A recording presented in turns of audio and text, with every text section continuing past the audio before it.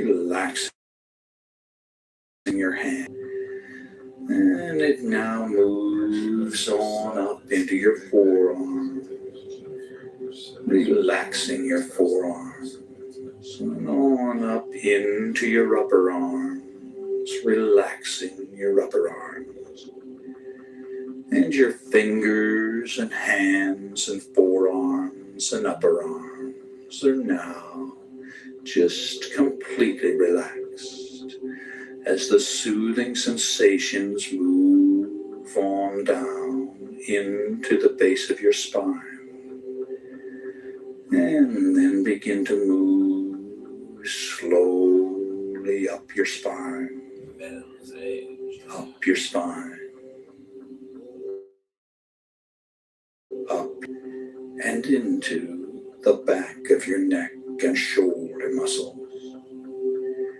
And the back of your neck and shoulder muscles are now loose and limp, loose and limp, just completely relaxed. And the relaxing sensations now move on up the back of your neck and into your scalp, relaxing your scalp. Feel your scalp relaxing and feel the relaxing sensations flow down into your facial muscles, relaxing your facial muscle, just completely relaxing your facial muscle. Allow a little space between your teeth and your jaw is relaxed. And your entire body is now relaxed all over in every way. All tension is gone from your body and mind. All tension is gone from your body and mind.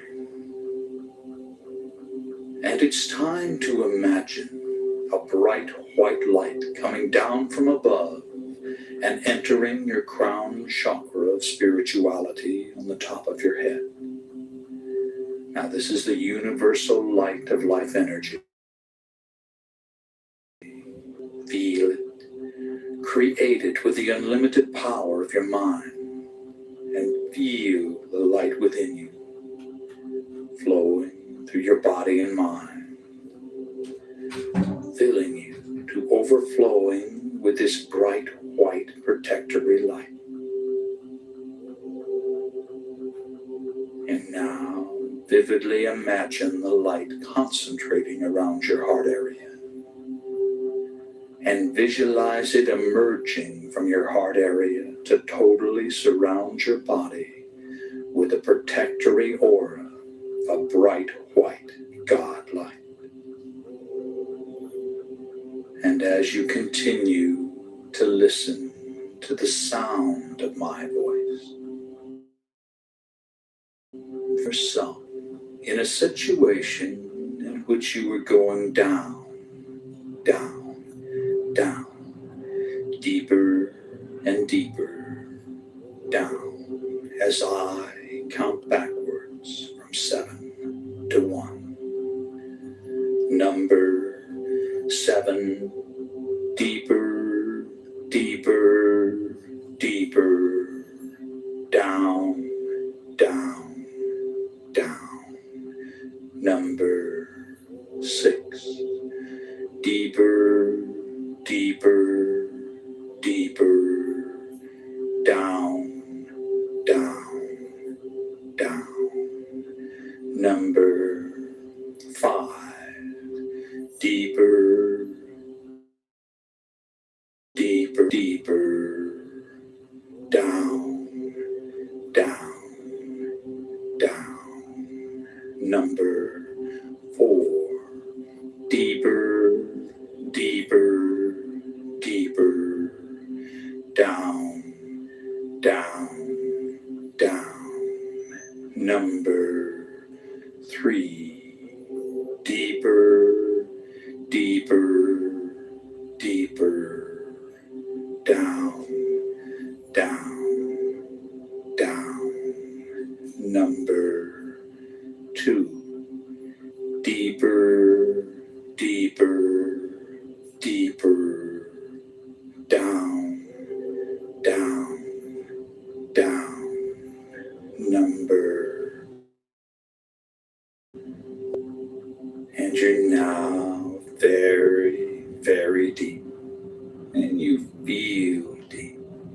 But let's go down even deeper, even deeper, even deeper.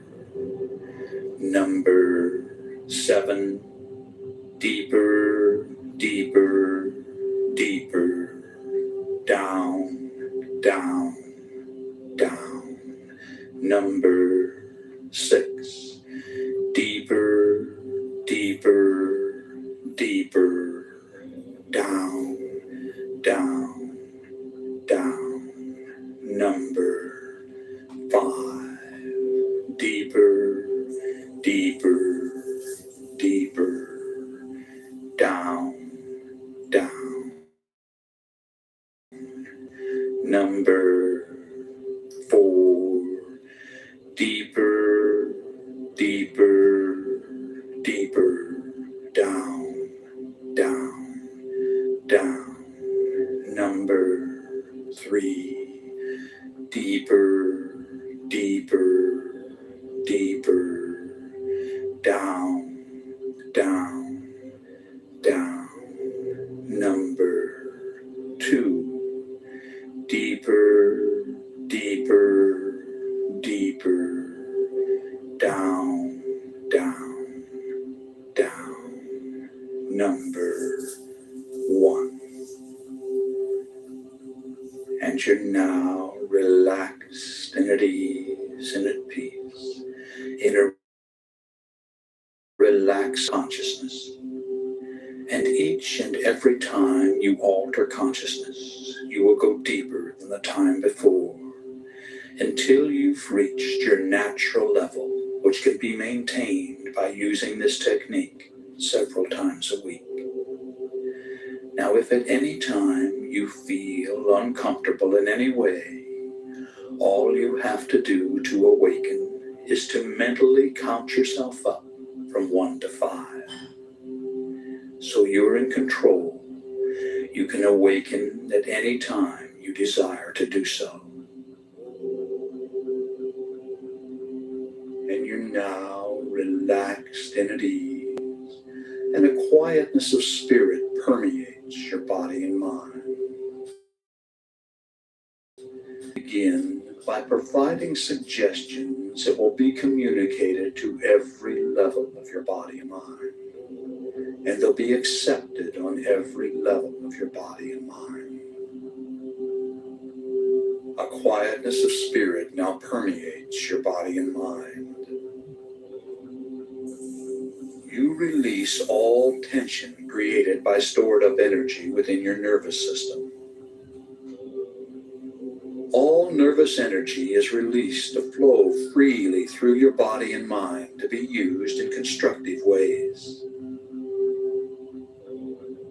You feel calm, relaxed, and at peace with yourself, the world, and everyone in it. You have the courage and confidence you need to do to resolve your problems. You can resolve your concerns and conflicts with minimal effort. You accept the things you cannot change, and you change the things you can. You accept who you are. You always do your best, which is all anyone can ask. Every day, in every way, you become more peaceful and harmonious. Negativity flows through you without affecting you. As a result of this programming, you develop a new, mellow, and confident self-image.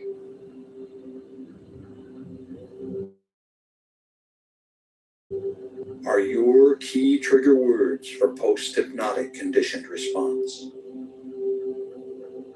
And these suggestions have been communicated to every level of your body and mind, and they've been accepted on every level of your body and mind.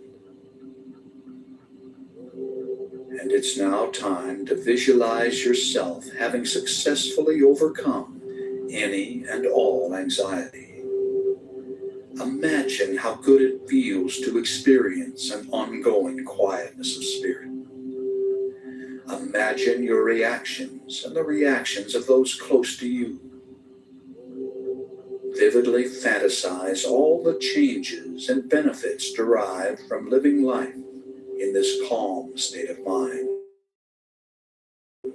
Create every detail of these visualizations, and in so doing, you communicate your desires to the levels of mind that will assist you in manifesting the positive outcomes.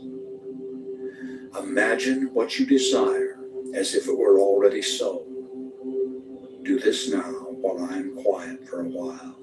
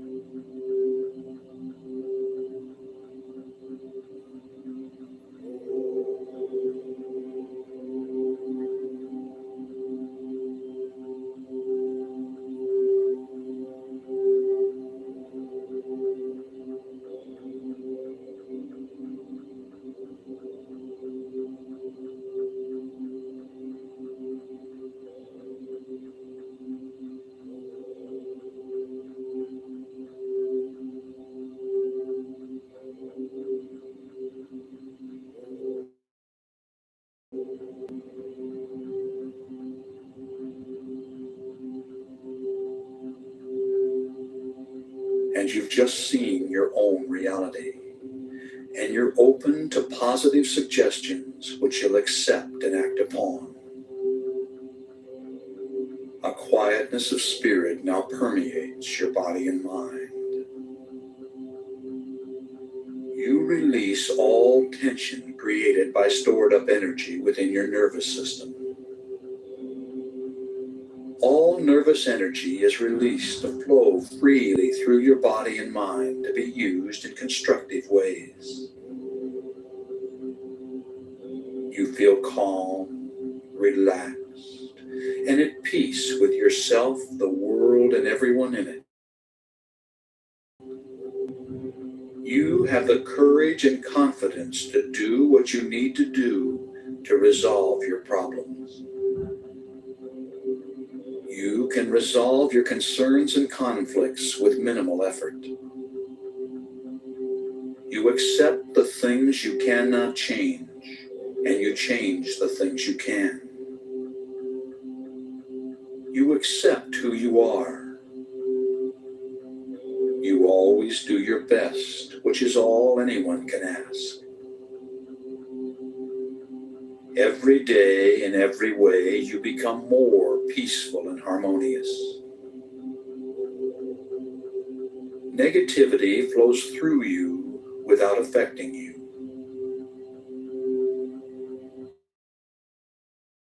As a programming, you develop a new, mellow, and confident self-image.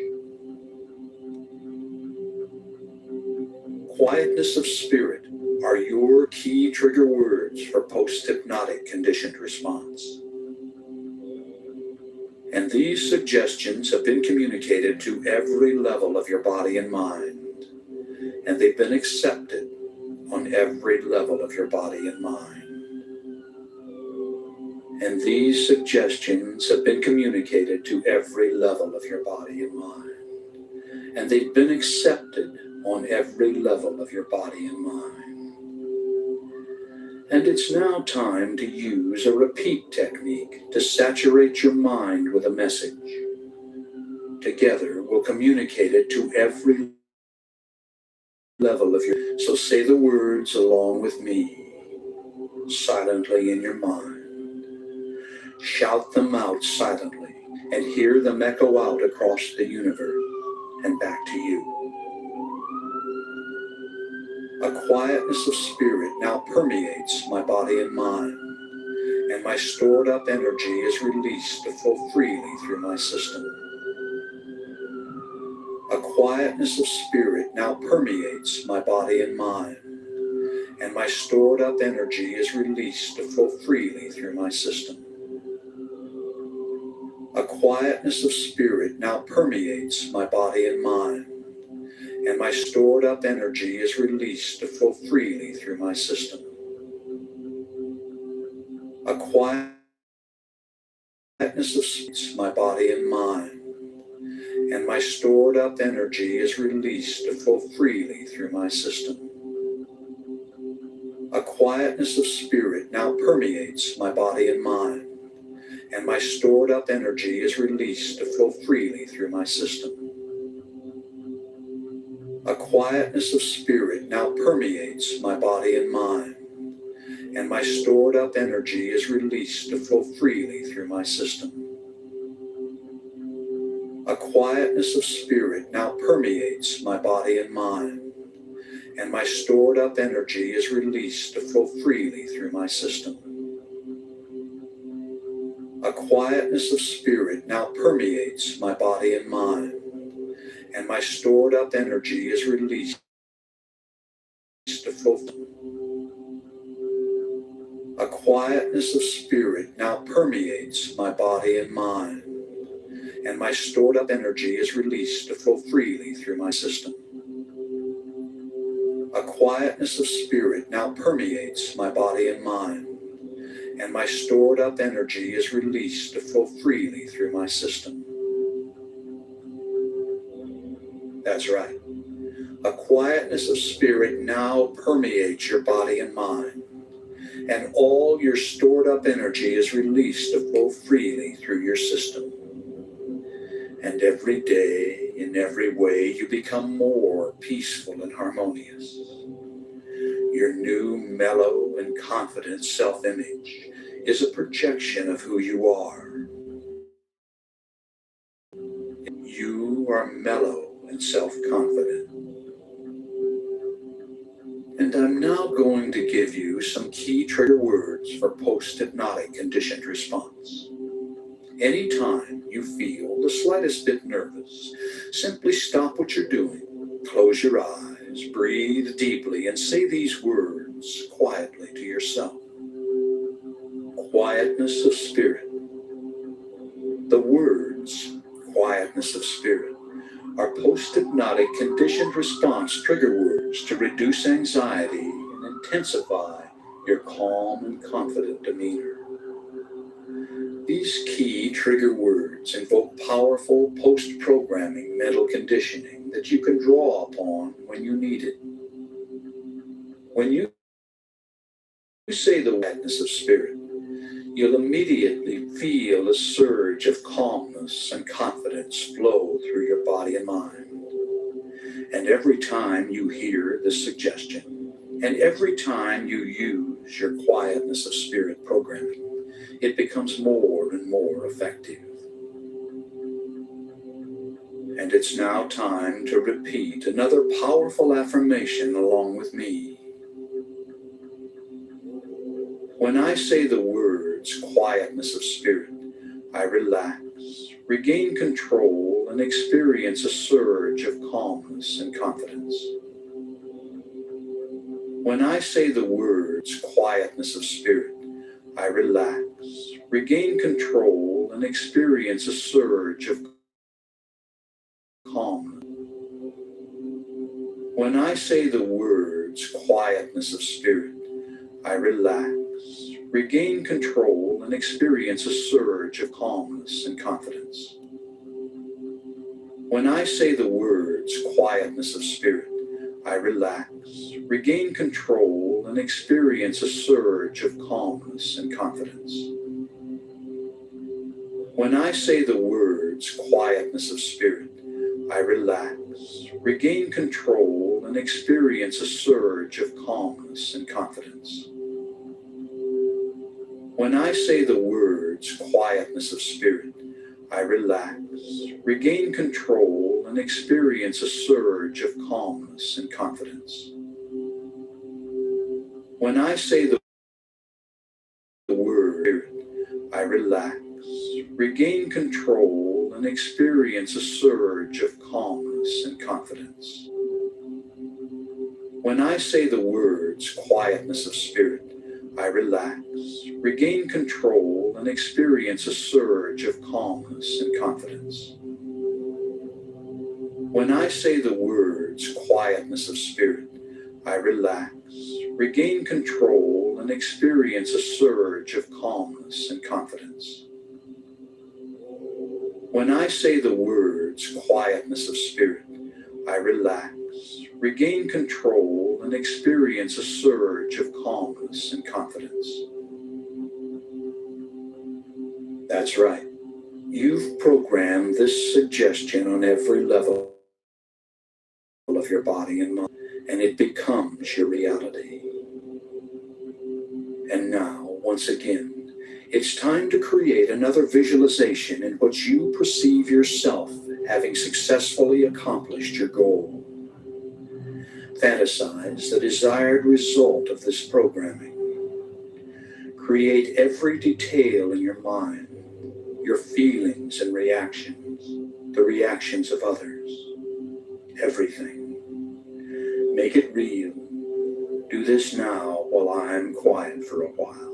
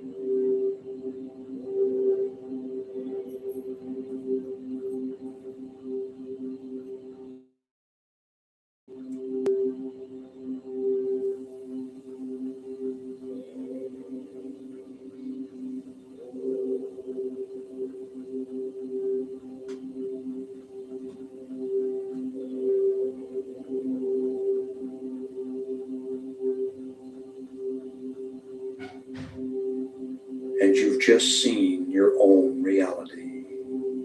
And upon awakening, you'll remember all that has been communicated. You'll awaken feeling as if you just had a refreshing nap. Your head will be clear, and you'll think and act with calm self-assurance, feeling glad to be alive and at peace with yourself, the world, and everyone in it. So let's come on up now. On the count of 5, you'll open your eye.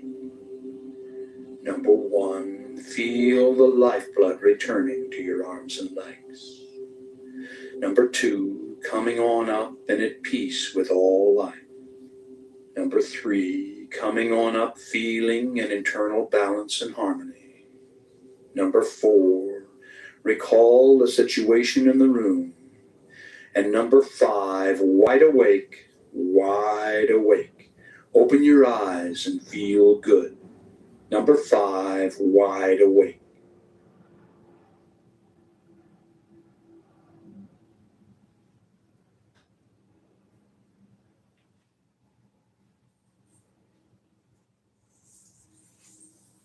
You're wide awake and fully alert. And I'm going to communicate some talk phrases. You can do other things if you wish while programming your mind by repeating the phrases after me.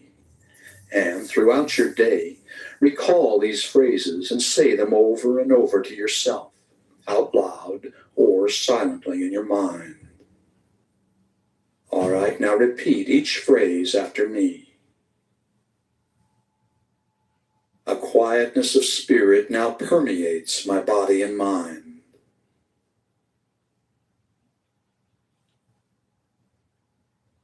I release all tension created by stored up energy within my nervous system.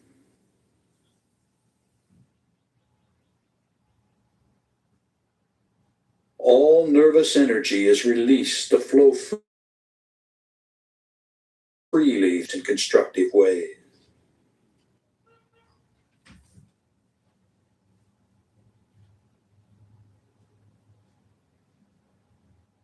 I feel calm, relaxed, and at peace with myself, the world, and everyone in it.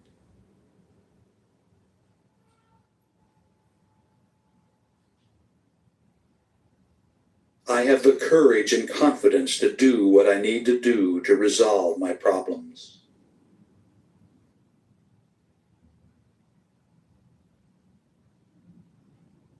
I can resolve my concerns and conflicts with minimal effort.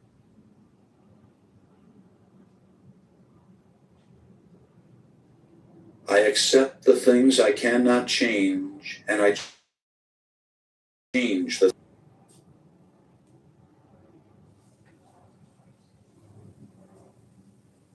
I accept who I am.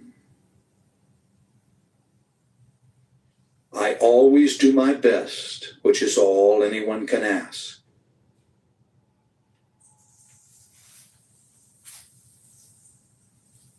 Every day, in every way, I become more peaceful and harmonious.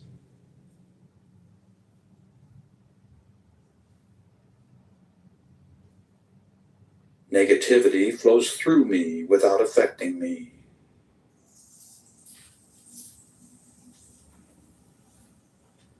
As a result of this programming, I develop a new mellow and confident self-image.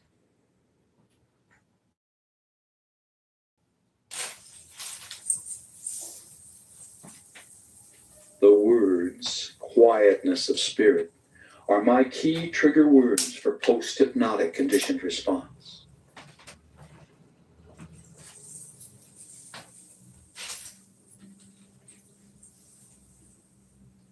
I accept all these self-talk suggestions on every level of my body and mind, and so it is.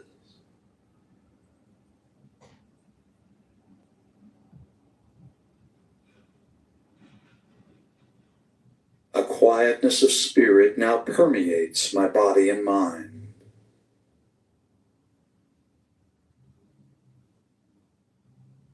I release all tension created by stored up energy within my.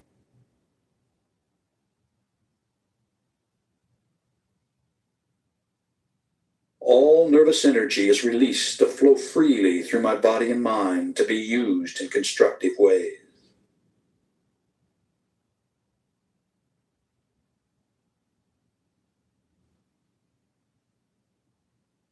I feel calm, relaxed, and at peace with myself, the world, and everyone in it.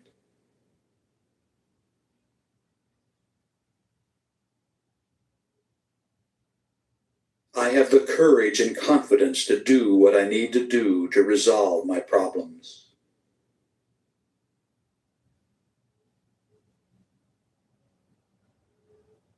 I can resolve my concerns and conflict.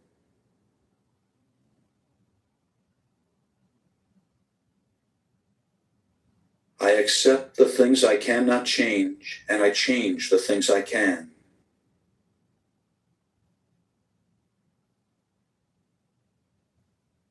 I accept who I am.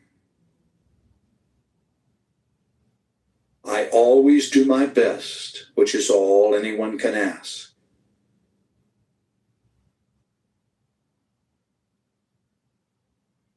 Every day, in every way, I become more peaceful and harmonious.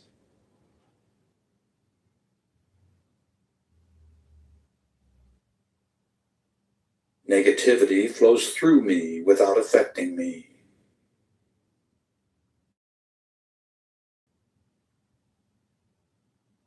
As a result of this programming, I develop a new mellow and confident self-image.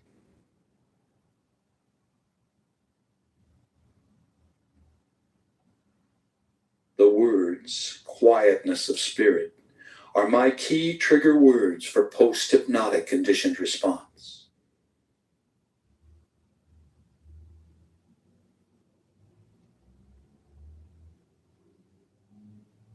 I accept all these self-talk suggestions on every level of my body and mind, and so it is.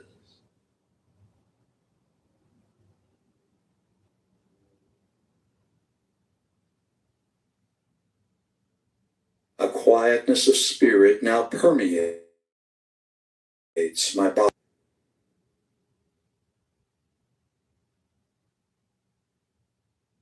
I release all tension created by stored up energy within my nervous system.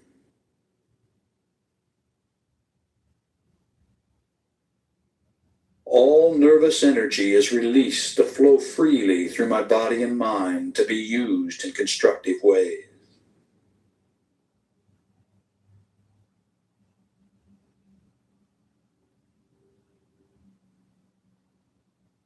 I feel calm, relaxed, and at peace with myself, the world, and everyone in it.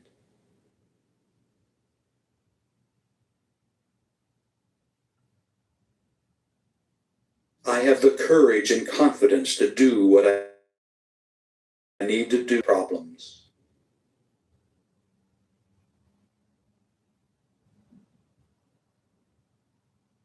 I can resolve my concerns and conflicts with minimal effort.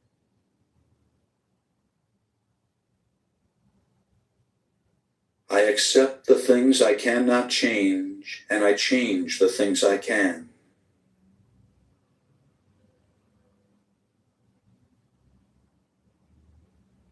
I accept who I am.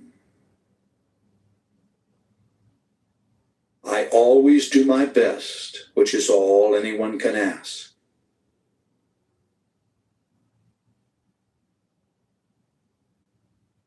Every day, in every way, I become more peaceful and harmonious.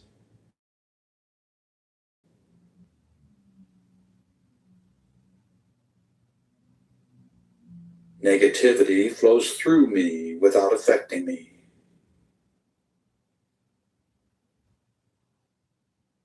As a result of this programming, I develop a new mellow and confident self-image.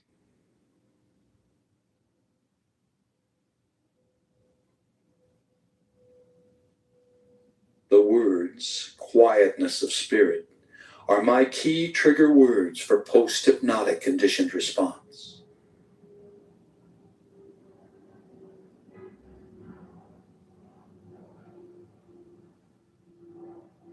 I accept all these self-talk suggestions on every level of my body and mind, and so it is.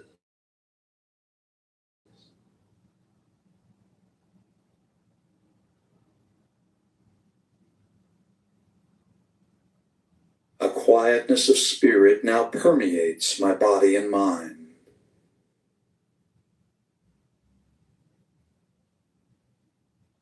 I release all tension created by stored up energy within my nervous system.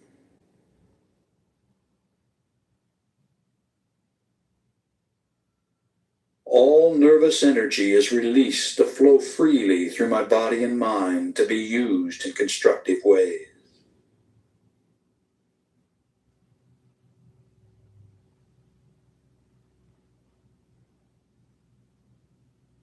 I feel calm, relaxed, and at peace with myself and everyone in it.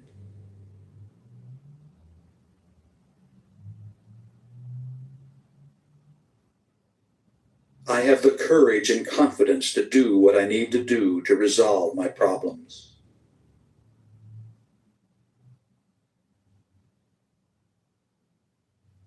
I can resolve my concerns and conflicts with minimal effort.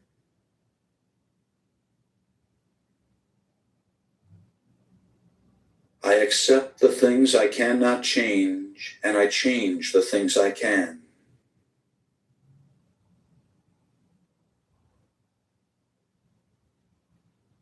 I accept who I am. I always always do my best, which is all anyone can ask.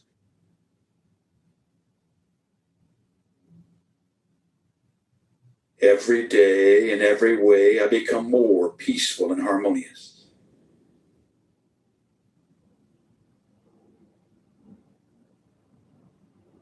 Negativity flows through me without affecting me.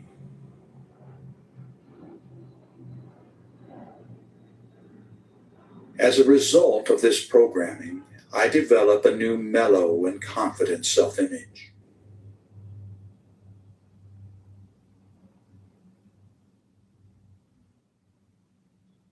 The words quietness of spirit are my key trigger words for post-hypnotic conditioned response.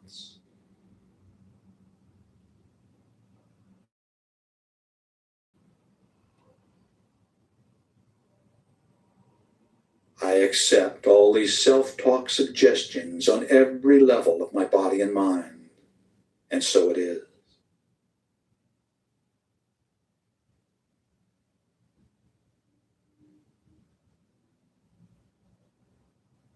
A quietness of spirit now permeates my body and mind.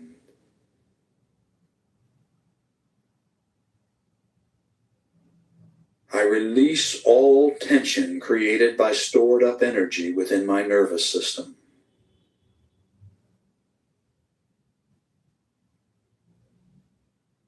All nervous energy is released to flow freely through my body and mind to be used in constructive ways.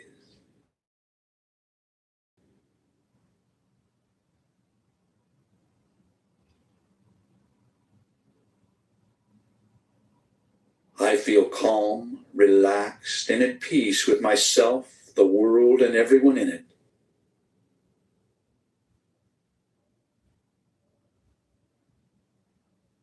I have the courage and confidence to do what I need to do to resolve my problems.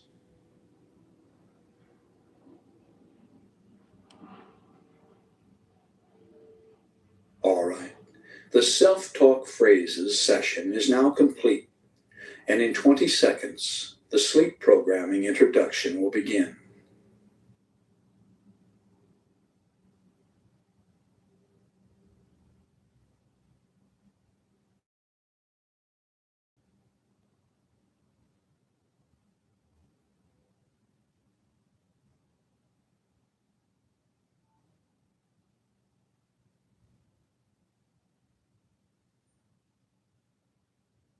Sleep programming is nearly as powerful as hypnosis for programming your mind with life-changing suggestions. All you have to do is listen to the session as you go to sleep. As you relax and drift into first stage sleep, the cycle per second activity of your brain slows down to alpha. The second level of theta precedes deep delta sleep. Alpha and theta are the levels accessed for hypnosis programming. So on the following sleep programming session, action is on the first session to take you to these levels quickly. Then, as you cross over into natural sleep, you'll continue to hear the suggestions. These affirmations are phrased for maximum acceptance by all levels of your mind. The words fade away at the end of the session, telling you to sleep soundly through the night and to awaken inspired to begin a new day. All right, now make yourself comfortable and prepare to be programmed as you go to sleep.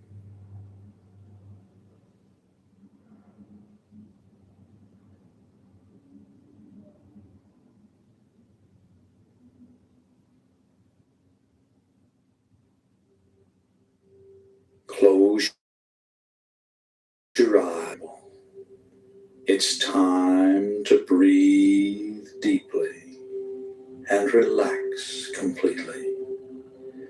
Breathe deeply and relax completely, allowing a quietness of spirit to come in. Feel the blood flowing through your arms and legs, through your body and mind. relaxing, relaxing, relaxing. Take a deep breath.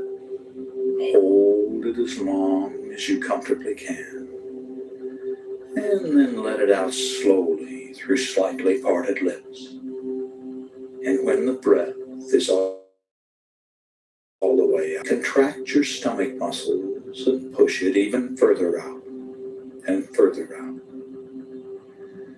And then repeat this process of breathing deeply and relaxing completely. And if any outside thoughts should come into your mind, simply brush them aside and return your concentration to the sound of my voice. And breathing deeply and relaxing completely. Breathing deeply and relaxing completely. And now use your imagination and feel your body relaxing one part at a time.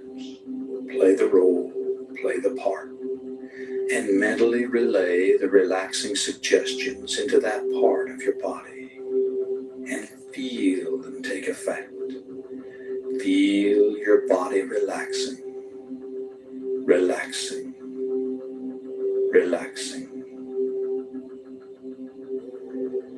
And the relaxing sensations are now coming into the toes of both of your feet at the same time, moving right on down into your arches, into your heels, and on up into your ankle.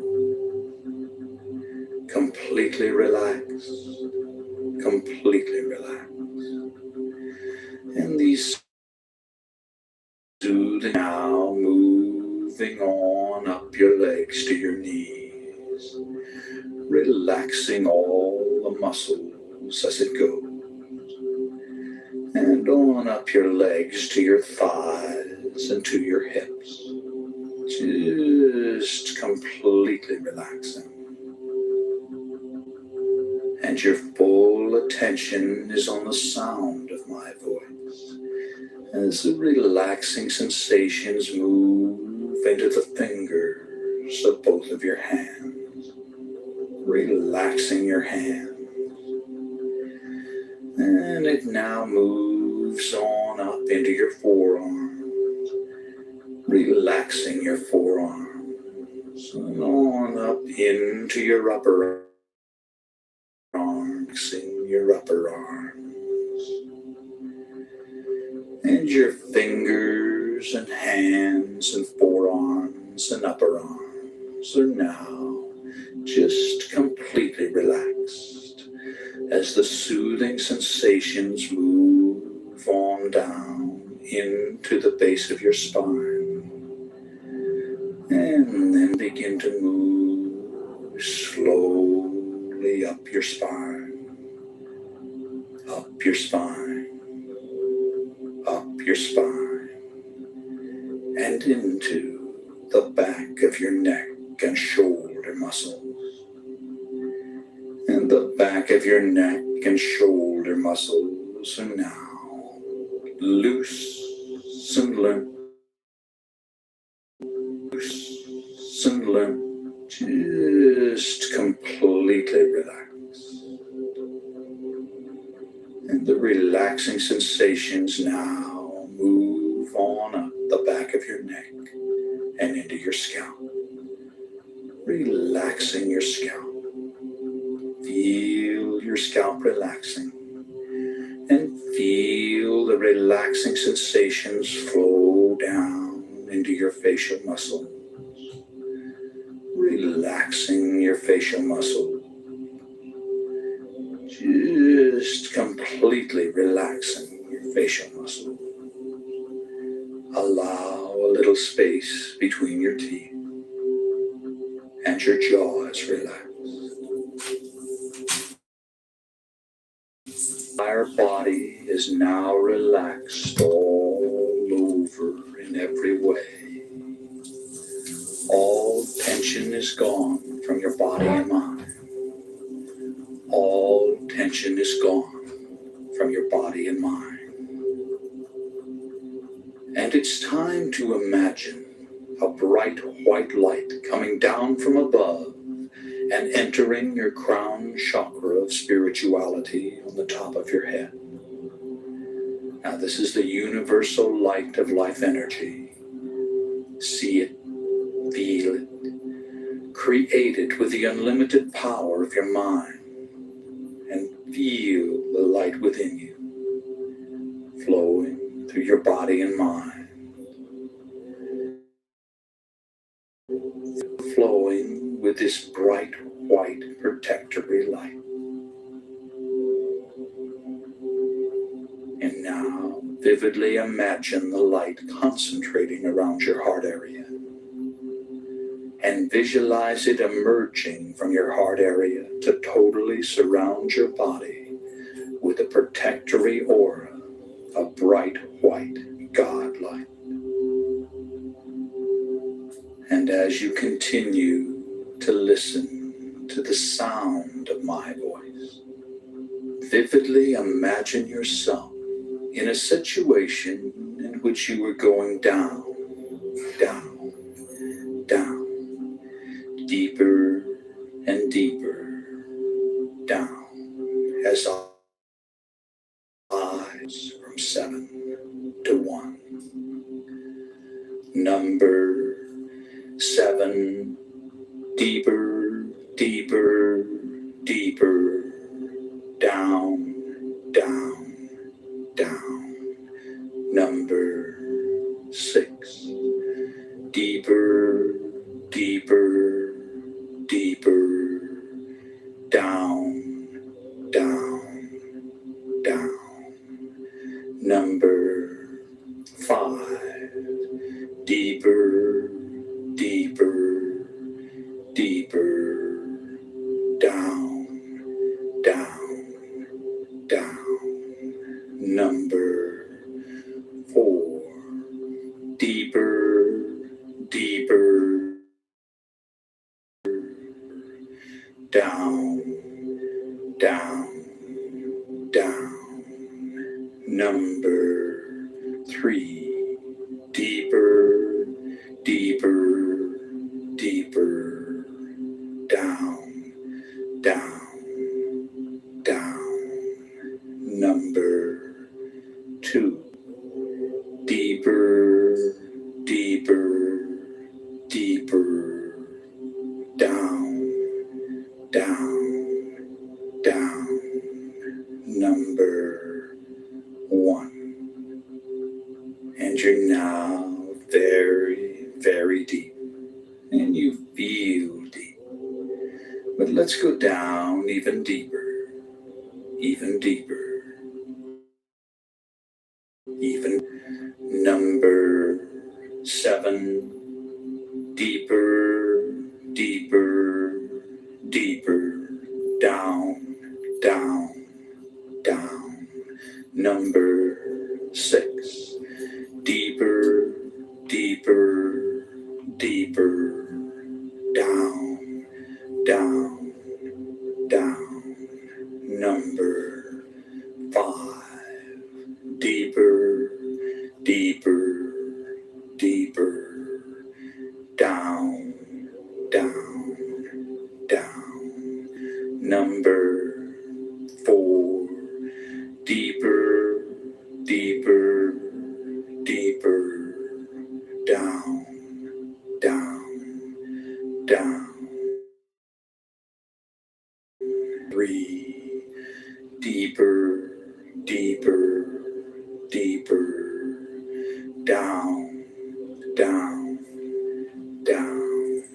Number 2, deeper, deeper, deeper, down, down, down. Number 1. And you're now relaxed and at ease and at peace in a relaxing, altered state of consciousness. And each and every time you alter consciousness, you will go deeper than the time before, until you've reached your natural level, which can be maintained technique several times a week. Now, if at any time you feel uncomfortable in any way, all you have to do to awaken is to mentally count yourself up from 1 to 5. So you're in control. You can awaken at any time you desire to do so. And your body is relaxed, relaxed, relaxed. And your mind is relaxed as you cross over into sleep. A peaceful, relaxing sleep. Peaceful, relaxing sleep. And you're at peace with yourself and everyone in it. As you go to sleep, go to sleep, go to sleep. A deep, peaceful, harmonious sleep. Sleep.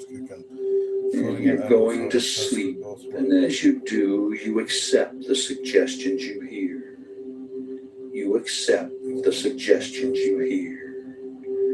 As you go to sleep, go to sleep, go to sleep. And the suggestions become your reality. The suggestions are accepted on every level of your body and mind, and they become your reality. You fulfill your desires. You do this. You accept the suggestion. You accept the suggestions as you go to sleep. Go to sleep. Go to sleep. A quietness of spirit now permeates your body and mind. You release all tension created by stored up energy within your nervous system. All nervous energy is released to flow freely through your body and mind to be used in constructive ways. You feel calm, relaxed, and at peace with yourself, the world, and everyone in it. You have the courage and confidence to do what you need to do to resolve your problems. You can resolve your concerns and conflicts with minimal effort. You accept the things you cannot change, and you change the things you can. You accept who you are.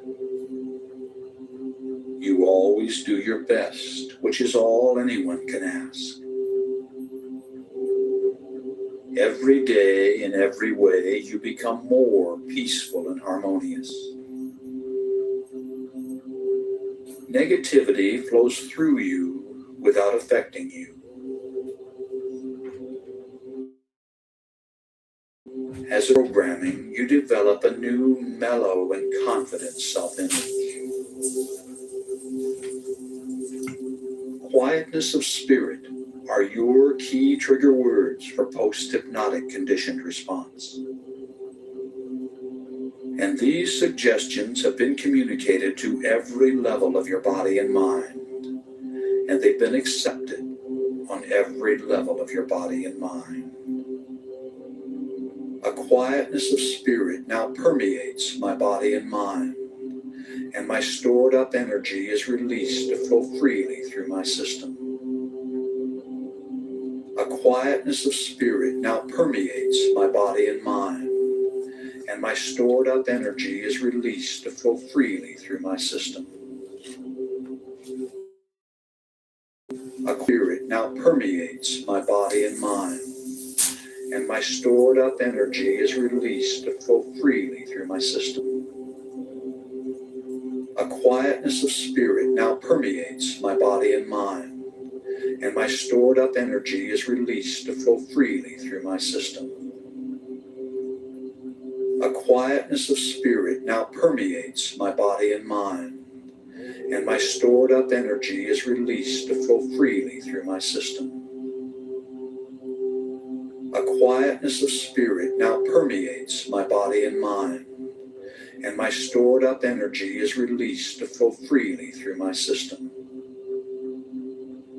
A quietness of spirit now permeates my body and mind, and my stored up energy flow freely through my system.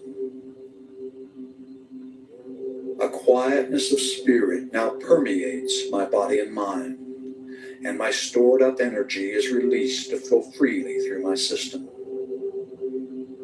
A quietness of spirit now permeates my body and mind, and my stored up energy is released to flow freely through my system.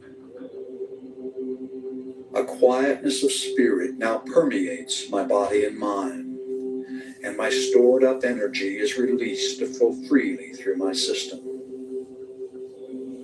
When I say the words quietness of spirit, I relax, regain control, and experience a surge of calmness and confidence. When I say the words of spirit, I relax, regain control, and experience a surge of calmness and confidence. When I say the words quietness of spirit, I relax, regain control, and experience a surge of calmness and confidence. When I say the words quietness of spirit, I relax, regain control, and experience a surge of calmness and confidence. When I say the words quietness of spirit, I relax, regain control, and experience a surge of calmness and confidence.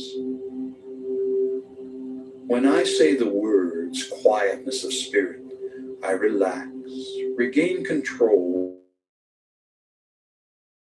and confidence.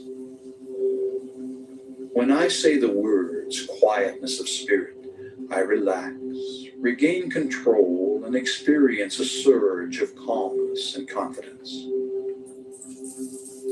When I say the words quietness of spirit, I relax, regain control, and experience a surge of calmness and confidence. When I say the words quietness of spirit, I relax, regain control, and experience a surge of calmness and confidence. When I say the words quietness of spirit, I relax, regain control, and experience a surge of calmness and confidence. Quietness of spirit now permeates your body and mind. You release all tension created by stored up energy within your nervous system. All nervous energy is released to flow freely through your body and mind to be used in constructive ways.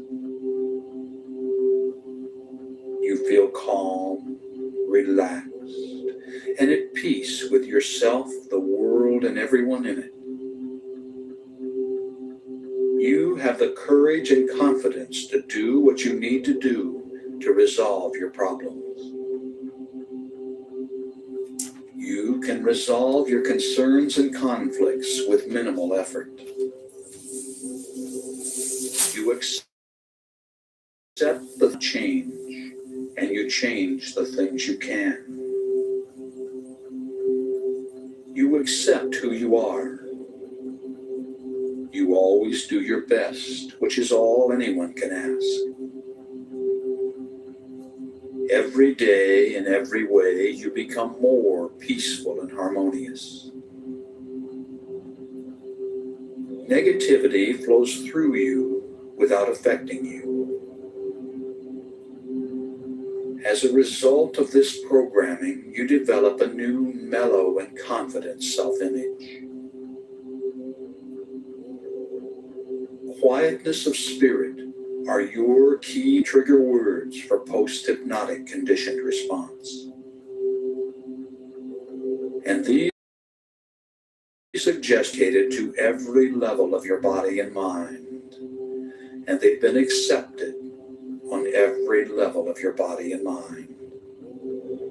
A quietness of spirit now permeates my body and mind, and my stored up energy is released to flow freely through my system. A quietness of spirit now permeates my body and mind, and my stored up energy is released to flow freely through my system.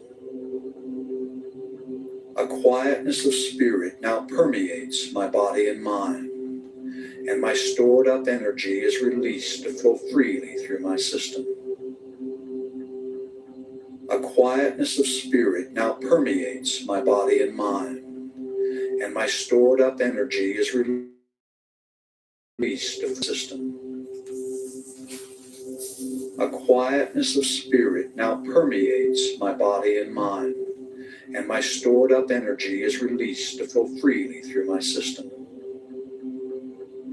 A quietness of spirit now permeates my body and mind, and my stored up energy is released to flow freely through my system. A quietness of spirit now permeates my body and mind, and my stored up energy is released to flow freely through my system. A quietness of spirit now permeates my body and mind, and my stored up energy is released to flow freely through my system. A quietness of spirit now permeates, and my stored up energy is released to flow freely through my system. A quietness of spirit now permeates my body and mind, and my stored up energy is released to flow freely through my system. When I say the words quietness of spirit, I relax, regain control, and experience a surge of calmness and confidence.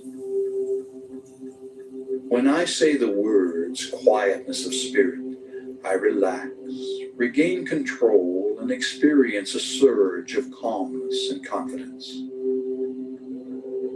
When I say the words quietness of spirit, I relax, regain control, and experience a surge of. When I say the words quietness of spirit, I relax, regain control, and experience a surge of calmness and confidence. When I say the words quietness of spirit, I relax, regain control, and experience a surge of calmness and confidence. When I say the words quietness of spirit, I relax, regain control, and experience a surge of calmness and confidence. When I say the words quietness of spirit, I relax, regain control, and experience a surge of calmness and confidence.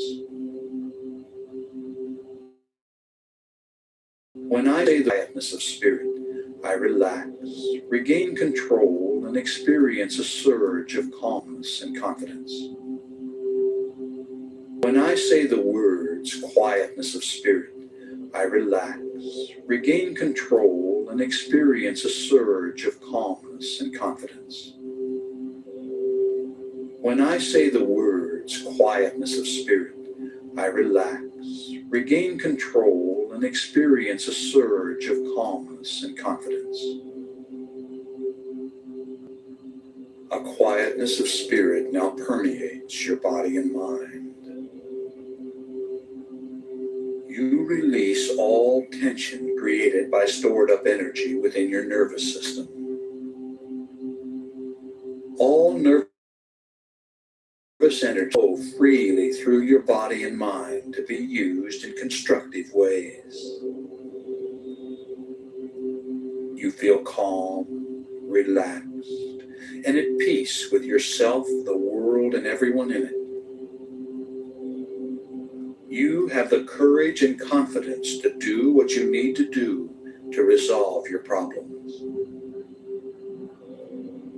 You can resolve your concerns and conflicts with minimal effort. You accept the things you cannot change, and you change the things you can. You accept who you are. You always do your best, which is all anyone can ask. In every way, you become more peaceful and harmonious. Negativity flows through you without affecting you.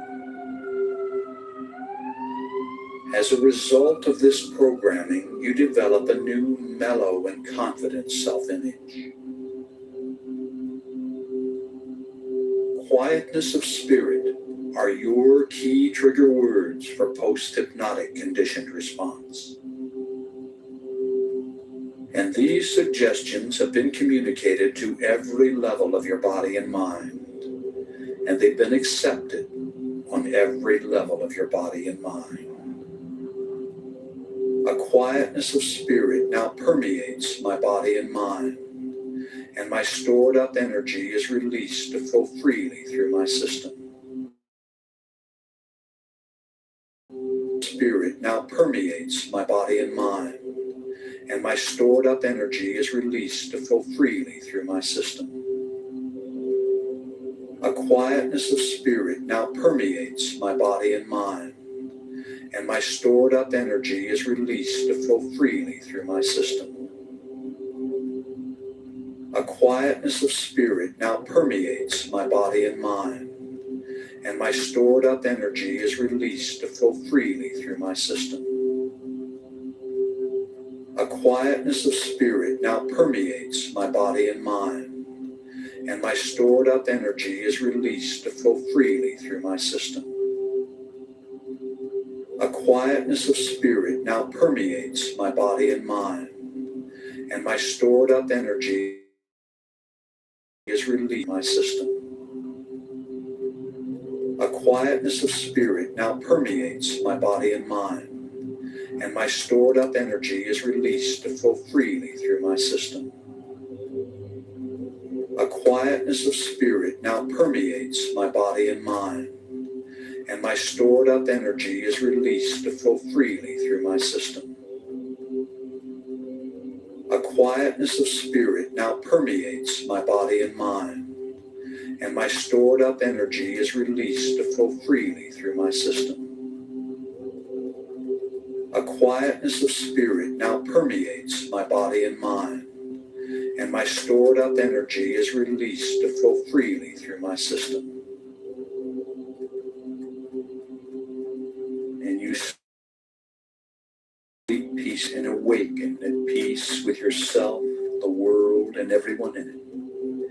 And you'll awaken feeling glad to be alive, refreshed, and thinking and acting with calm self-assurance, and inspired to begin the new day.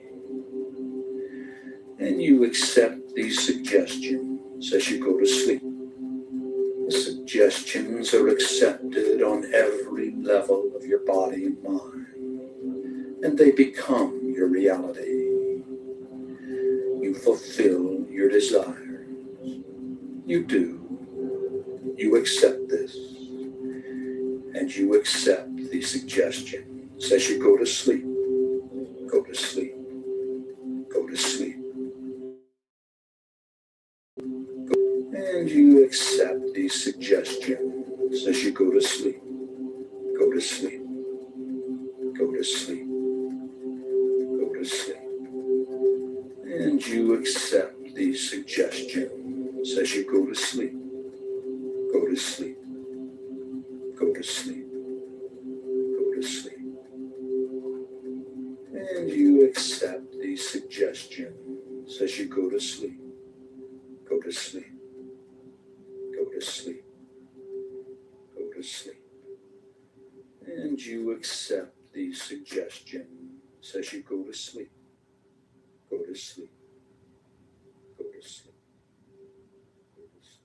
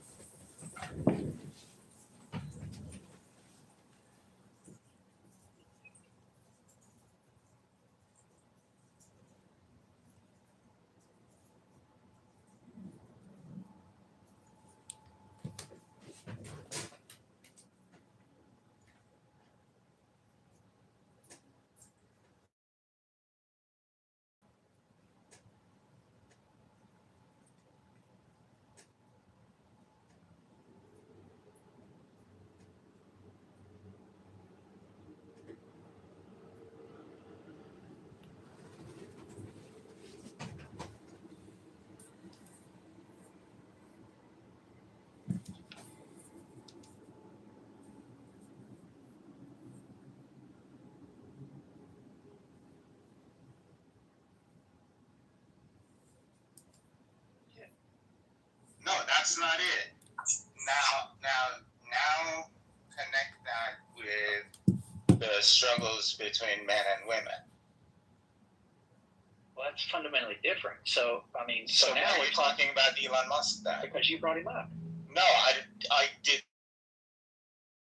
not. Maybe I can jump over this. This is painful. Look, Brian, you're an equality guy. You're not an equity guy. That's the bottom line. You're not for equity. You're for equality. That's fine. That's where you stand. That's what we're observing, right? Yeah, I mean, I'm not really an equality guy either. I'm not an equality or an equity guy. I think both of those are fundamentally flawed. But I mean, if you want to simplify it that way, yeah, I would lean more towards the equality versus equity. Yeah, that's all I'm hearing. Yeah, I mean, it's a common argument. I don't agree with that, but it's fine. It's debatable whether or not, somebody should be for equality or equity. You do get the difference, though. You know the difference between the two. Yeah, usually equality, most of the time, before they got conflated, most of the time people who fought for equality said we want equality of opportunity and equity of outcomes, so equal outcomes. And so to me, those are fundamentally different. I think neither one is really achievable. Neither one is really admirable. They're not admirable. Correct. Neither one is really admirable from the standpoint that an example I used a couple hours ago where I was saying someone who grows up on a farm in rural Montana is not going to have equal opportunity or access to the same jobs or colleges or internships, etc., as someone who grows up in one of the 5 boroughs of New York City. That's right. We should not establish a government that tries to equalize those resources or those opportunities, because it would be a tremendous waste and inefficient use of taxpayer funds, and it would be immoral. The steps that would have to government to be large enough to create that equal opportunity access. Wait. Hold on. Pro, can I jump in? Yeah, I mean, I'm sure you're going to jump up with the immoral claim, but... No, his definition of equality and equity, I take issue with that. Equality means having equal means to access opportunities. Equity means having equal access to the opportunity. So what he was talking about between the farmer in Nebraska and the guy in New York, they both have the same access to the opportunities, but the guy in New York has greater to access those opportunities. So we would say in that case there is equity, but there's no equality. Yeah, I don't agree with that definition at all. I don't think that's how it's intended. What is it? I'm more interested. I don't really have as big of a problem. If you want to define equity as the outcomes, I'm fine. I get generally what you mean, that it's not a horrific distinction. But now that we've made the distinction, I'm really interested in why you think equity isn't something that's something we should be. I forget the exact word you used. What did you use? It's not applaudable or whatever it was. It's not admirable. Admirable. Yeah. Why is seeking out equity not admirable? That was an interesting one. Well, can we agree that equity means equal outcomes? Generally. No. I disagree with that because you can have somebody is more intelligent than the other one. Yeah, so right. It's not equal outcomes. It's having equal access. It's the opportunity. Yeah, it's the opportunity to get the outcome. Right. It's having equal access, not equal outcomes. Yeah, but that's what outcome focused. It is outcome focused, though. That's fine. Let's go with that. No, it is not. It is starting point focused, not outcome focused. Yeah, but are you starting out with the same? We're saying the same thing, Sam. What I mean is so that you can achieve the desirable outcome, right? It's like so desirable for you. Well, I'm saying if somebody, obviously we know the metaphor with the equity of the kid on the bench. He needs to stand up higher to see over the fence. He needs a higher bench, right? We know all that, but what the outcome is, so he can see over the fence, right? Like That is not the outcome. Okay, That's not well, the desired outcome. Yes. The desired outcome was not to see over the fence. guy's too short. The guy's too short. But I mean, that was what I was saying. That equality is having the means to be able to enjoy the access to the opportunity. Equity is having the access to that opportunity, having equal access to that opportunity.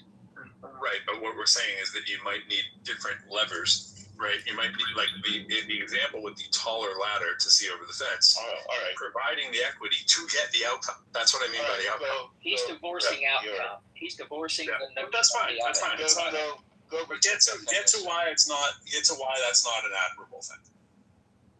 Right. So even if we take Sam's definition, it still doesn't work, because is what he's talking about is redistribution. What he's talking about is if Elon Musk makes $1 trillion and I make, what I make, then, much less, then I don't have the same opportunity or access to companies or influence or profit or whatever the difference is in that difference, that differential in that example, that comparison. He's talking about changing the Can access. you please not assign what it is that you're saying to me, because I'm using your words to make sure we ground the definition in your comments. Well, I was asking you about your thought of why it's not admirable. Without referring to what I said. Yeah. We can pretend Sam's not here. I can take issue. Well, I tried to use my own definition. Well, I'm should I use my definition or should I use your definition? I said go ahead and use your definition. Just go out of this. Well, he keeps interrupting me. He doesn't like that I use my definition. You keep bringing him into the context. He doesn't need to be brought into the context. What is your freaking definition of why equity is not admirable or explanation? Okay, so then I'll use my definition and Sam can just butt out and then wait till I'm done. That's great. So my definition of equity is equal outcomes. And it's similar in the problems that we encounter when we try to equalize access or opportunities because of the examples that I gave.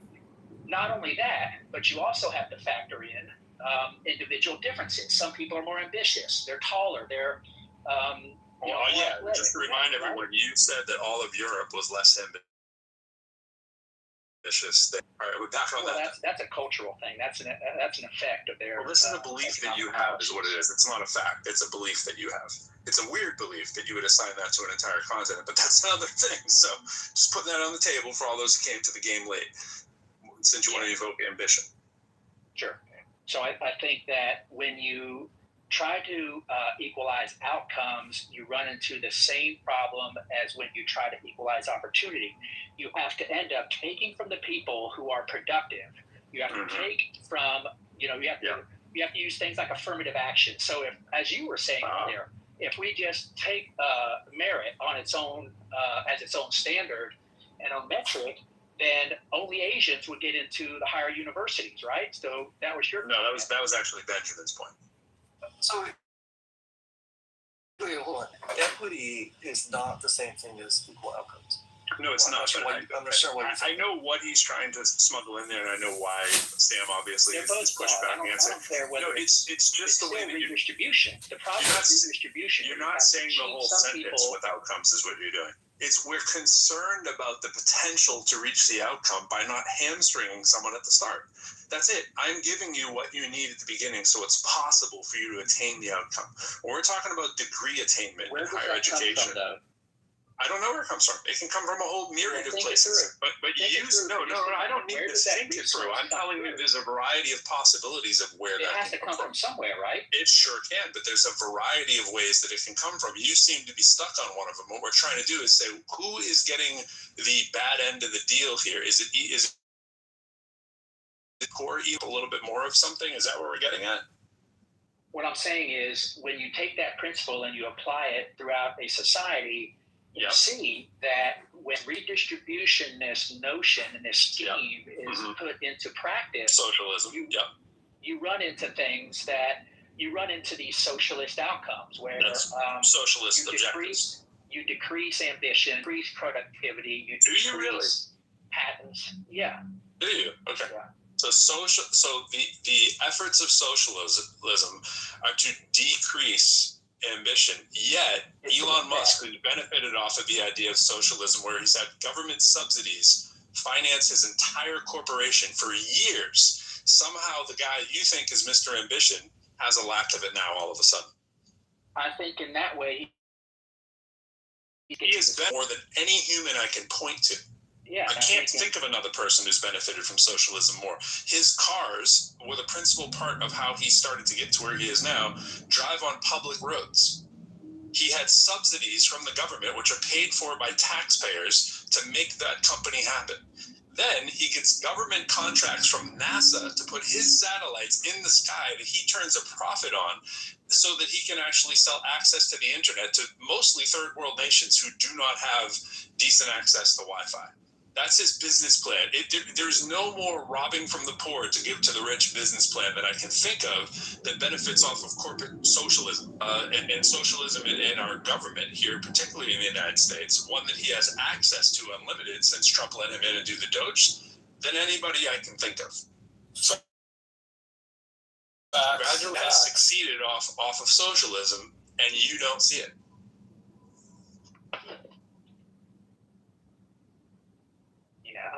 I just think, I mean, are we gonna talk about specific examples? Are we gonna dive down? That was a specific example. Right, but I try to get into specific examples. It was your beaking. I didn't even want to bring him into it. You just keep bringing him into it all the time. Sam brought him up, and then you brought him back up. You wouldn't let him go. You wouldn't let him go, bro. The fact that well, let's not talk about Elon Musk anymore. Okay. How's that? Well, he's kind of an exemplar of the extent of your thinking. Yeah, but we're not talking about specifics, though. We're talking about the principle. Why not? Okay, but if the principle, if you're always at the principle, then you're never at the nuance. And, okay, and the, so the example is someone who's a trillionaire with people where with the most vote whatever he wants for SpaceX, and if it merges with Tesla and somebody who currently has some voting can get absorbed by a financial maneuver that is not likely to get blocked. Does that concern you? Back to like regulation and do markets correct? What do you mean by some voting? And I don't understand. So you can do a reverse merger, right? So Tesla can get absorbed into SpaceX, which isn't a space company because it's an actual AI data company. But he doesn't have to take it to IPO because he already did it. And it's already below its IPO price before any of the insiders can really sell. I think that a destructive behavior by someone who only cares about themselves and financial interest involved becomes really the problem for us all. So if we don't get to talk about it before as a specific example, it's quite ridiculous. I didn't really understand your point. What is your point? So when someone is selfish, it's bad?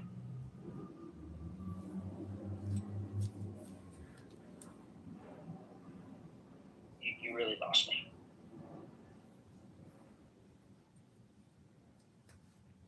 I mean, selfishness is bad. Defend crony. I don't really want you to defend. Back to the specifics of Elon Musk. Elon Musk is the result of someone Elon Musk is who's bad. reckless abandon, does what he wants, and then lets other people bail him out. Well, I mean, did he not repay the loans with interest ahead of time that he took from the government? What are you referring to? Which company? Huh? I'm referring to Twitter, to the people who gave him money get bailed out. Well, I guess they're on their way to figuring that out with the IPO of SpaceX. He took money from the Is that a government good deal? to buy. No, which government? Who are you referring? I'm not. My criticism about Elon Musk. So just to clarify, just want to clarify, Brian. I'm going to clarify. I don't care whether or not you're referring to treasuries monies from the U.S. government, or we're talking what Pro and I are talking about is more a large amount of taxpayer incentive to buy an EV over a decade. I'm asking you mentioned Twitter specifically, so I'm asking did Elon Musk pay from the U.S. government in order to buy Twitter? I don't think so.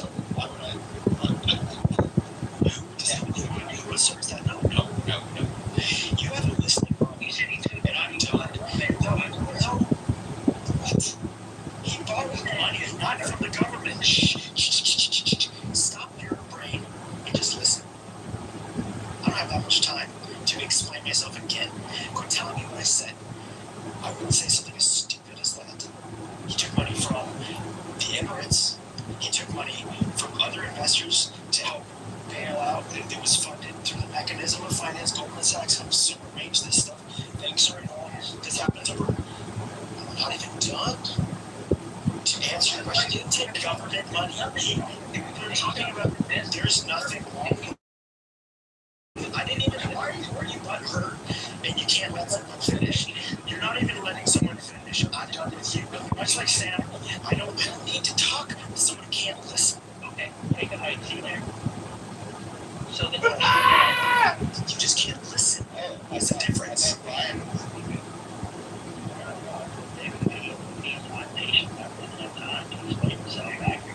Accurately, I was very accurate. I didn't say anything about the government to make some money to buy Twitter. He's pretty accurate. It's just that you're not listening. okay, so then you're claiming that he took money from the Emirates and other private investors to buy Twitter. That's your claim. I'm asking. It's not even a claim. What the fuck? These things happened. Why are facts my claim? You're terrible. Is there anything?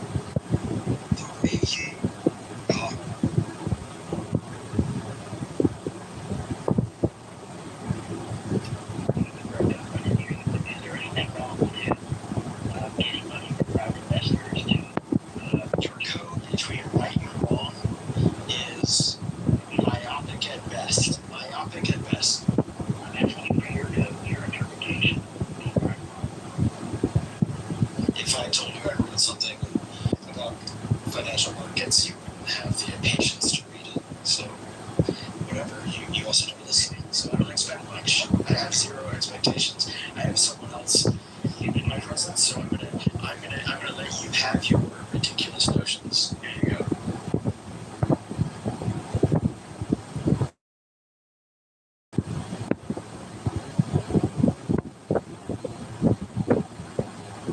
I think if an entrepreneur is able to convince people willing to invest their private money in support of a purchase, then our need to hear more argument as to why that's not good, or why we should now, why we should restrict their Hey, Brian.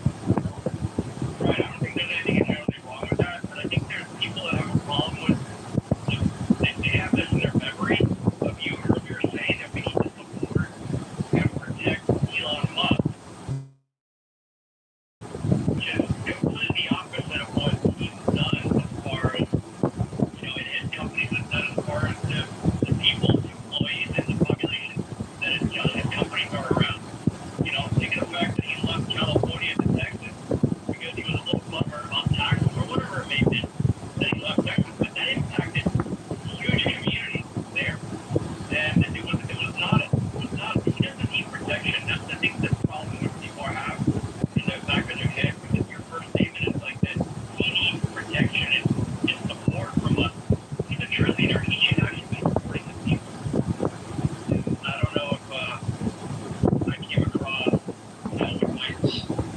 Yes, he deserves the protection under our Constitution and the rights and our more than his life. So my intent was to say that he deserves protection from everybody does. That's a given. so there gives him not the exempt from the protection, right? Right. At the cost of people's lives, livelihood. Sorry, I didn't mean to say lives, livelihood. That's kind of fucked up in a way. Don't you think? Not really. I mean, if he decides to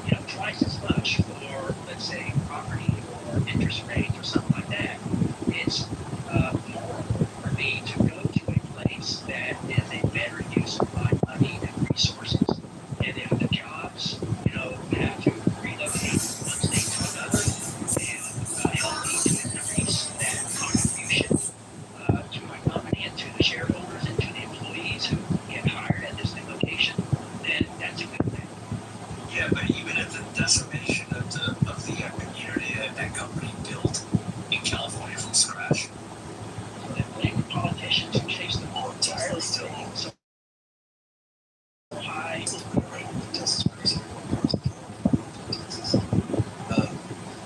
But it is a little silly that I think it's better. But like Tesla didn't exist when it never started in Kansas. Like it just would have never. Yeah, California's been some things. Texas is that as well. Yeah, most of Texas. I will say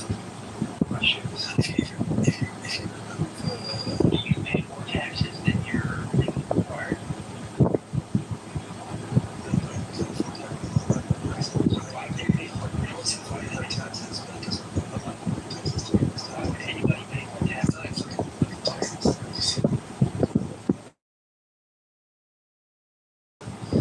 that is not required. it doesn't bother me that much.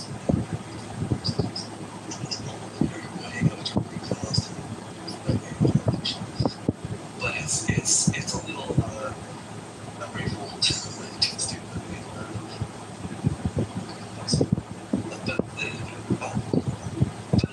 I'm curious. This thing you said earlier is this thing about you don't like this idea that yourself got the answer back. You love following it out. I'm guessing I share your distinct for the concept of it's kind of the same. But like I'm not sure that I'm a person.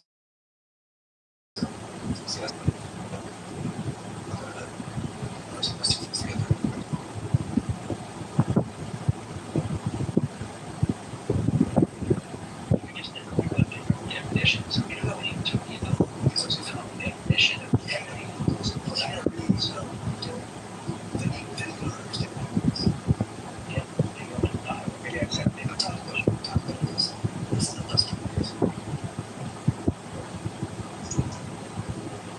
It's like 200 years. Yeah. It's all 200 years. I was wondering if somebody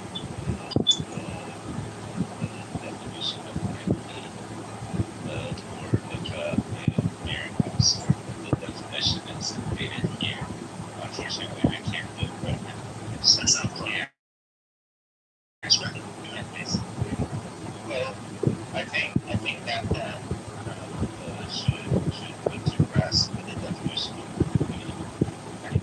equity is about equalizing or dealing with unfair disadvantages. Yeah, that's true. Recognizing that some people have like disadvantages that are just inherently unfair and people comes. Equity is leveling the playing field for poor man speaking. It's leveling the playing field. I get the idea of why people don't want to have a playing field level if they believe that they worked harder than everybody else. They feel to a certain position. I think a lot of people have been shy of really, really hard in a sport and they're like way at the top and then something comes along and says, you know what, why you're suddenly like 20 steps backwards just because we feel he has an unfair advantage worked to get that advantage. That's not what we're talking about with equity. We're not talking about hamstringing people for the sake of hamstringing. We're talking about people who are hamstrung, unhamstringing them. Right? Like that's just the easy thing to understand. And if somebody wants to bastardize that definition and say that it means something else, that's kind of on them. But if you want to point a finger, because occasionally someone won't quote it as equity when it's not really equity, that's an argument. That's what justice over there, and that's clearly not fair. It's advantageous to the people who are in this like amazing position, usually because they exploited something to get there, right? They're exploiting and taking advantage of somebody else's less fortunate position, and they can continue to read the better time, and then we're like, wait a minute, there's gotta be some fairness there. If you use the word morality, I'm not sure what you mean by it. If you just mean like goodness or something, but when I hear that word, if I would agree that it's a thing, I'm talking about exactly this with everybody, and you're saying it's not some implausible goal we should, aspire to. I don't get that. I think it's ridiculous. So, you so reality is if you don't have a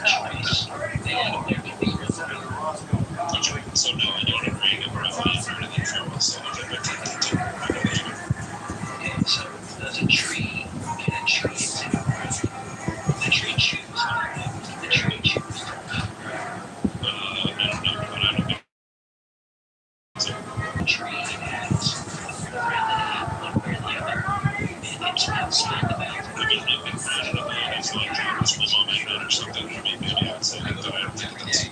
Exactly. So it doesn't have the ability to choose one or the other. A stone, a boulder does not have morality because there's no choice, there's no consciousness, there's no free will.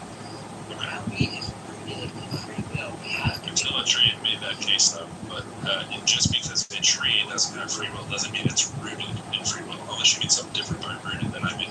What I'm saying is humans have the capacity to. So humans are different than trees. I agree. So now tell me why morality is rooted in free will. So what I'm saying is, if we don't have free will and morality, does that make sense? So you just keep like imputing your inanimate objects to like when we're talking about humans all have free will, right? Or do you think humans don't have free will? I mean, I know that's a philosophical thing. I know it's lost in words. Yeah, but let's just assume that we are all humans and we don't even need the word free will. We're all humans and we make decisions. Okay. The implementation of equity probably starts to wrong things or other things, I think. Yeah, I'm trying to keep going there yet. We have to build the foundation because we're on it for an hour, and we have to build brick by brick. So what I'm saying. Oh, I didn't know you were trying. Okay. Yeah, I'm trying to show how morality is grounded in free will. So if we can't agree on that, then the rest of the argument falls. I mean, I'm to be sold, but I'm not sold on it. So, you know, if P, therefore Q, and I'm just not agreeing with the therefore Q. Okay, so then what is morality grounded in if not free will? I don't know. I'm not even sure morality exists, but I'll grant to you that it does. So, Are there not? I don't know. I was wondering what he meant by morality. This is trying to give me the vague thing just to get to the idea of why it's not applaudable, which is the direct question of trying to strive for equity. And now we're back. We're still 2 or 3 steps away from that. I'm trying to build a foundation. I feel like I can strongly fall on the bouncing ball at a pretty good level. But if you think I can't, I need to be brought back to remediation. That's fine. I'm trying to be condescending. I'm trying to build the philosophical foundation for morality. Morality has to be dependent upon free will because if, in contrast, we identify entities or objects or other forms of life that don't have agency, that don't have free will, then we can then draw a line between the human aspect of or concept of morality and eliminate that as an option for non-conscious agents. I'm trying to just I thought we were talking about humans. Just don't know where we're going there. because I'm not the greatest bullshit in there, and I understand that. But, like, aren't we talking about humans? I don't have free will. Okay. So, okay, but, okay, I have it. Let's pretend that I get it. I'm not sure if I do. Okay, I'm there. I will put singular. Let's move on. okay. So my claim is that humans have free will. The libertarian notion of choosing otherwise. Now, some people believe differently. Some people believe that we are in a determinist society, that God or some creator has scripted every single action and reaction, right? We are just right? Okay. So I reject that. I think that I believe in libertarian free will. I don't believe in determinism. So, because in a determinist society, it would be the same as if humans were either robots or trees. They could. I'm with you. I got you. I know the arguments. Okay. Yeah. So now I'm saying that the capacity to choose A or B is the foundation of morality because A might be moral, B might be immoral. As in A, I might want to murder you, B, I might not want to murder you. So there are fundamental differences in A and B, and that can start at the highest, most stark contrast of murdering versus not murdering, all the way down the spectrum to I'm choosing to eat McDonald's or Chipotle. All right. If I produce it, build two people that I don't know them, I just have to pick one. Was I being immoral to the other person? If you're choosing to kill someone, I have to. Someone has a gun to my head, right? They say, like, you know, the only way that life can continue for the rest of the world is if you choose A or B, and I choose A. Was I immoral? that's not the. I mean, that's like the trolley problem. It's kind of No, I know, but I mean, that's sort of felt like why you were setting it up, because you were giving me this, like, I have a choice. What I'm trying to exemplify is that there may be situations that appear like people don't have a choice. If that's where you're trying to go, cool.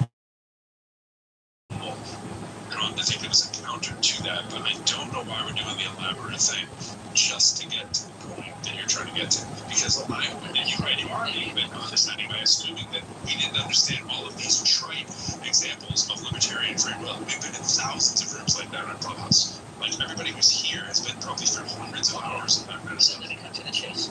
So Okay. the connecting of the dots between what I just said and the claims I was making earlier is when you have a government that has the monopoly on the authoritative or justified use of force, you have a government that is capable of implementing force to people who don't behave a certain way. You're taking away their agency. You're eliminating their opportunity to not be. Okay. That's immoral. Oh, okay. Therefore, don't run for me. Therefore, don't have a government that does that. Don't have a government that doesn't. I still want to talk about equities. Yeah, maybe I'm the only one in the room, and I don't think so from Hero's comment, just to make sure we took the pulse there. We're waiting for you to connect that to how that connects to equity, because I know there must be some great metaphorical concept and scheme that we're missing. And it's clear to you, but it's not clear to the rest of us anyway. So let me connect the dots. Three steps here. So first step, morality is rooted. Fix the third step I missed. Second step is having government that is designed to limit or remove or initiate unjustified coerce or mandate that people only have access to, say, option A and not anything other, then that's moral. When you design a system that is built on equity or equal outcomes or even equal access to opportunity or resources, that is the same principle, just an extension of the principle in the economic realm versus, say, the life and death realm. So I should hear you say to know how much shit that has made those sense.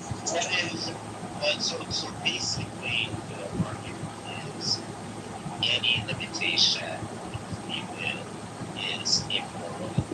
And that's not what government. That is exactly not what I'm saying. I didn't say what I'm saying. Government is designed to protect the rights of the individual.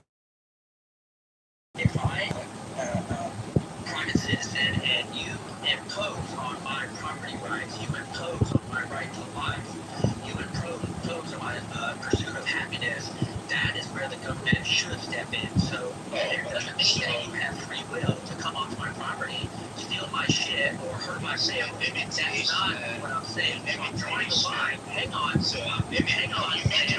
I'm drawing the line. Clearly, you guys don't get it.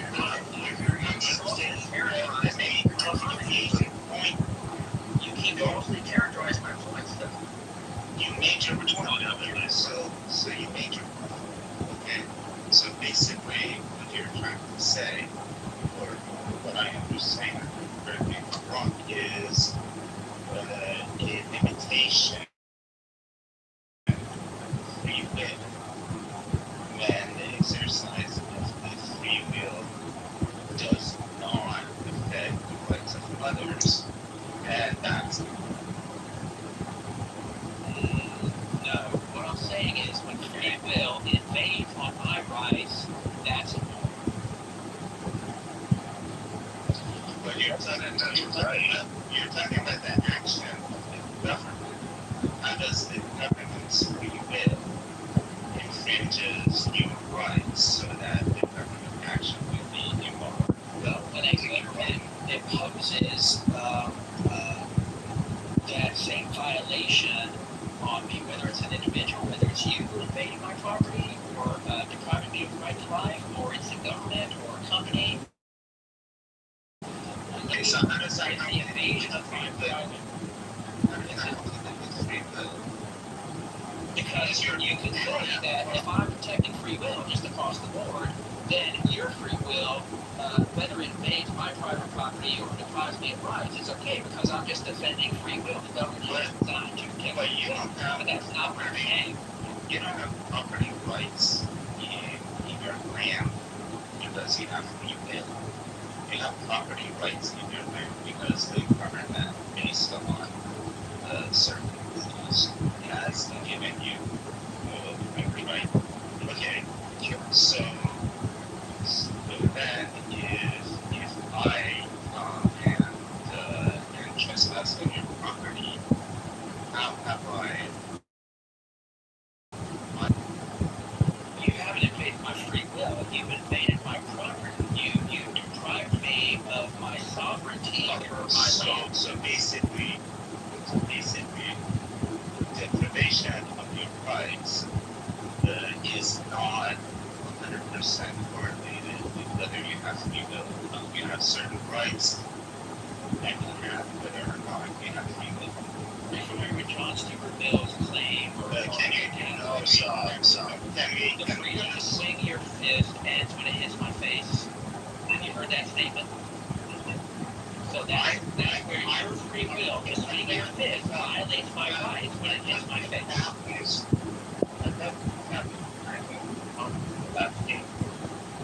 Where like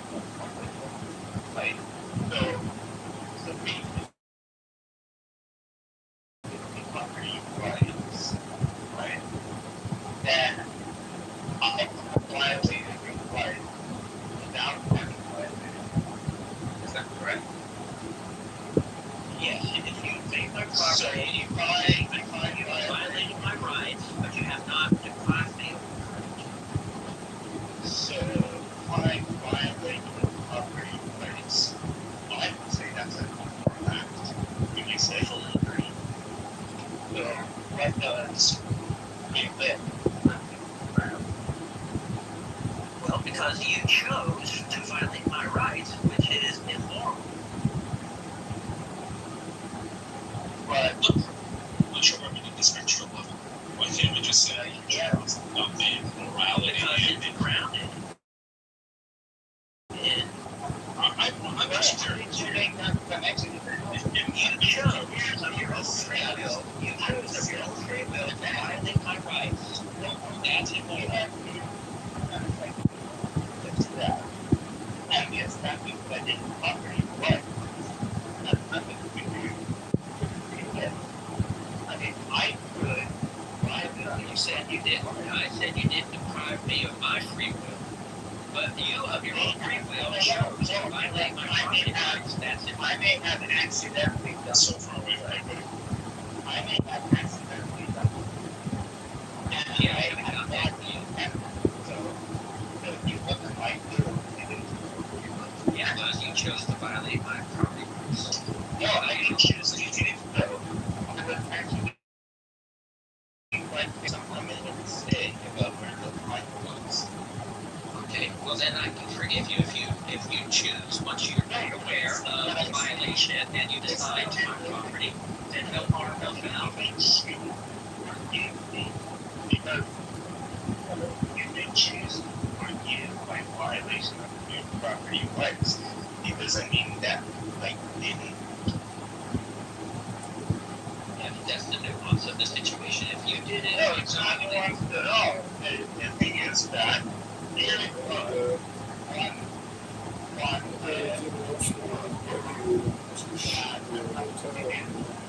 that actually with but again, as you explained to us, the free wills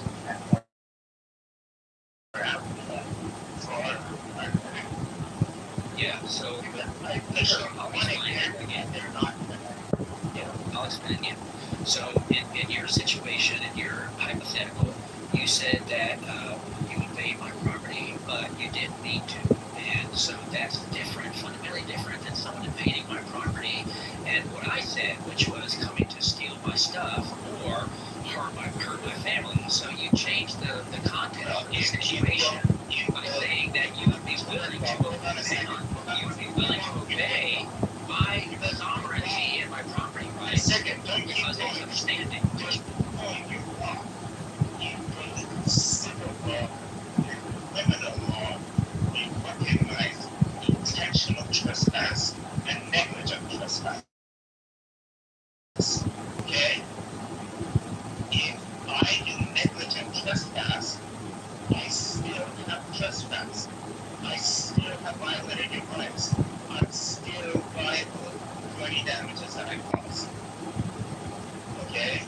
So I can violate your property rights without knowing that I'm violating your property rights. And if I don't know I'm doing that, then I cannot have some protection of that. And therefore, like you, I have absolutely nothing to do with it. And I choose to not prosecute you if it was just an accident. Really far from equity. Why are you never money? Yeah, he's taking us down this Check your now 4 steps.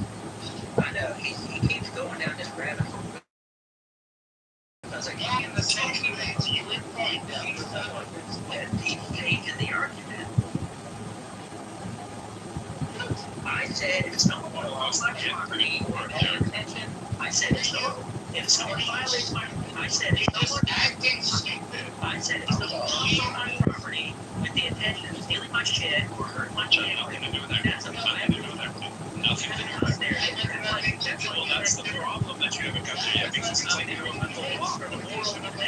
No, you're building a stupidity. You're building a case. Why would you just do?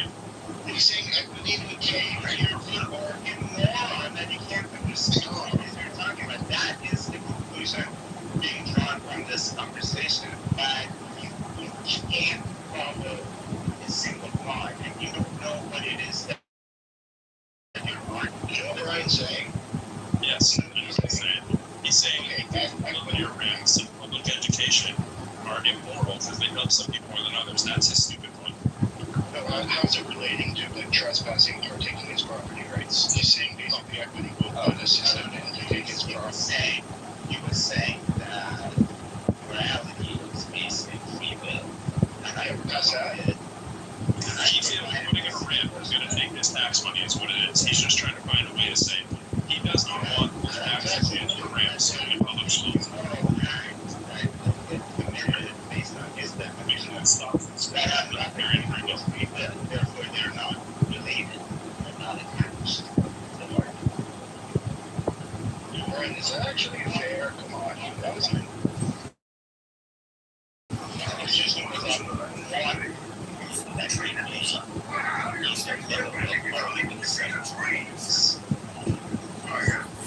The King's battles on 3 continents. Can I, maybe I can try, okay? Did you get my attorney? Because I kind of agree with you too.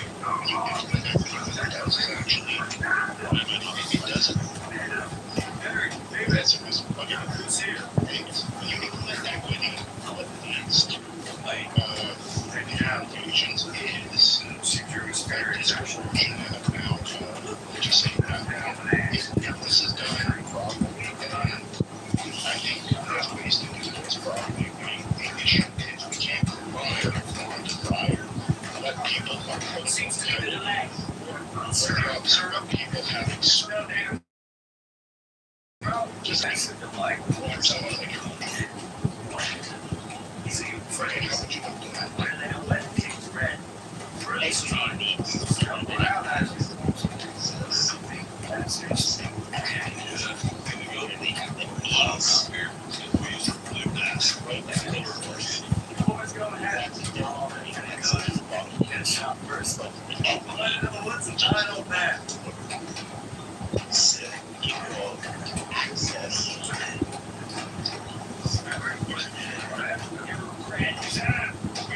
Campbell's okay, equal access that doesn't already exist in America. Men and women get paid the same.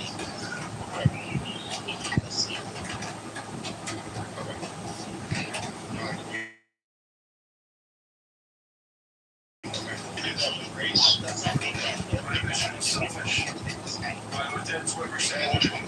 That way. Somebody is smart. Somebody is better. Should male NBA players be paid the same as female WNBA players? That's a pretty socialized one to get. But this is their job, right? They're doing the same work. No, they're not. Because professional basketball. They don't have the money to see food. Will you fucking shut up? Let me get to you. Jesus Christ. It's the same work. It's exactly the same for female NBA and for male NBA. They don't move the same number of guys. sells for a lot and one product doesn't sell for much. They are two completely different employers, and the answer to the question, if I may, if they are, they're in the same marketplace, but they're not the same product. no, they're not in the same market. Was I saying that RC Cola is the same as Coca-Cola? No, here's what it's saying. If I may, Gary. But they're not the same thing. They're not the If same a- thing. They don't taste the same.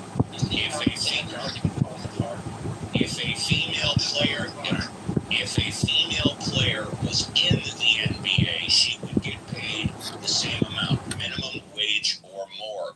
NBA is different than the NBA. Firstly, the WNBA loses money. Secondly, the NBA subsidizes the WNBA. The answer to the question is female players the same if they were in the NBA, but they're not. No, they wouldn't. Yes, they would. If I'm not mistaken, Hold on a sec. That's a stupid argument. Really? Because it's not a factual argument. It's an opinion argument. We don't know. The question is, would they get paid the same? And the answer is, if they were in the NBA, they would. No, we don't know. We do. There's a minimum wage. I think it's $1 million a year. It could be more. They would be paid the minimum. Allowed in if women were allowed in, would that Women are free to try out for the stay or NBA. not? Let's not argue that point. That's not the point. That's not the point we're arguing. Okay? The thing is that doing the same job and WNBA and NBA are not doing the same job because you're not doing the same number of products. You're not selling the same amount of ads. Ad space is not worth as much, and therefore it is not the same job. That's what I said. Different job. It's being like this falls apart, dude. Company. It's like being the CEO of a startup company versus being the CEO of Exxon. They're both CEOs, but they're completely different jobs. And so, yes, the CEO of a startup company doesn't get paid as much as the CEO of Exxon, even though they're both CEOs.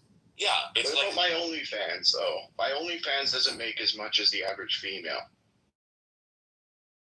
Why is there inequality? I should be equitized, right? I'm being serious. I think you guys are all talking If past that's each other. serious, then you shouldn't That's not what equity is. engage in You guys are talking all past each other because women's basketball and men's, they compete in the same overreaching sport and entertainment, but to target different consumer audiences. Their viewership is different, and their shared infrastructure and labor markets are completely different. But as a sport, it's the same, but the market should hold.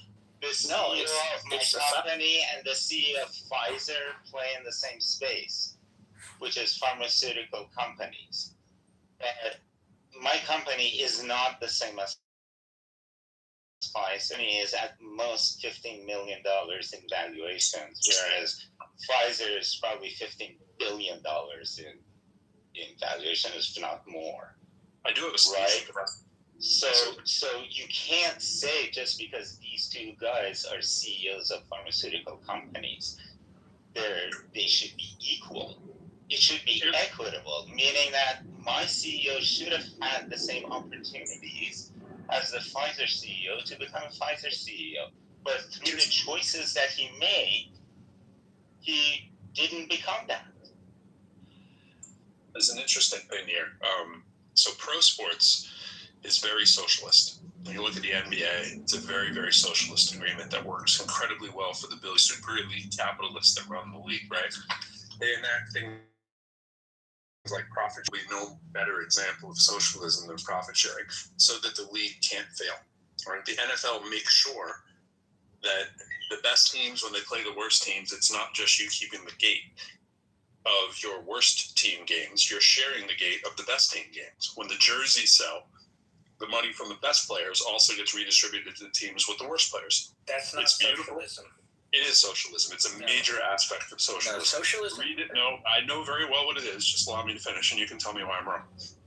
The idea is of redistribution of wealth inside of that little closed society are borrowing some of the best elements from socialism to make sure that it keeps going.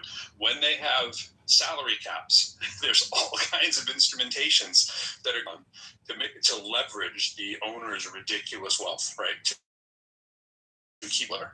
The interesting thing is, if you took the WNBA and you now pitted them against, let's say, college basketball players, let's say men, I bet you would get a very, very well-received crowd to watch that game. And now that NIL agreements are in place and college students can make money, I bet both would have a field day. I don't know if anybody's thought about it, proposed it, or put it on the table.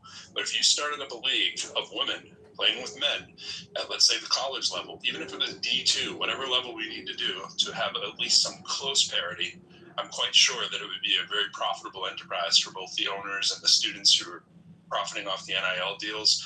And you could kind of put some of that to bed, where women would be able to make some of the same money that men are making, and you would probably inflate some of those college players who aren't making the same as D1 players. Just an interesting.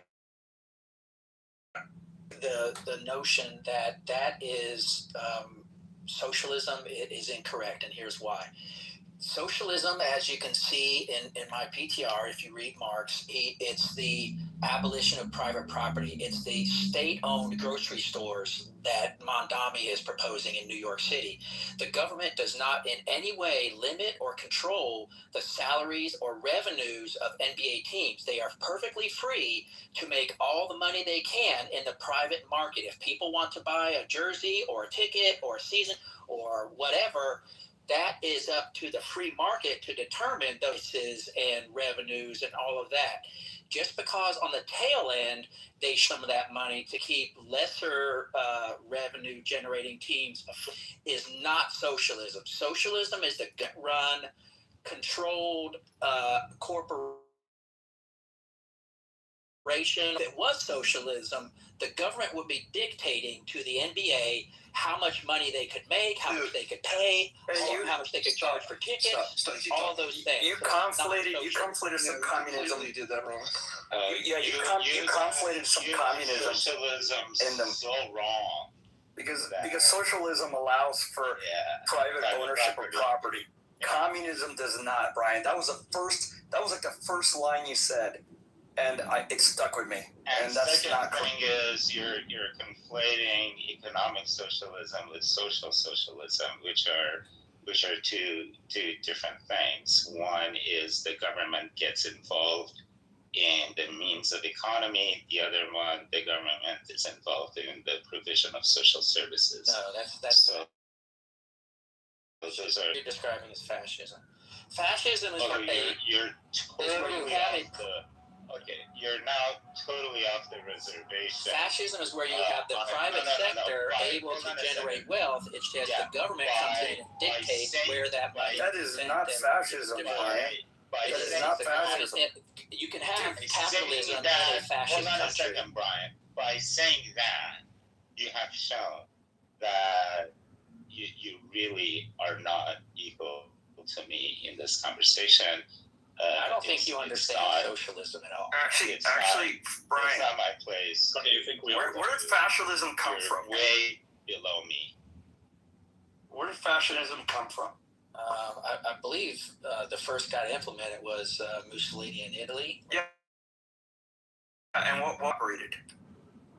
So there were private companies, but he got involved in dictating. It has nothing to do with the private companies.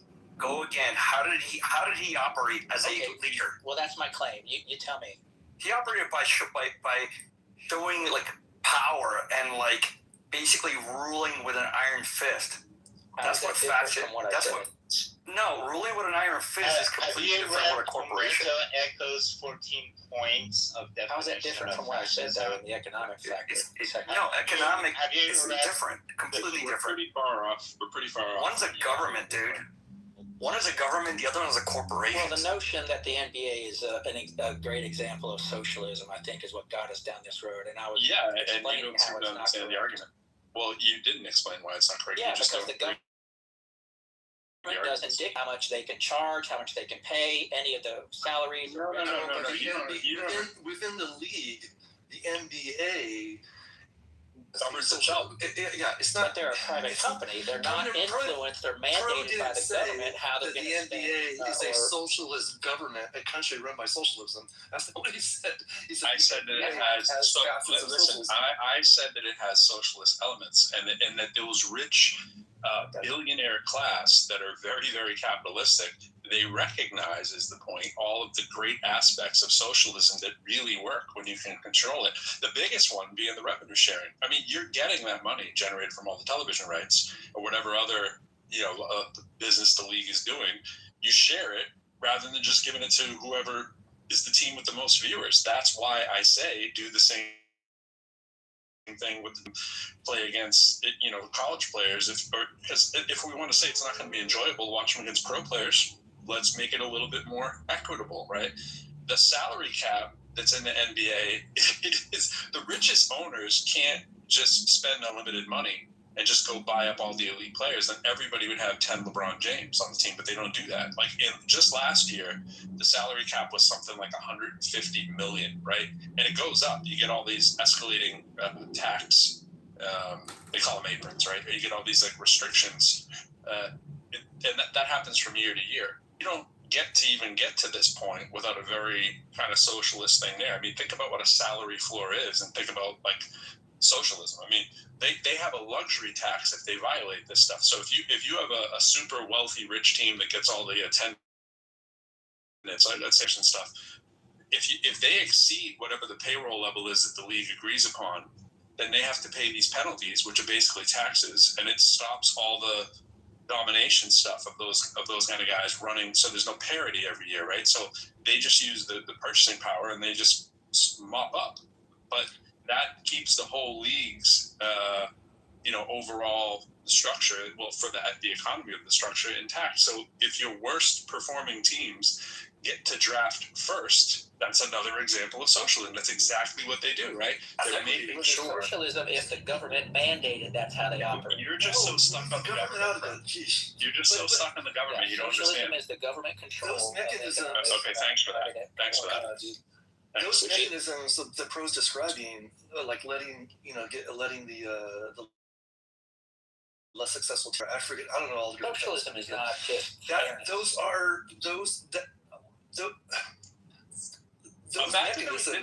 mechanisms. That's an attempt at equity, right? Look how opposite it is. Look how opposite it is from capitalism, right?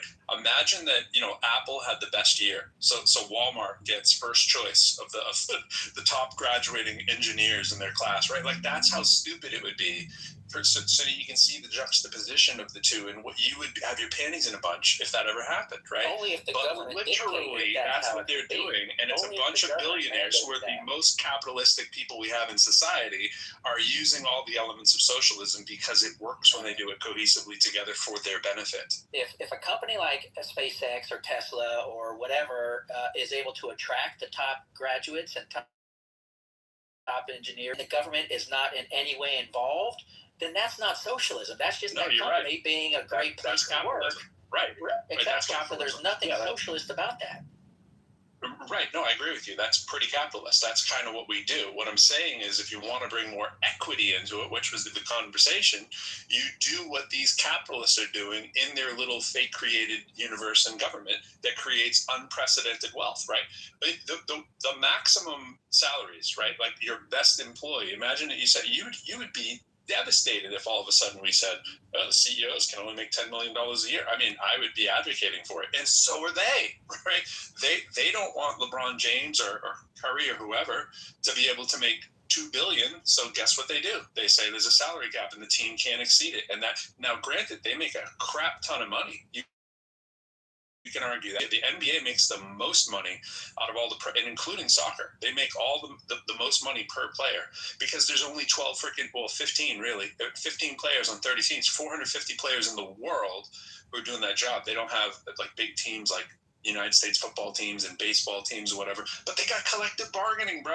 The players sit around, they organize, they have a union. What does that sound like, right? They negotiate the whatever the compensation is, right? And the stuff that other capitalists get their panties in a bunch for, but this works. This makes the league go around, and it makes the rich get richer. It makes the workers get relatively rich by comparison, and everybody's pretty happy in that fake little bubble world. Now, the problem with it is the regular person can't afford the commodity. So you can argue that there's some issues there too. But it's not stopping that thing from being super hyper capitalistic to everybody else's accord, because it sounds crazy to say they're socialist, but they really are. It's just that there's a bunch of elite capitalists running the scene behind it, and that's all because they share income. Can I ask you a question, Pro? Can we go back to is equity in education immoral? Because that's what you were really, like, we kind of like diverged from that. Oh, that was, you mean like, is it immoral to have a wheelchair ramp? Well, equity in education, is it immoral? That's what you were saying earlier that Brian was disagreeing. It sounds like you'd be disagreeing with the idea that we should have a wheelchair ramp. No, I don't think so. I think that it depends entirely how it's defined and implemented.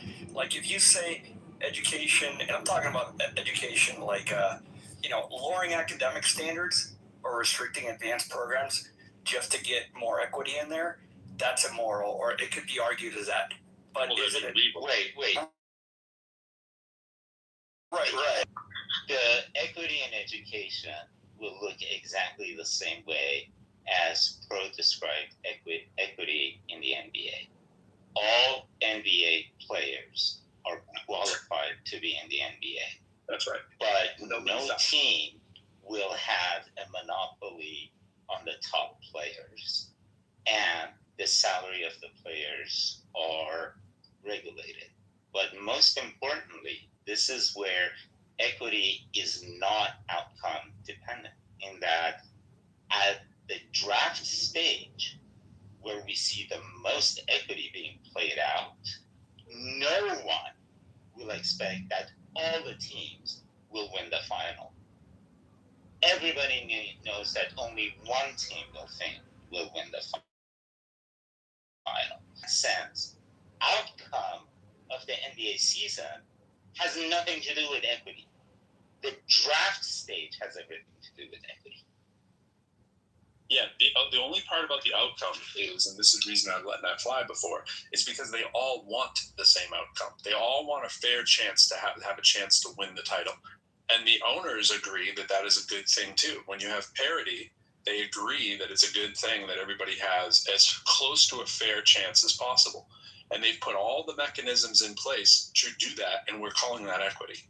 Right? Like that's it. I'm not saying it's perfect. I'm just saying it's a really good example of capitalists showing you their true colors of how socialism works well for them, and it's nothing to be scared of. We have it in pro sports, which is the most capitalistic kind of thing that you can think on one hand. And back to the very beginning of the room, we and people come up with systems that work better than the ones that we have. You don't have to booty clap for the United States all day long just because you're from here and think somehow if you want to criticize it that you're like a communist or something. Bro, it is clear that pure capitalism is a pipe dream. It is clear that pure communism is a pipe dream. The truth is you can have more communist aspects into your capitalism without spoiling the punch. There are some things that work. There are some socialist things that work. And I understand socialism is sort of a step towards, pure communism, and people get upset because the original documents say, well, this is just a step to get there. And you have things like you have quoted in your book there that you're scared of. But it's like sane people aren't really trying to say that we want pure communism in the United States, right? Nobody's trying to do that. It wouldn't even make sense here. But what would make sense are a lot of the elements from socialism that seem to the way they bring in a little bit of equity, parity, whatever you want to call it, but it's not saying everybody gets a trophy, bro. It's not what it's doing. So is equity fair? And the answer is, how do you define fairness? On the one hand, people. During the NBA draft, equity is not fair at all on the one hand, because the team that worked the hardest and did the best during the regular season gets the last spot on the draft, and the team who just lazed around and drank beer gets the first spot, right? So in that sense, equity is not fair at all. But if you look at the overall system, where this plays in, not individual teams, but the overall NBA draft system. Then overall it is fair, even though on the individual level it may be extremely unfair. That's right. And everybody agrees that makes more sense than the alternative. They all say, hey, we can imagine ourselves being at the bottom of the poll there.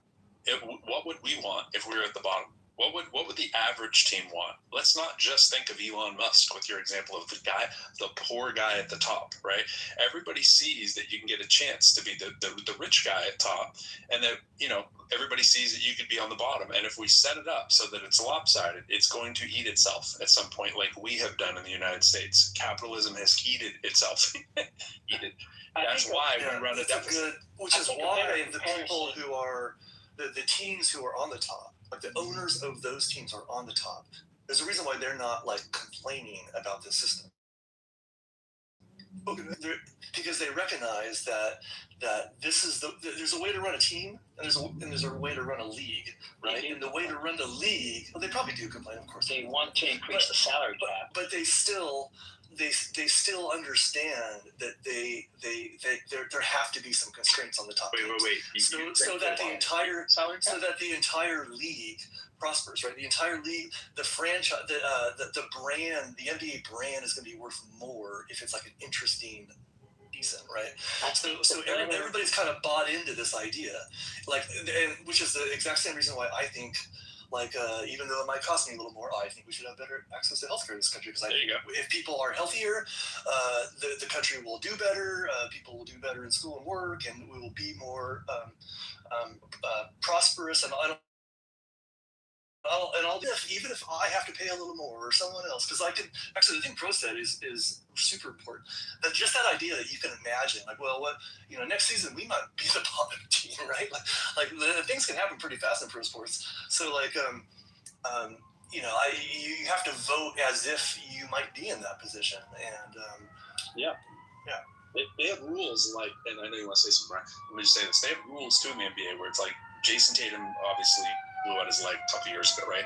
They have rules that go up for debate every now and then that are like, can we get an exemption for a horrific injury? And you know what? Teams kind of go, yeah, we can. And they vote on whether, this particular injury qualifies. If a player dies, right, they think about it. And it's not just because the rich ruling class get to make the rules.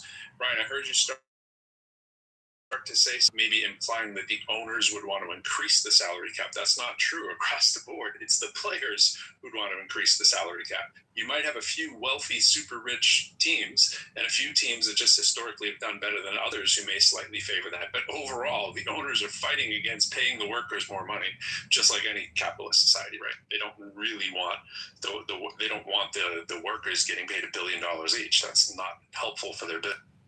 Yeah, that's accurate. I was going to say, I think it's interesting to delve inside the NBA and talk about equity and outcomes and resources and fairness with the draft lottery and things like that. But I think ultimately it's kind of a specious argument, because it's still an unregulated, what I mean is it interfered with company or industry. I think a better comparison would be, say, the NFL versus the XFL. So you have two competing, companies inside the same industry. Now, if a government were to come in and say, we're going to have to help the XFL because it's unfair that the NFL has such a monopoly on this industry, and so we're going to penalize the NFL, or we're going to subsidize the XFL. We're going to take people's money, taxpayer-funded subsidies, and give it to the XFL because we want parity across this entire industry. It's not fair, blah blah blah. That to me would be an example of government interference in the industry. But that's not what happens. Comes and goes. You have different companies that come and go. Do we know why that happens? Because they're not as brand recognized. They're not as popular. They don't have the tradition. They don't have the caliber of players. Right. Well, it's a power imbalance, like the NBA. I know. Wait a minute, bro. I think I think the analogy here was didn't land.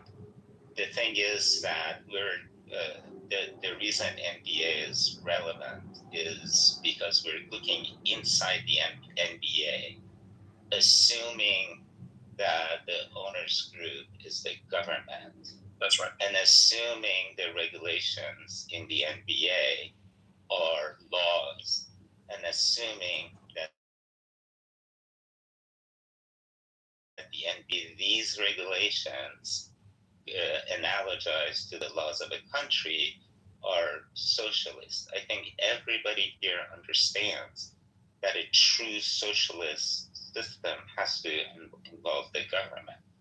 But we're basically using the NBA and the system of regulations in the NBA vis-a-vis the players, vis-a-vis the owners, as an analogy for a system of government. Absolutely. No, it's good to reiterate that. I think just think of that as a country, comparing it to the other country that you're about to compare it to, which would be the XFL, right? The other country maybe wasn't able to compete. It's like saying the other country couldn't go to war with us. Yes, it's another tip in the hat for why that is a good, very profitable, strong entity that can do well, i.e. you want to make a strong country, right? That would be sustainable. The other thing I was going to say about the NBA, though, is like Ice Cube has a 3-on-3 basketball league, which has done pretty well. The NBA has gone out of its way to try to quash that. It's done what it could while trying to maintain some really good PR to actually make sure that Ice Cube is not a threat. He's actually sued them. He's went on record going against the NBA because they've been trying to do some pretty shady tactics to make sure that Ice Cube's league didn't succeed. Now, you think about why that is and why it might succeed. You got a popular, relatively wealthy owner, right, who's managed to garner some of the same caliber players and workers and so forth that he pulls into his league. Now, they're not all the same caliber as the NBA, and a lot of them are retired, but he has a good working model limitation on the league itself and doing some of the same kind of ideas and making it a little bit more creative and hip and more cost effective for people who can't necessarily afford a ticket into that club. But the XFL faced a lot of the same kind of barriers, and it's hard to compete with billionaire money. Right? It's hard to compete with our military. It's hard to compete with somebody who's pretty strong and can print money. Like all these things, there's differences we can run down in the analogies. But I think the point Sam's reiterating is the important one: is that if you create something that's healthy and stable, you can see that doing that needs to have some socialistic elements to business to make it work. And they're telling you that. They're like, there's the punchline. Well, I think I can see where if the government got involved in, let's say, squash or limit the 3-on-3 league from Ice Cube, then that would be a foul. But if it's just the NBA, maneuvering its advertising, leverage. Yeah, it's leverage. Then that's fine. If the product is that good and the demand is there for a 3-on-3 league or the XFL, it's going to be just like Netflix. Netflix came up and stuck up on Blockbuster, if you remember, 20 years ago, 25 years ago, and they were, dismissed as just a rent DVDs to your house, right? And now they're one of the biggest companies in America. So if the demand is there, the business model is good, then that company is going to, then there's a reason. And only when the government gets involved to subsidize, like Solyndra or some bullshit like that, that's where I have a problem with it. That's where I think government interferes unnecessarily and inappropriately in the economy. The fact that you're bringing government back up again, I don't think you heard what Sam said. I don't think you understand how analogies work. Like the NBA is an analogy of it's a big organization. It's a big system, right? And within that system, they have found, like in a lot of big systems, certain, let's call them socialistic mechanisms are kind of necessary and make a better product. Yeah, you keep kind of saying like, yeah, well, if the government did it, I don't. But if the NBA does it, that's fine. No, but what you're conceding is that, well, these socialist let's say, mechanisms like equity or whatever, if they work inside other large organizations, then those kind of things also, work in the way a country operates. And to simply dismiss them, hold on, to simply dismiss them because you're using the S word is silly. Like these are potentially powerful tools that we already use, right? We already have roads and fire departments and stuff. We've accepted socialism. It's just the argument. Well, where does it apply and where doesn't it apply? But you keep sort of popping out of the analogy and start talking about the government again and stuff, and it's like, stop doing that, because that's not how analogies work. The difference is that the government has the exclusive monopoly on force. So if a company the NBA or another country, the NBA has exclusive use of I don't know, no, they don't. red cards within. They sure do. They sure do, bro. They find. I'm sorry. Do they have red cards in the NBA? Check this out. Check out the communism that they have. Right. This is what the NBA does. If you say anything about the official, you're fined $50,000. $40,000 is, I think, the baseline. It used to be 30. If a player says those refs sucked, you're fined immediately, and that money gets pooled to the rest of the league. And the players have actually argued, like, where does that money actually go? We need to actually see the money trail, right? That's just one way, right? If you have too many technical fouls, they can kick your player out for the game, right? They do these kind of things. And to the Ice Cube analogy, it's like that's what Ice Cube was saying. Ice Cube's main point with their lawsuit, and they went to the DOJ, so it wasn't like some small thing, right? They're saying, look, don't beat us, the little guy, the smaller competitor on the court. You guys got to control the doors leading to your court, right? Like, it's all the money and the television and the talent and the officials. The NBA is like, you can't use our officials. The NBA is like, so the NBA really got salty really quickly. Well, you could argue there's something wrong with that, because you're banning the freedom that you don't like of that individual official to go and make money elsewhere, right? When that was never a thing before. There was no exclusive referee thing before. Like, there's nothing stopping. There's not a shortage on qualified referees. I mean, there's nothing stopping. Oh, yes, there is. There's nothing stopping college. No. I just want to stop you there. Yes, there is. There is a shortage. I'm a referee. I'm a high school referee and a baseball umpire. There is a massive shortage. Anybody can go to pursue that. Right. But, yeah.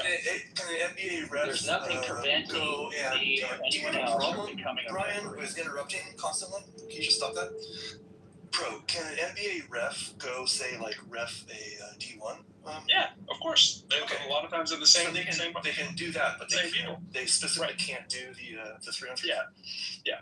So I mean, that's just one of the things, right? There's a whole host of things that Ice Cube had laid out in his allegations. I don't remember what they all were. You guys can look them up if you were really curious. But my point is that he was coming in and saying, look, you guys aren't trying to, like, let us work, and you guys are doing all these things. Like, even though these big three players, they play largely in the NBA offseason, the NBA got pissed when Jaylen Brown played. He played in 2023.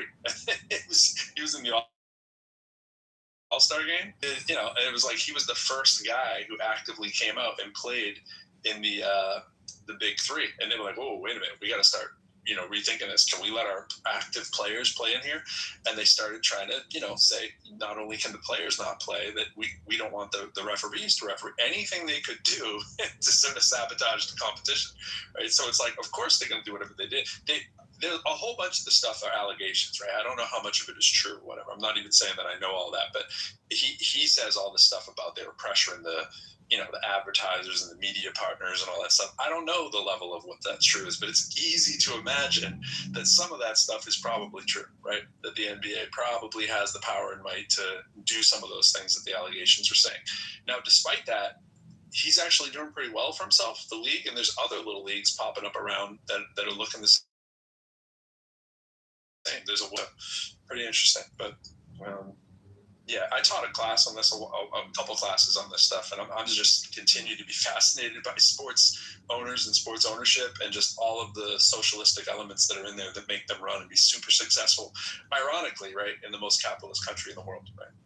You would think that we're like going to like an NBA game or any kind of like top tier sports game. Like they're prohibitively expensive for most people.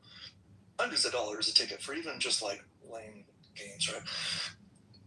You would think offering some kind of B League, minor league, some kind of option for people to go see basketball in person more would only grow the interest in. So whenever I hear about these kind of protections, I always think, like, these guys are just shooting themselves in the foot. Like, who cares? Let Ice-T's thing like be a thing, right? Ice Cube. If somebody Ice-T, Ice Cube, sorry. They're both ID. Like it doesn't seem like it's going to hurt the NBA. Even if it were to become a big deal, it would probably help the NBA.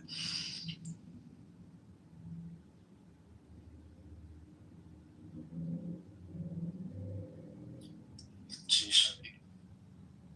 What do you mean by equity in schools? What do you mean by that?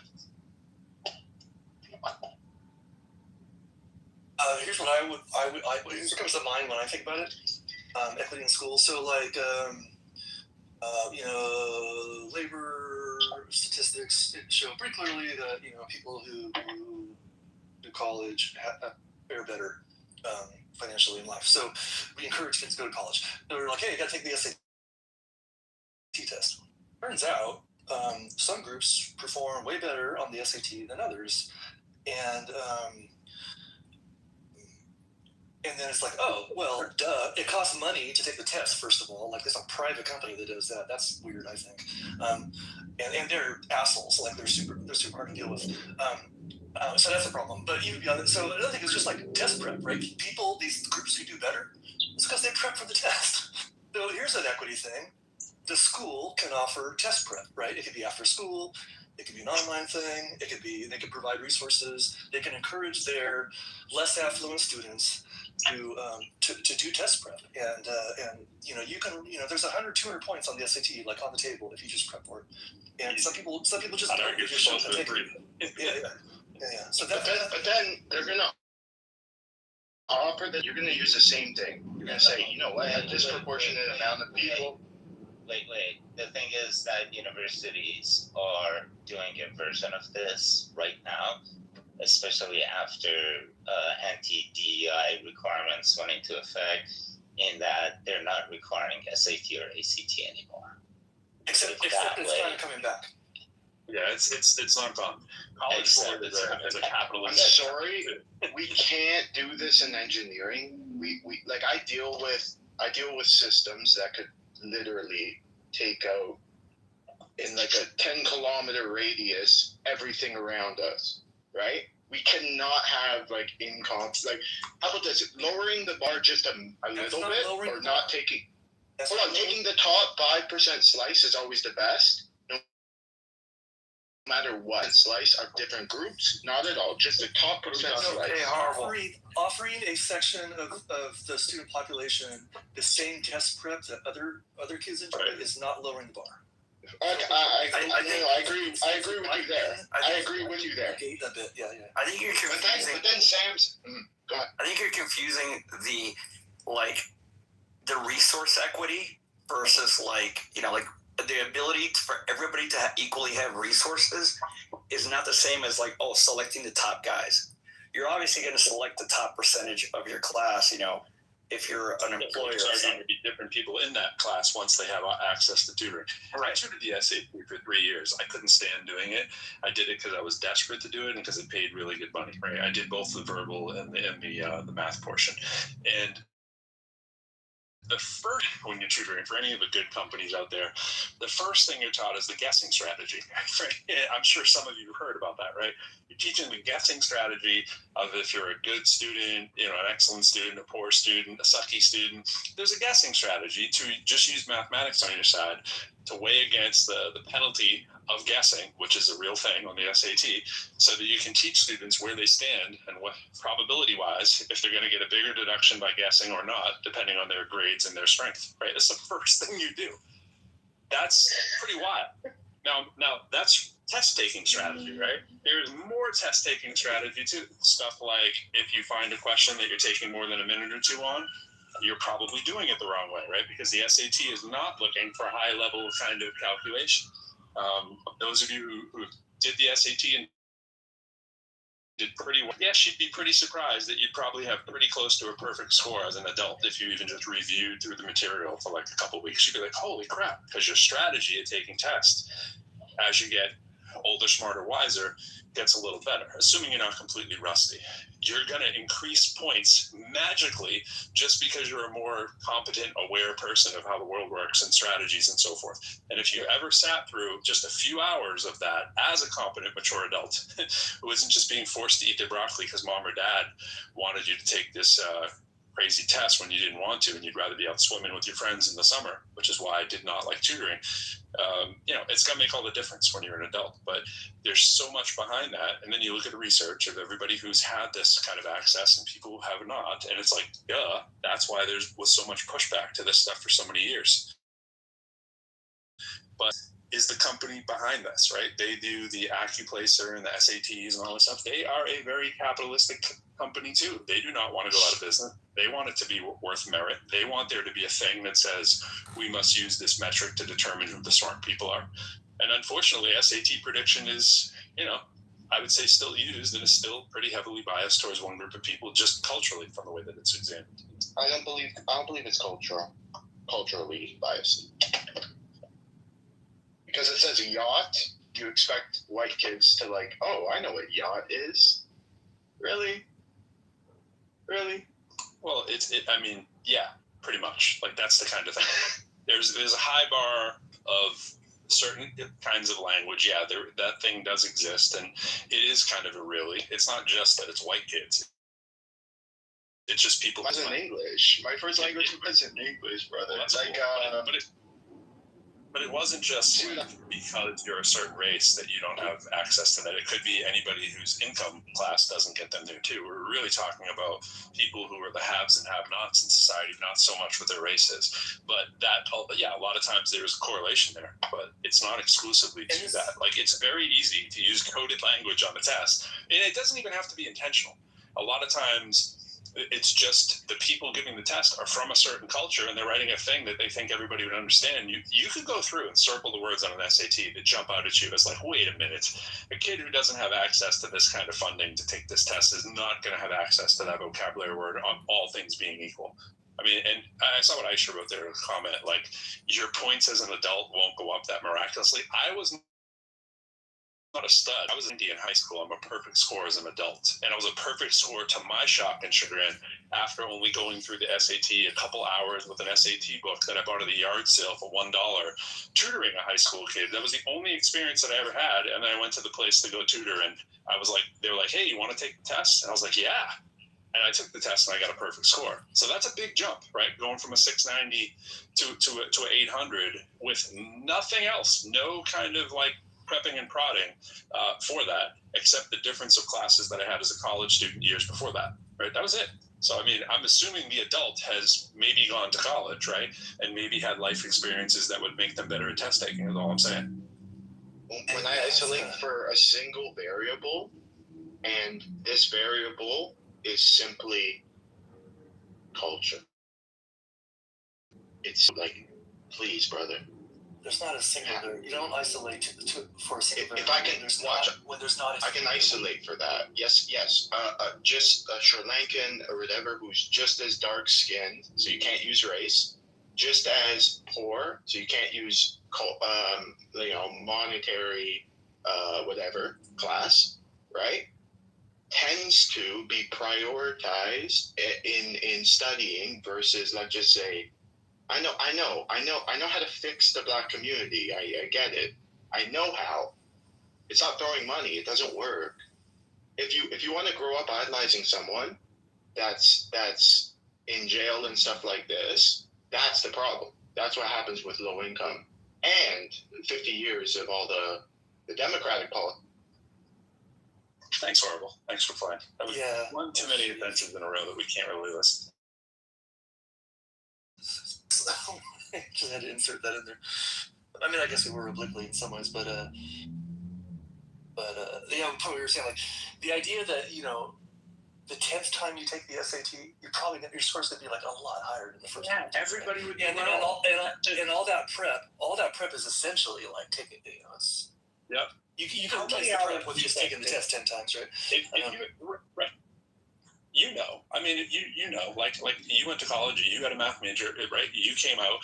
How much improved would your SAT be from when it was in high school? I mean, it's hard to I calculate. kind of want to right? sneak in and take it again just to see.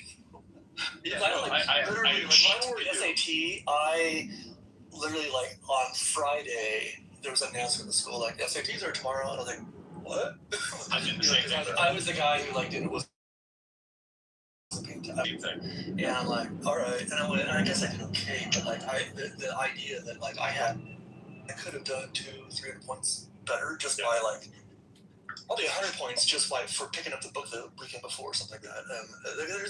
There's always this low hanging fruit, but that idea that actually Tiger's comment too much about vocabulary. This idea that there's like cultural words, like you can make fun, you can say like yacht, like it's silly, but no, I mean you can't deny that there are cultural touch points. Like it's so silly, and you know I think the test makers like they think hard about this, like they have tried to improve, they have tried to scrub as much as possible. Like you're trying to test, it's basically an IQ test, right? You're trying to test the capabilities of somebody, and you want to test. Like who's going with it, what the whole thing's about. And by the way, it correlates really well. Like SAT test scores correlate with success in college pretty well. Yeah. So it's not like it's not doing its job. Not as high as GPA, but they do correlate high. Right. Okay, that's probably true because it's the difference between GPA. But it's like, you know, when they took the SATs away, I was like, whoa. You know, the SATs were like the way someone like I could get into college. Like, because like my grades were pretty bad. My SAT score was like pretty good. It wasn't awesome, but it was like pretty good. And so it to me, it's this opportunity to equalize a little bit and be like, yeah, I just didn't care about grades. But anyways, I don't love the SATs or anything like that.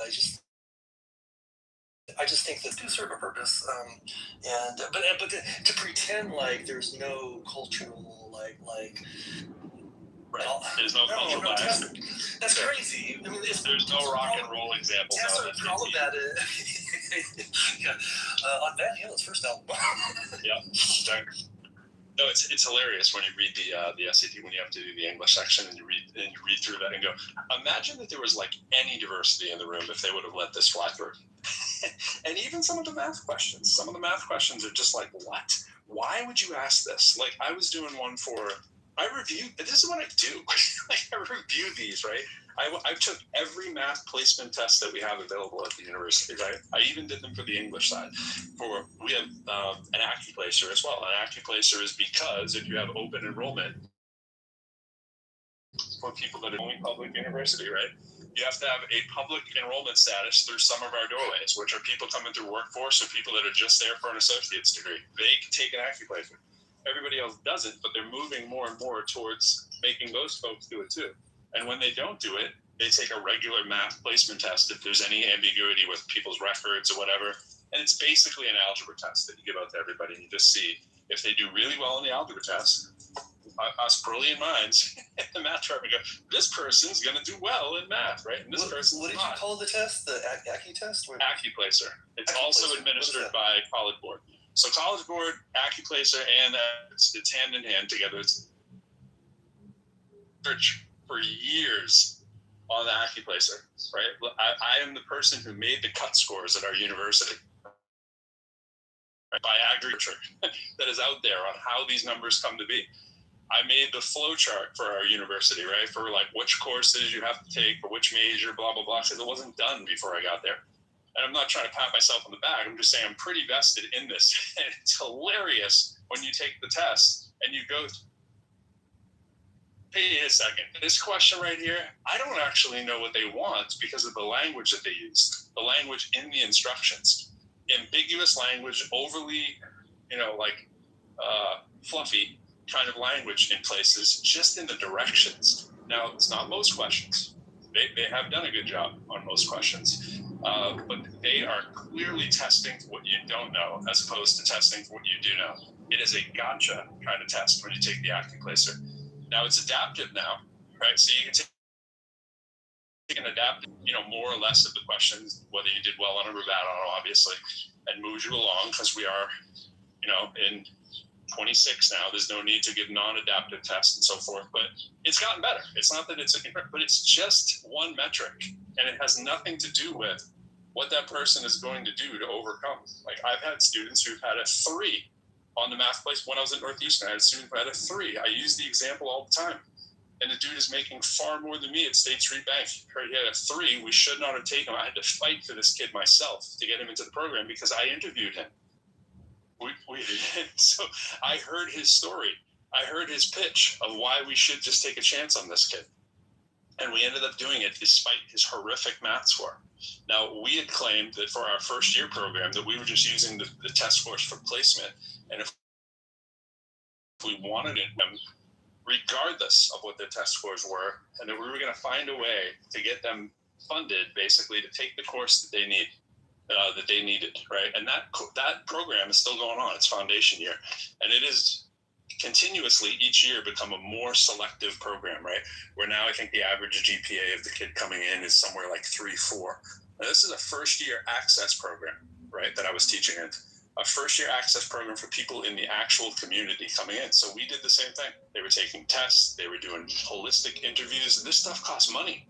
It's time and money to have interviews, to hear the story of why this otherwise pretty good student on paper, has like a 3.0 or something, just happens to have these bad math grades and would never get through the front door of this university that usually is looking for a northward of a 4.2 or 4.3 the STEM programs, right?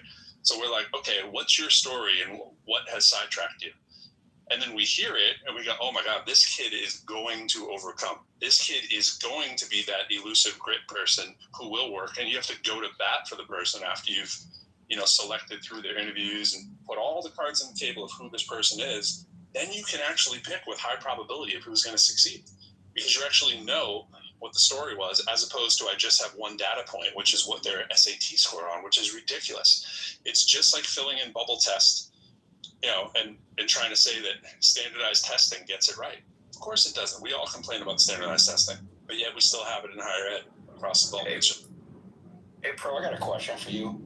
And I'm pretty sure you're familiar with it. What do you think of the German educational system and how they select their students to, like, I guess, grow through different tracks? Yeah, like the track where you're going to go to college. Yeah, I'm familiar. It's certainly efficient for the factors of production, for the people who own society, for the people who are running the world. Of course, yeah. Like, that's it.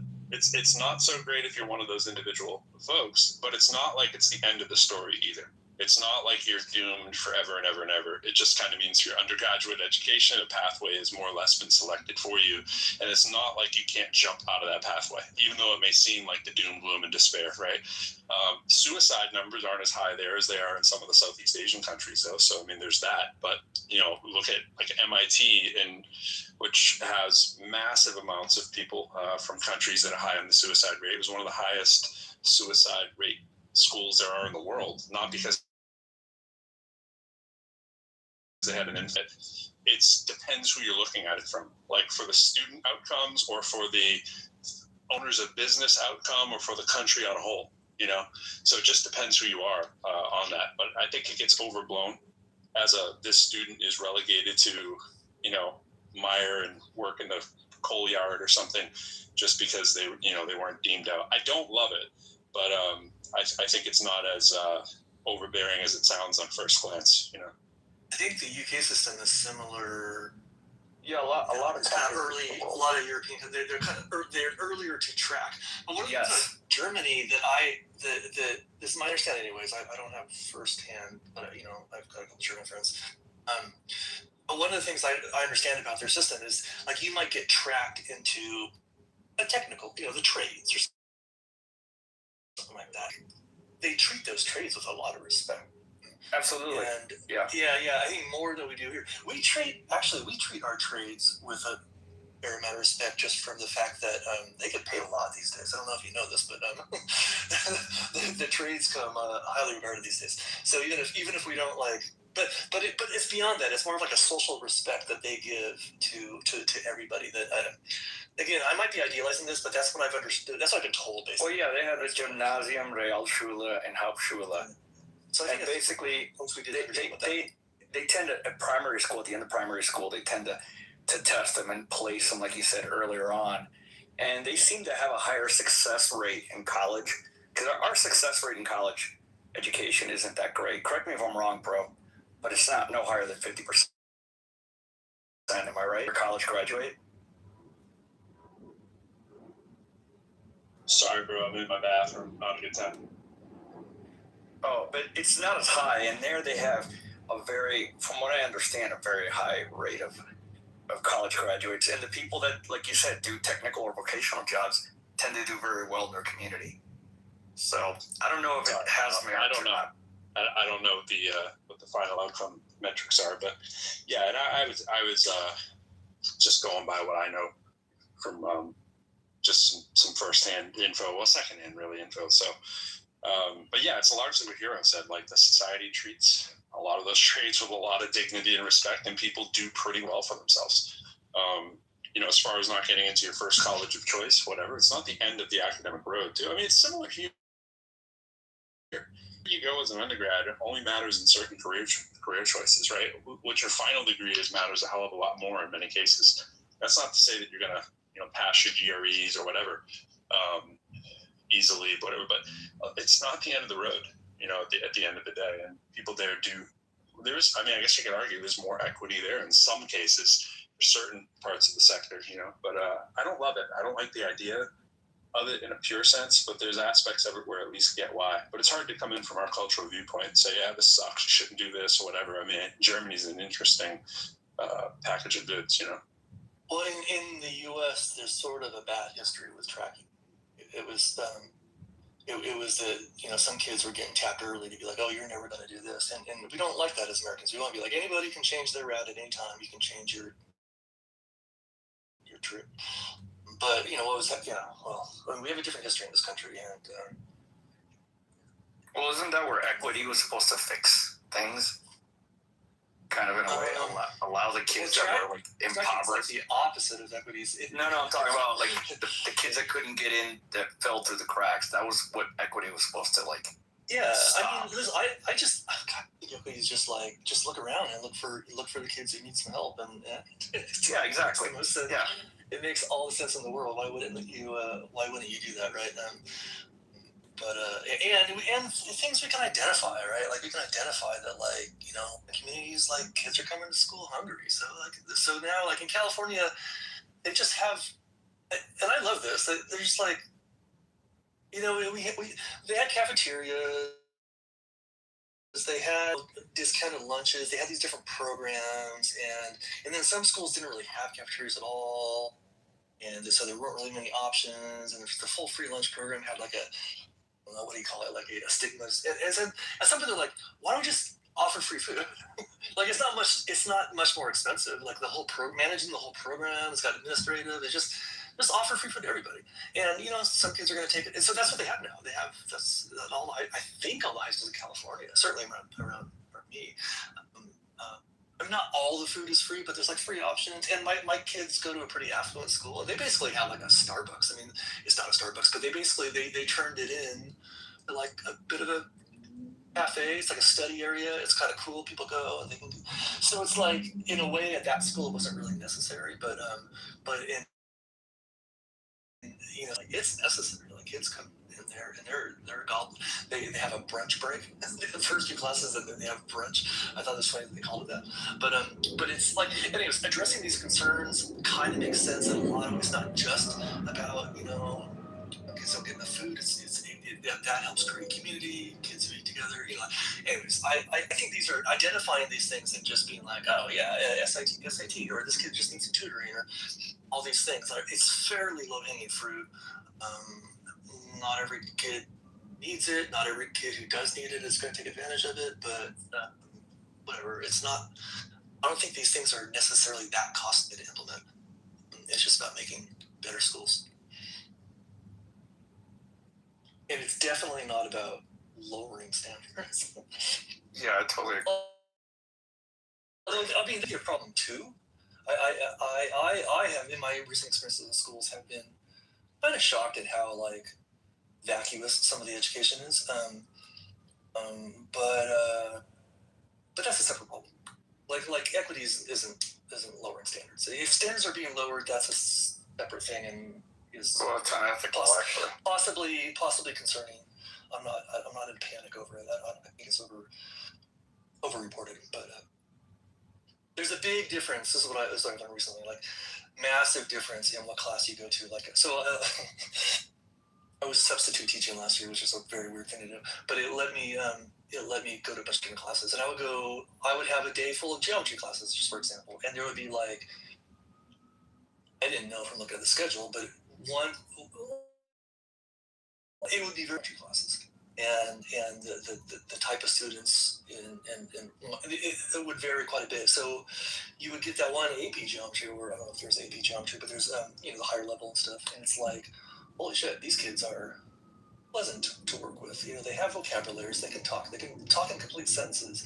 And then in the dumb class, these kids are like grunting and shit. They can barely even form. And I'm like, what are you saying? Like, can you put that into a sentence, please? Like, I don't even know what you're asking for here. Super distracted, wanting to get up for water every it's like, it's a really strange thing to see that in one school. And in a day full of classes that all have the same label. So clearly there's this sorting going on that I don't love, but I don't have a solution. But and the sorting I'm thing working on one. It's just weird when it's so early. You know what I mean? Like the German thing, it's just like you're gonna sort them like at whatever age it is. It's ridiculously young, right? It's like, that's the thing. That's just the knee-jerk reaction. It's a little Brave New World. Yeah. You be a plumber. Yes, you shall be plumber. No, not Brave. What's the other one? The one, the three-part series there. Oh man, the movie I think begins with an A. What are they called? When the kids get chosen by, you shall be an intellect, and no, it begins with a D. What the hell's the name of that movie? I don't know. It's like some dystopian, like teen kind of movie. I actually love them. I just forgot what they're called. Divergent. Leanne just put it too. I just looked down and I'm like, right after I saw but yeah, that Divergent series. It's like, you shall be the erudite. It's I like, thought it was a series about calculus. You thought it was a series about what? Calculus? Oh, that's good. That's good. I see what you did there. Yeah, it's weird. Anyways, I mean, I think there's arguments of whether, you get more equitable results or whatever, but it certainly doesn't feel equitable when you tell them the third grader, I can't remember the grade, whatever grade it is, it's really early, that thou shalt be a plumber. It's like, it's great. It's at age 10. It's at age 10, actually. 10? Yeah. Well, what is that? Fourth grade? Think about your 18-year-old self and your 22-year-old self. Oh, that's my point. How it's totally different. That's my point. It's exactly it.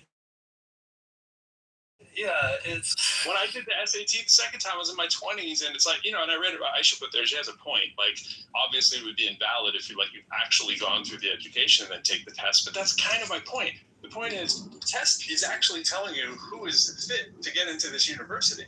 And it's like, well, if on the back end I was able to do it, so I'm not saying I wouldn't have got in with my scores, but I certainly wouldn't have got into some schools. I had a 610 of the 690, right? Which is 1300. That's good for a lot of places, but it's not so great for others. And it was like, I was just like you. I didn't know what the hell I was doing. My parents never took an SAT, right? They had no idea. They weren't paying for go to SAT class. They were just like, take the test and shut up. I did get to take a pre-SAT. And so you had a little bit of exposure, right? To even go up. I don't know what I had on that, but whatever, you go up. And then it's like,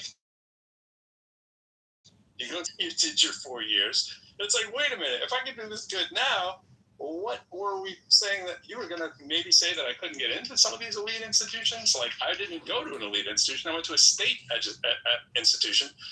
I mean, it was a good state institution, but I came out and now I can crush it, by the way, on both subjects. And I suck at verbal. I just conned my way through it with good test taking skills and breaking down Latin and Greek prefixes, right? And that is a major thing, by the way. You can't sleep on that. A little bit of Latin, a little bit of Greek. I mean, you can just figure your way out through a bunch of words. I had no idea what I was talking about. But I can look at a word and say, incorrigible. I mean, I use that example all the time. It's like, I would never say that in a sentence. I probably never said it in a sentence except to explain this sentence, but I can go in, not, able, not able, core. What is something with begins with core? Correct. Is it corridor, goes straight, not able to be straightened? Okay, now let me think about that with the analogy that, oh yeah, child is to incorrigible. Like, oh, I get it. You can't straighten out the kid's behavior. All right, duh. Like, is that what we're testing? We're testing our ability to, scam the system, or do you really want to know my vocabulary? Like, because that's another loaded thing too. But as an adult, we can all go do that, right? Not just the kids that have access to Latin and Greek as a head start. You just get more access and exposure to those words after you go through a system. So what did you pre-predict? That I wouldn't have been a good person to show that I could have high scores, even though I could have got those scores if I had the education? That's what we're saying. With the education, it takes money to take it, and parents that know better, you're going to do better. That's it.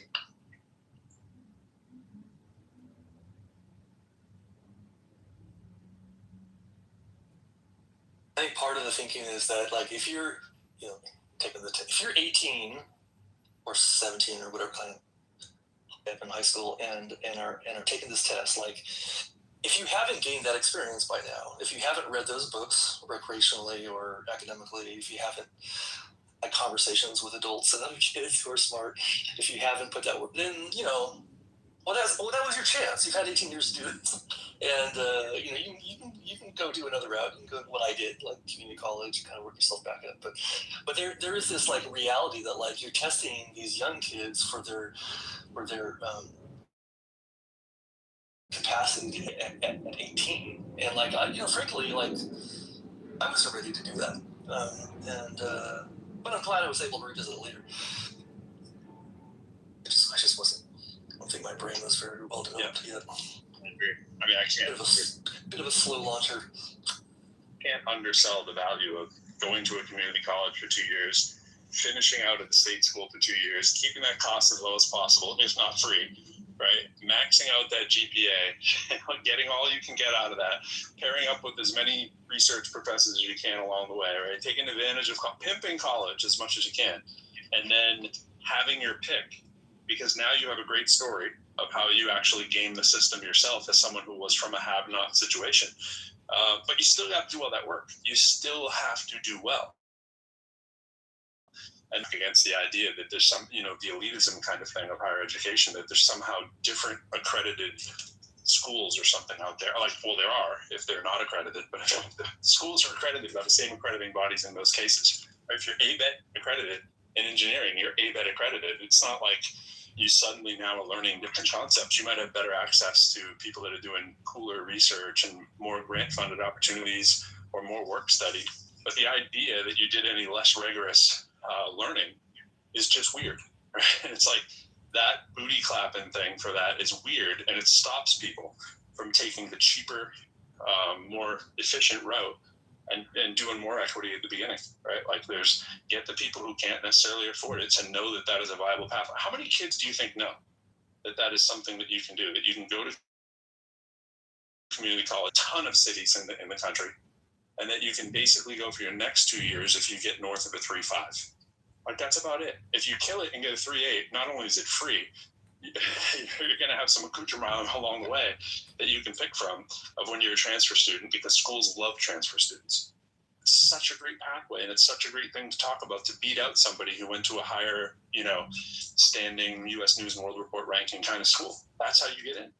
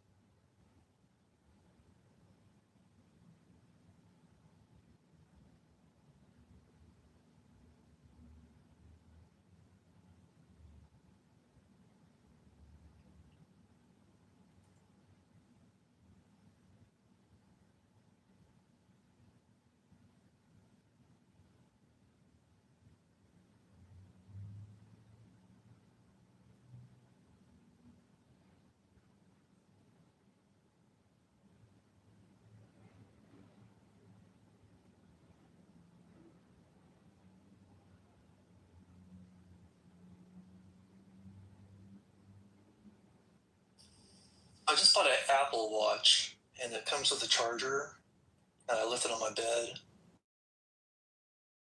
10 minutes ago, and I went in there, and it was in like 5 separate pieces. This is my fucking dog. You got dogs, huh? Oh my god. She like, it's always, so she's better at like not, if she knows something is mine, you won't do that. But since this just came in the house yesterday, it's like, what is this? This is new. This must be for me. What type of dog? What breed? She's a, do you know what Anatolians are? No, I don't actually. Oh, I'll look that up. So yeah, actually look up, it's an Anatolian Pyrenees mix. And if you look up Anatolian Pyrenees mix, you'll get a picture that looks just like my dog. They're actually pretty awesome. But she's a mischievous one. She's got opinions, and she gets bored. I have to keep her. It's kind of on me. I got a little upset. I think we have another of his chargers around the house. But I'm like, hey, I might be returning that. I'm keeping it actually. I was thinking of my bias.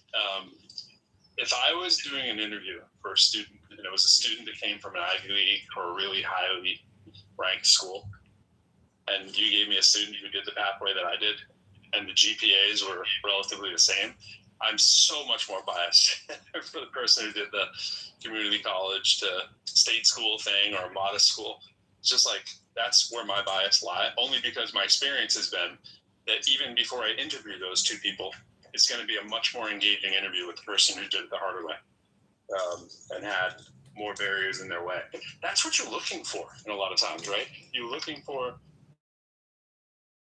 who had the gun all the time, because many people get to these schools that have just as many barriers, and they manage to get into the Stanfords or whatever and still kill it when they're there. I'm going to take that student, right? But my bias going in is that you're probably not that person, because it's way less probabilistic that you were just somebody who worked super, super hard and had the whole world working against you. It's probably you're working pretty hard and had everything kind of relatively handed to you, compared to the person taking the other path. It's not always the case, but that sure is my bias. One of the questions that gets asked a lot when you're applying to financial aid or applying to schools is, did both your parents go to school? And if you can say, and it turns out I can say this, that neither of my parents went to college, that puts you in a category that they definitely want to serve. They want to see that generational jump up. That's good. That's like, are you going to do this or not? But if your parents went or not, will mostly answer that question too. What was I saying? Oh, so your example is good. Like you have a body. You want to see people with that kind of story, right? I kind of love seeing the opposite of that, which is like, and on you'll see these like on video, like on YouTube Shorts and stuff. You'll see these, usually an Asian girl who comes up. She's like, I got a 4.5, and I volunteered this, and I did all this, and I they complain that they didn't get accepted to places. And when I hear that, I'm kind of like, a little part of me, I'm not proud of this, a little part of me is kind of like, yes, because it's like, not that I have anything against Asian girls, it's more like, you can't just do that. You can't just be like super awesome at everything, right? I mean, don't look. She's gonna get in somewhere. But I love when people get reminded that that's not the only thing people are looking for. And guess what? You didn't get into Berkeley or Stanford, and you might not have even got into the state school near you. But there's 50 other schools you're going to get into. But the choices are a little. Whenever I hear that story, I'm like, you should maybe think about what you did. Yep. Maybe too many weekend evenings at Kumon wasn't exactly the thing that you needed to do. Yeah. Hey, hero, pro. Why are they so many sidebar? It's the Aisha down there too. Say hi to her too. The stupid people on Clubhouse, man. I just came from a room where you're not gonna tell me about the flat earth, are you? No. I'm talking about an epidemiology question. I'm talking about, would you take a rabies vaccine? One guy said, you gotta stop going to this one, man. You just keep giving this one to them. You gotta come up with some new material, man. dude, it's so many stupid human beings on this damn app. And I asked him, I said, if I told you as an expert, if the tsunami is going to come tomorrow, a 50-foot tsunami, would you believe me? They were like, no. Okay, you're going to die. It's like, come on, man. Hey, you can't tell me to put a PFD on. I was reading a story the other day about a potential tsunami. I was reading this thing the other day about a potential tsunami that lines up right at the east coast of the United States. That they're like, this is like a possibility that sometime within these 50 years, the tsunami is going to trigger. You know, it's coming right for us. It's coming right for us here on the east coast of the United States. I was like, I got to look more into that one. But I mean, for God's sakes, man, like, we got sleeping volcanoes, you know, in California, man. And it's like, if that goes off, that's going to trigger a tsunami. And it's like, tsunami, we don't have that early alert system, especially over here in the East Coast. Yeah, we don't have that other countries have. You know, we just don't have. I got alerted a couple days, just maybe about a week ago, like at 6 a.m, all the phones in the house went bing, bing, bing, and it was like this earthquake warning, and it happened up in Ukiah, which is about 100, 200 miles up north of me. And so, how fast do these seismic waves move? How much time do I have? And then, like, how much time do I have before I realize nothing's going to happen? And anyways, it turns out it's just a few seconds warning. No, but it's a pretty cool system. No, Hero, like, listen, man, I watched a video on YouTube, I want to say like a month ago, and there was a volcano explosion somewhere in Mexico, and the ash would, you know, is so hot, like you would die. I mean, it's called pyroclastic flow. Yeah. Dude, it is so hot, man. And so the thing is that you saw people like in their cars, like just like looking at it, and they're not driving away. It's like, dude, I'm gone. And you can see them like dipping out, man, like going from car to car or whatever. And it's like the people that were running from it, that's the one I'm afraid, because they're gonna die. They're not gonna outrun that. You know what I'm saying? It's like, how many human beings believe that we live among today? And that's the question I have. Plus, you don't want to run from a pyroclastic flow. You want to stand up, be big, and shout and wave your arms. That's the best way to survive a lava flow. Bang some pots and pans. Common knowledge. Hey, Jarl, are you still there? Jarl. Just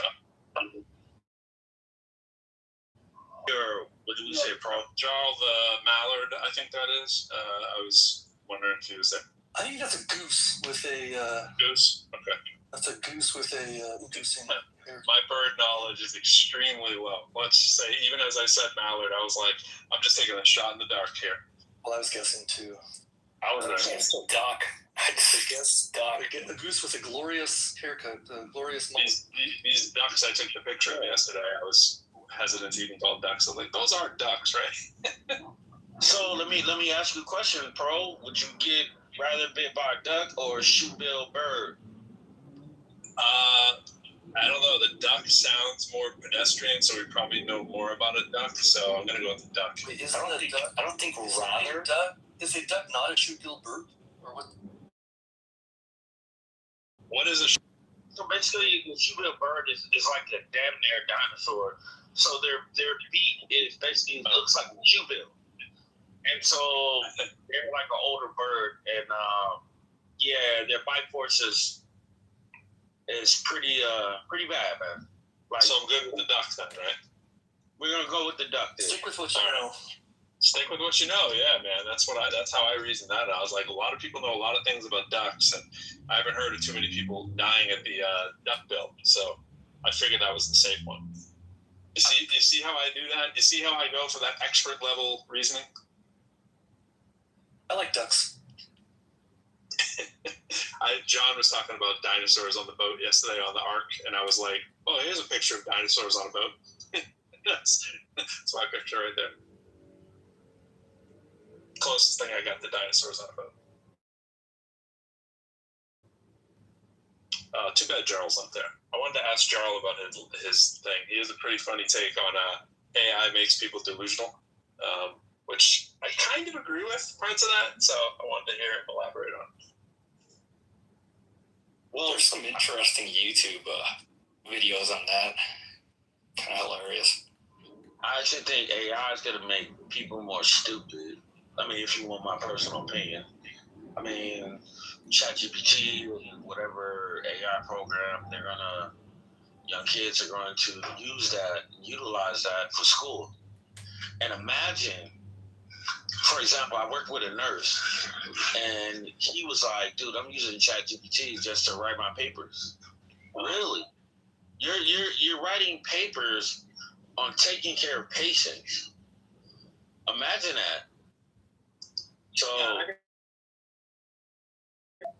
it's obviously both sides of it, but I think if you said that about Google, obviously a few years back, we said, man, we're just going to get stupid because people are just going to Google it.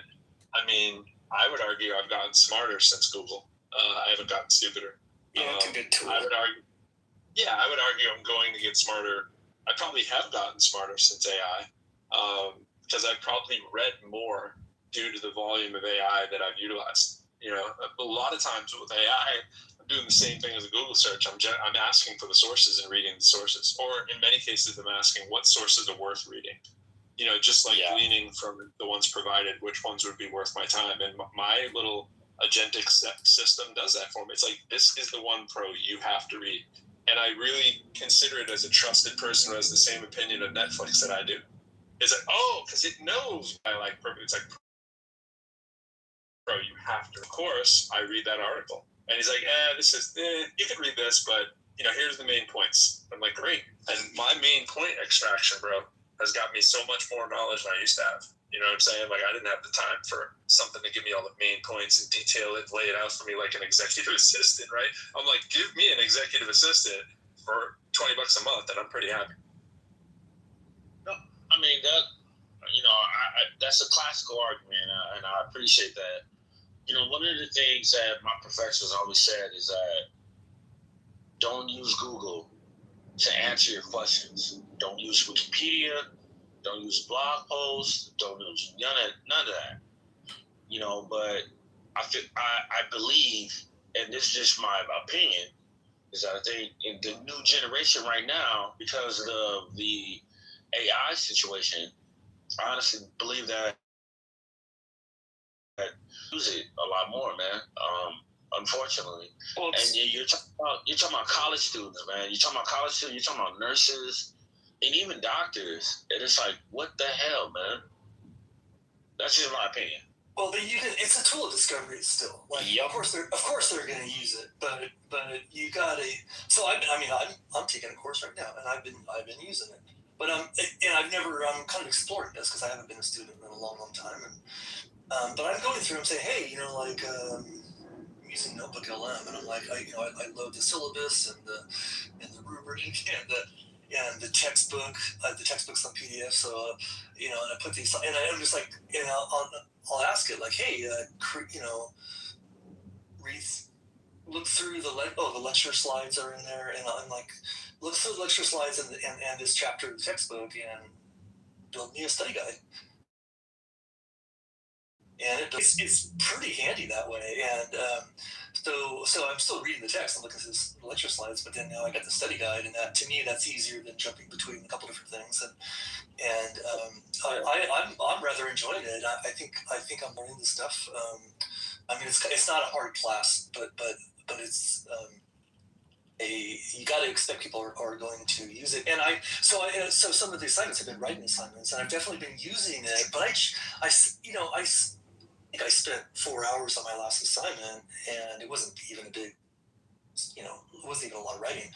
But I definitely used AI. I pretty much changed everything because I don't, you know, I like to use my own voice, and I didn't feel like it was my voice, and I would feed back what I wrote it. Here's the weird thing. It would be like, oh, what a great idea. Your analogy of this and this was brilliant. I'm like, okay, settle down LLM. Like, stop being. I don't need some criticism.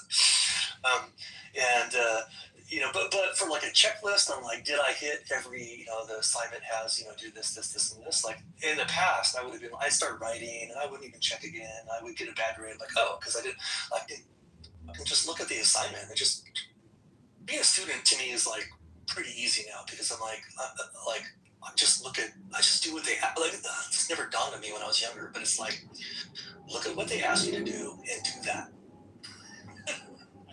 And don't stop until you're done.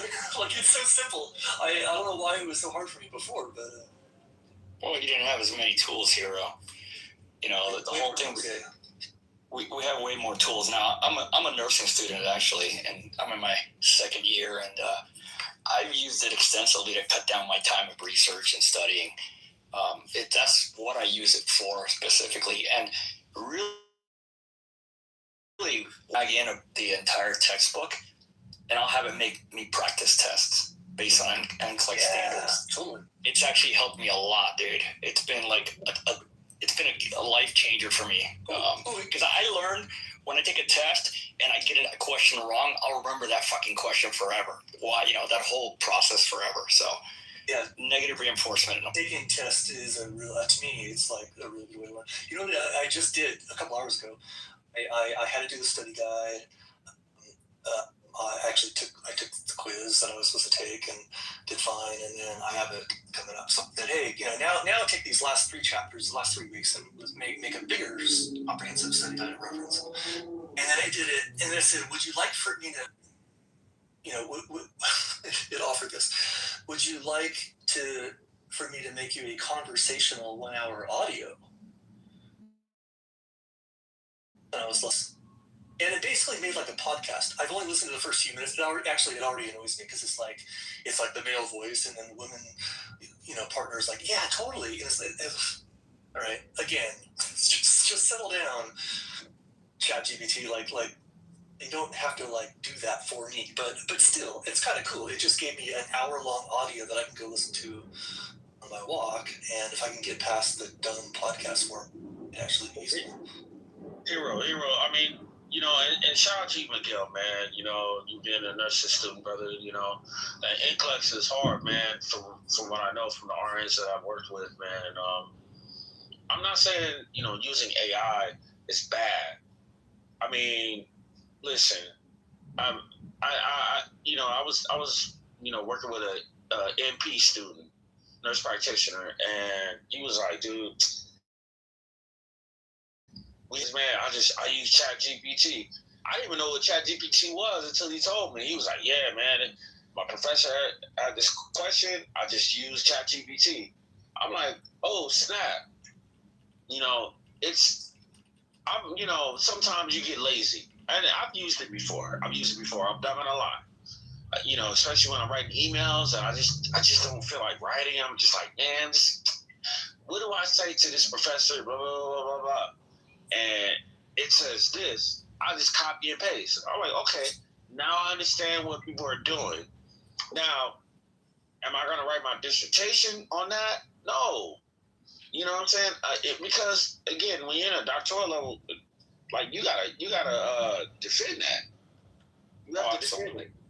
Absolutely. Yeah. I mean, that's you got a committee. That's really you got to defend that. You got to know what they're going to scrutinize you.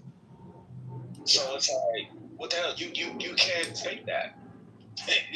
Yeah, last semester where I found AI really, really helpful as a tool. Again, I don't use it to write. I write all my papers myself, and then I'll put them through and have it fix my grammatical errors. But I use a thing called like a Pocket or a Plod when I'm in class. Instead of having to take all these notes, I can dedicate my entire time to attention to the teacher, and then the Plod or the note or the pocket thing takes all the notes for me. And when I get home, I ingest it, and it has basically everything the teacher talked about, including, hey, you guys need to know this. And it's like an amazing thing because sometimes when you're taking notes, you miss stuff. I do, at least. And this thing just captures the whole conversation and gives me a great summary. encrypt and pull stuff out. It's invaluable, man. For Miguel, I'm super curious about your experience with that, because I've been thinking about. I was introduced to the Plod devices, and there's some other devices that are similar, and I couldn't really decide. I wasn't really sure if it was all that important, but I love the idea. Like, if I take notes, I'm not gonna hear what's going on, and then, like, if I know from my past, if I reach the point where I'm taking notes, it's because I'm lost and I'm not going to get any of this anyways. Like, just look at lecture notes later. But I love the idea of just having like a record and having it transcribed, and then like plug it in and get a summary later.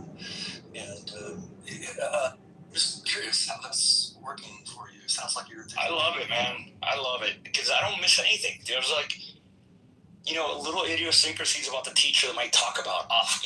Like she'll just talk about something off. She'll like go on a tangent, and there's some important information in there. She might say, "You guys need to know this slide." I might not get to it, but it remembers everything. It's like going to class all over again, and I can sit there and read the transcript and really ingest stuff, which is kind of cool. I can't presume to capture everything in class when she's lecturing. But the cool thing is the plot is like a way to remember later on. What's your user experience like? Do you have it around your neck? Do you have it on the desktop? No, I just put it on the desktop. So you sort of press start at the beginning of every lecture? Yeah. I just push hit, and if nobody's talking, it'll pause. At least I think it does. But it'll record the entire lecture. Do you listen to it? It doesn't make a record transcripts. It'll have like an AI version of the transcript, but it also has a raw transcript in the back. And I don't know if the plot model or their LLMs. So I'll ingest it into Claude, the actual entire thing, and give it a better manipulate the transcript to my preference. Do you see what I mean here? But and then I can put it into text format before you upload it, or do you? Yeah, completely text. Yeah. It's not voice. It's not like I'm listening to anybody. It's just recording. And the cool thing is I can rag it into my Obsidian, and then I can say what chapter it's from, and what day and everything. And then later on I can say, hey, can you give me a test on chapter 10? And it'll go in Obsidian and look at all the notes from chapter 10, anything and the teachers usually are, how they are. They like to give you like a little help, a little pat in the butt to get you going. And they might give you some things that may be, answers, I guess, or so there's a lot to that. Or, they'll say, hey, make sure you read pages, and really know that in mind. But with this, I've got the whole class. And I can listen to it I can read it continuously or get the best parts of it. I don't know if that helps. It's helpful to me, man. It's really helpful to me. When I first heard the concept, I like the concept. You can imagine even in with the workplace having something on your neck and just all day long and just be like, hey, when I was talking to Bob, and what did he? No, I don't use it that way. Yeah. But you could conceivably do that way too, right? Yes. I like that idea, always. I mean, it's maybe it's a little creepy, but you're not really recording. I was transparent though. I did ask my teacher, hey, it's not recording, it's just taking transcripts. She goes, oh, I know about that thing. Yeah, sure, go ahead and use it, That's how I kind of so it's very transparent with the instructor. And they seem to be okay with it, up to now at least. I like how, because you could be doing the same thing online, like taking an online course, right? And you can have tools on your laptop or on your thing. Yeah, that's why I like the idea to have a completely independent piece of hardware doing this thing that will not be affected by software updates or whatever happens during the day. I just think and it's even independent of your phone. I mean, it integrates with those things later, but I like the concept. No, it's actually pretty good. And again, it's unlike how they say that I guess there's statistic that students that take online classes tend to do better than people that take in-seat classes.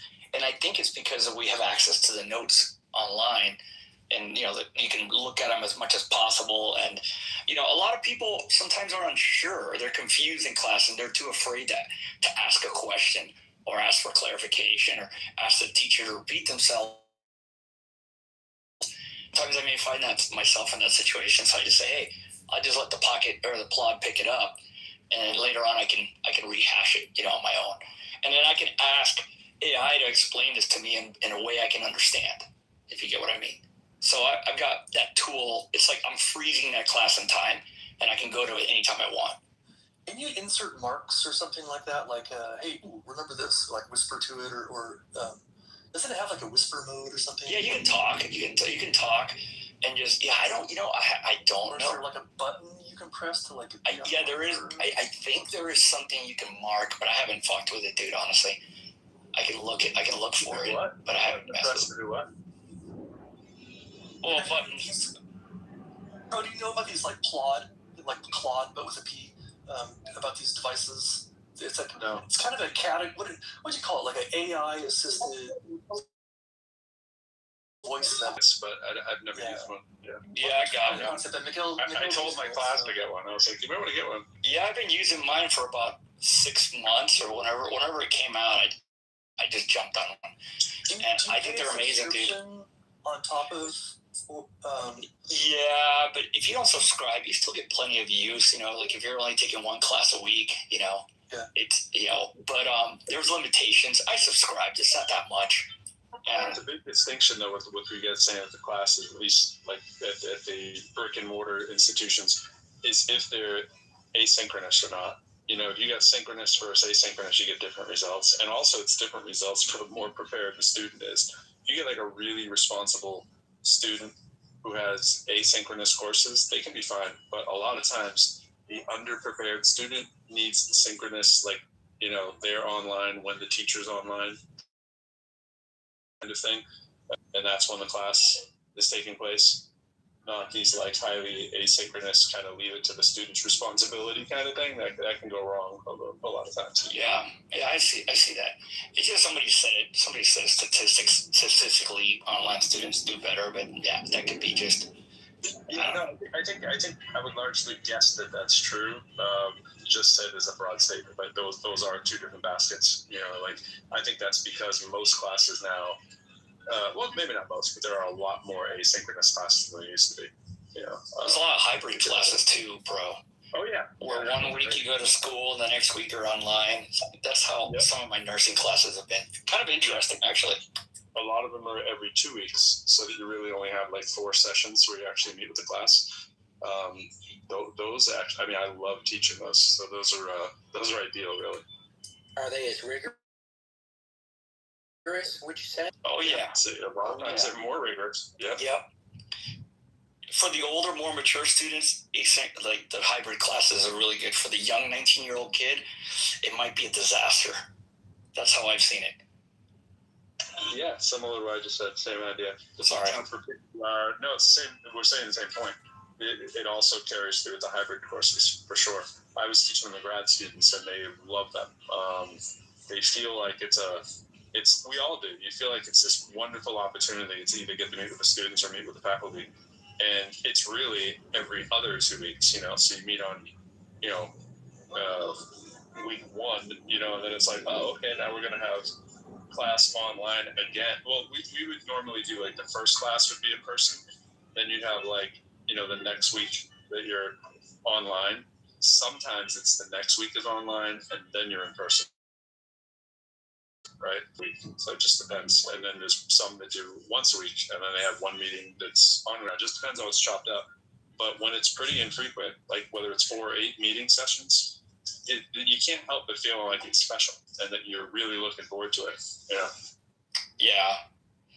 And like for me as a student, I find the hybrid classes, having the note gives me the best of both worlds, or the plot, sorry.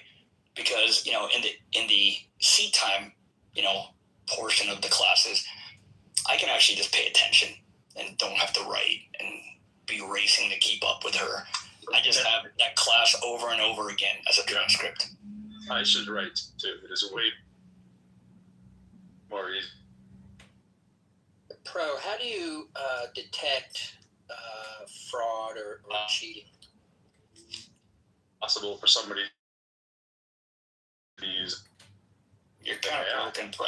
You were broken. Like essentially, right? Now we have. You're in a matrix. Yeah, he's fading in and out. doing these your class and say, okay, now that I know that everybody is cheating, like, you're fading in and out, pro. how am I going to structure the course to make this have as little impact as possible?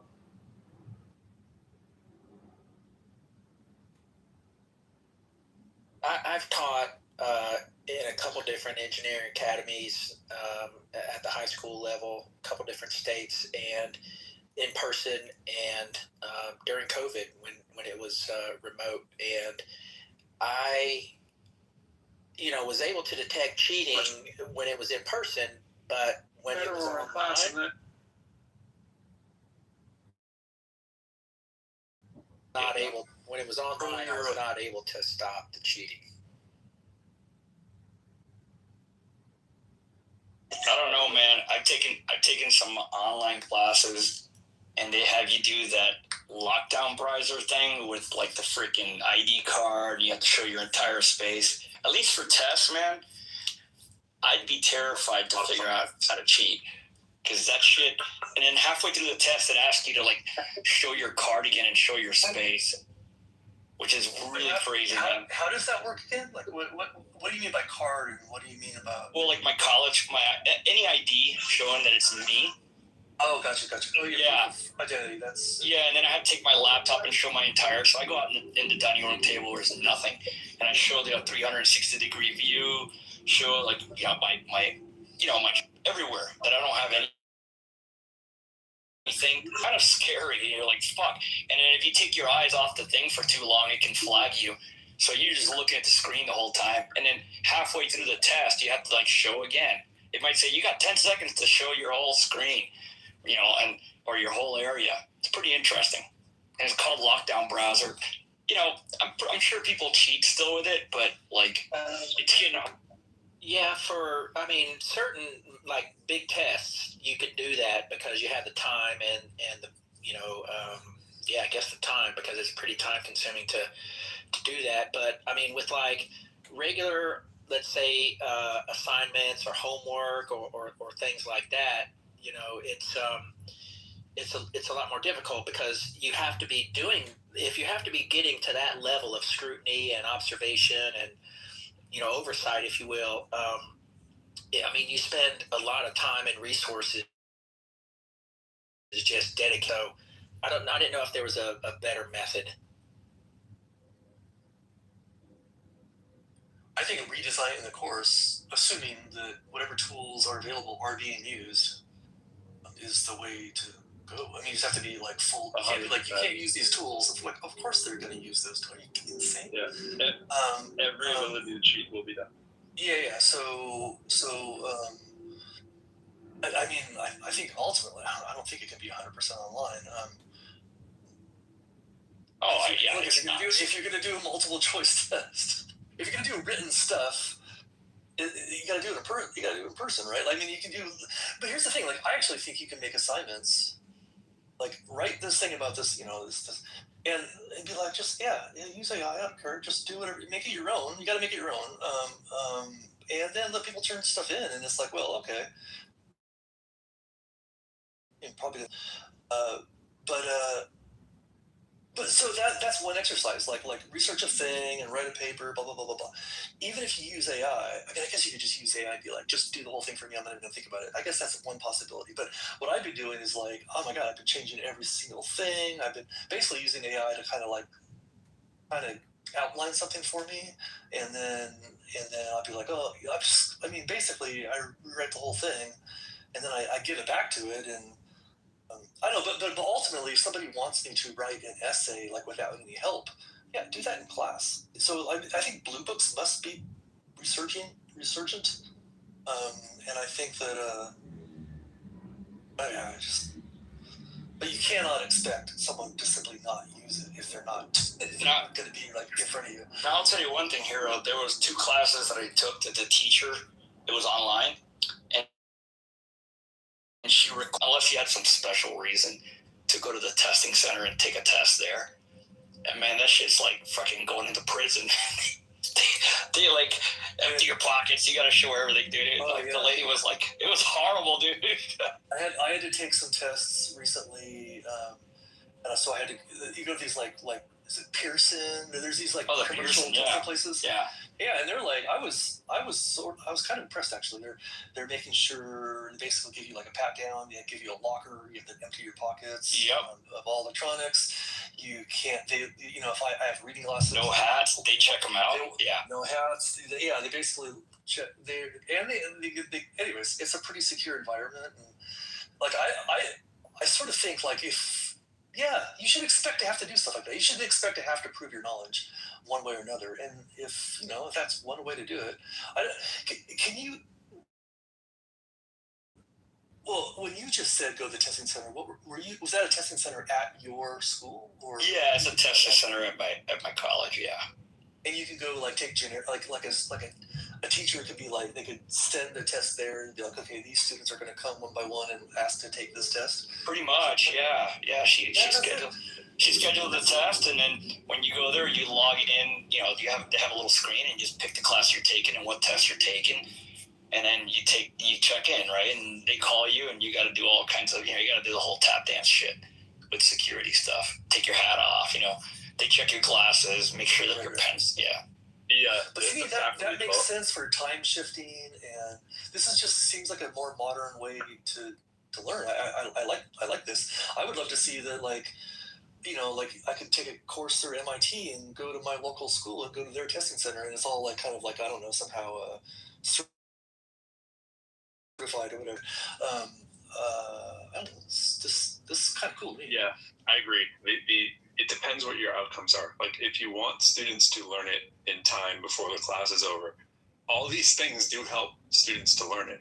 The thing is, to Aisha's point, that like you can cheat on pretty much everything. Like, I agree 100% that you can. If something is entirely online, you've just said entirely cheating is going to be the norm. Oh, absolutely. Even if you don't agree. But the thing is, as long as you have some element where the person can be in front of you, right? I would advocate for school systems to do this too. Do not have a 100% class like that if the goal is to actually have them be able to say something from the top of their head in front of like a public speaking event where they can actually say what they know. Like I've talked with people about debates and stuff, and people talk about debates, and I'll say, yeah, I don't really like debates, but I would debate you if you'd be willing to not be in front of a screen. It's just me talking to you kind of thing, where we can be sure that you're not trying to look up points that your brain couldn't come up with on the spot, right? If that's the thing that you value, and I can imagine situations where you would, like for a lawyer or something like that, you just create that to say, look, we will have a test at the midterm and at the final where you will stand in front of me and I do this in math classes too. It's like, this is the final, this is the midterm. Now, admittedly, right now I'm not teaching online courses, but I would insist that would be the format. So what I'm doing right now for our faculty development when we come back in August is preparing a few select videos, which I'm editing together as one, to show that we can create any arena that we want online in Zoom with a fake person, fake identity, and you cannot tell the difference, right? Like no matter what you think you know about AI, we can create a scenario where you do not know the identity of the person who's in your class if you're not cognitively thinking about this I had one of those as a legal issue where we had a student who never showed his face on camera, and then the faculty was pissed off. And the faculty did not build anything into their literature to say that the student ever needed to turn his screen on. It was just assumed that they were going to do this, and just tested the school's policy, which of course was a lack of a policy in this particular area. Like most universities don't have that written. They're starting to change because they realize they have no teeth. But a kid right now can clearly, that knows what they're doing, not even very sophisticated anymore. You don't even need like NVIDIA grade stuff anymore. You used to have NVIDIA grade materials to do this, right? And now you can create and simulate with very little experience an arena that looks like somebody else taking a test, talking to you at any given time. So what are you going to do about that? And it's just to make faculty think that, to her point earlier, is that the students will be cheating if they're online, and they have been cheating when faculty have been asleep, make the police state and respondent lock down. Just have a situation where you can make it a hybrid.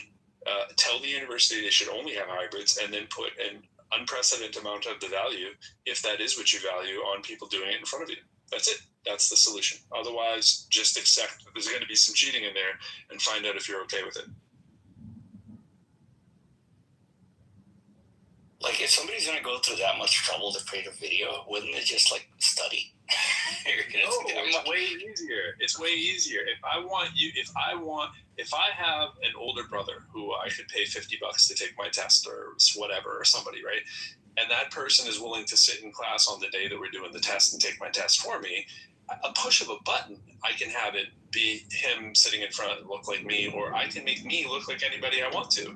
I could be a person on the other side of the world doing this. This is the thing. It's so easy now. You just have to watch the videos of these being done and having to put a couple fingers up in front of your face to be the sort of the thing that can, the only thing that can AI prevent hack right now.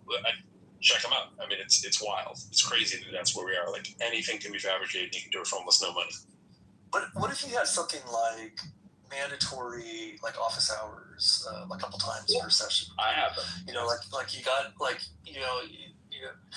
we're gonna have discussion sections. You got to come in person to 4 discussion sections throughout the course, and you got to have an office hour with me in person twice. That's right. And I'm going to ask you questions, and you have to respond, and I have to be convinced that your knowledge that you represent, you have on these tests and the other things that are in your head. Yeah. And some oral stuff there's a long tradition in oral testing and stuff. It's not new. But and also, what are the professors doing during these courses? Like, they should have some skill. They should be meeting students face to face. I'm kind of joking, prison. Honestly, what the hell are you doing? No, I agree. I think there's minimalized value right now on what their faculty are actually doing differently than what a sufficiently advanced AI can do. So listening to this, it does make me think maybe the longer term solution is to redefine what success means, though. If you're saying that you can get somebody to pass the test that qualifies you to do the thing by renting them from somewhere else over the other side of the world, or using an AI to do it for you, why don't you just rent them from over the other side of the world, or use an AI to do it for you? That's it. That is it. And that is why we could argue that agents are just going to be more important in people's success in the future of their life. It just seems so contrived that you're testing a human to do a thing that a machine or another human you can do better. The testing is just wrong. The testing is wrong. I actually just wrote a paper on that. So the entire paper on a mathematical model with a few other folks of why testing is actually the wrong model, especially in the age of AI. I mean, I think you don't have these problems in safety critical circumstances like with doctors so much, and with airline pilots and a bunch of other situations. The way that it works well. You could argue doctor training is a little different, because a lot of that is similar to training to be a lawyer, but until you get hands-on. And then I think the apprenticeship model's still got a lot of legs, that the way that things used to be done. You just literally work alongside somebody else who does the thing. I guess you've got to take it absolutely case by case, right? You just take a particular thing and say, what's the best way to get this thing done? By human, by machine, by remote human, whatever. I mean, just do it on a case. I'm not really sure kind of what qualification, what job, what thing are you discussing in specifically, do you think?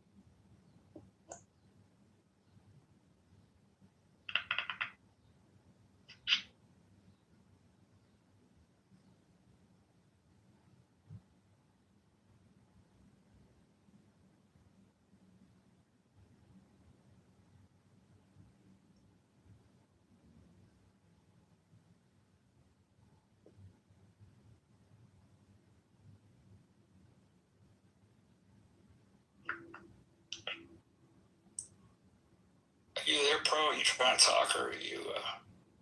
Oh, yeah, I'm here. Oh, okay. Sorry. I'm about to get my hair cut. Ooh, love haircuts. I get one once a year.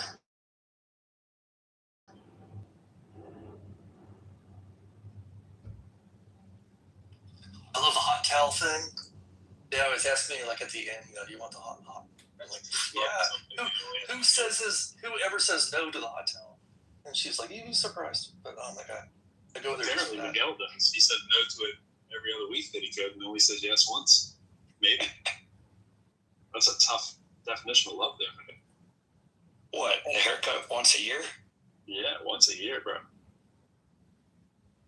Yeah, I usually cut my hair when it starts to bother me. And that's pretty much it. I really don't care how I look.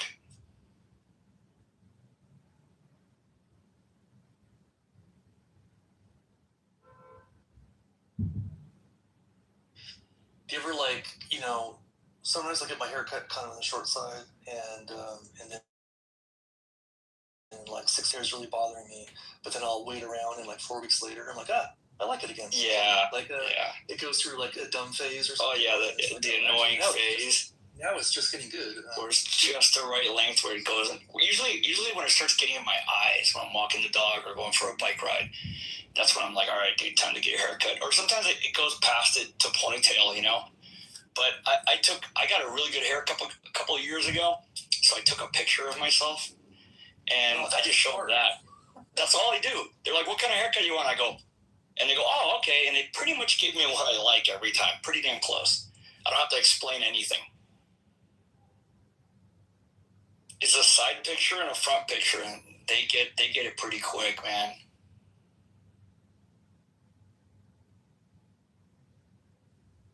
It's actually saved in my favorites. It's kind of sad. All right, okay. How much do you pay for a haircut these days? I don't know. I think it's $20, and I give them $10 tips, so $30 about once a year.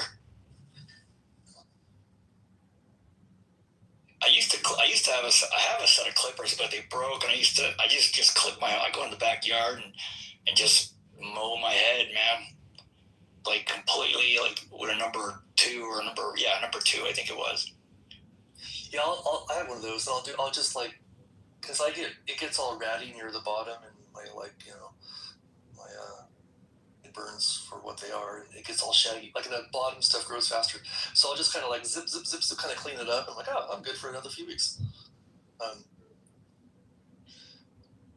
The person who cuts my hair is like, you come in like every 4 months, like you should.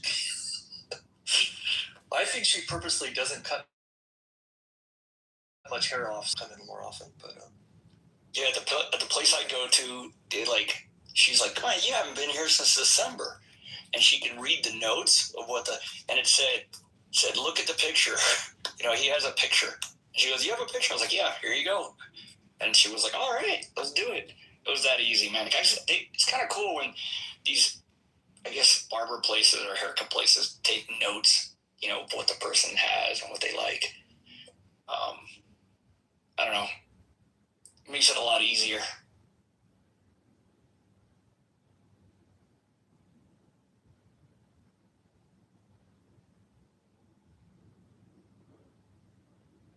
Yeah, Hero, if you're in school or taking school or you go to meetings a lot, those plot things are really amazing. I can't say good enough things about it. How different would that be from, let's say I have my phone with me and I let it go for an hour? You can, and then you can just transfer that to an LLM to transcribe it. Yeah, that's totally doable. But does it have a bunch of tools along with it to just make that? Because I think part of this is just making it really seamless and easy. And there's a lot. It's pretty seamless and easy to me, man. Yeah. It'll do a summary, like really, and then you can give the people when I input it into my computer, I can give it the names of the people. Like if my voice comes up, it already recognizes my voice.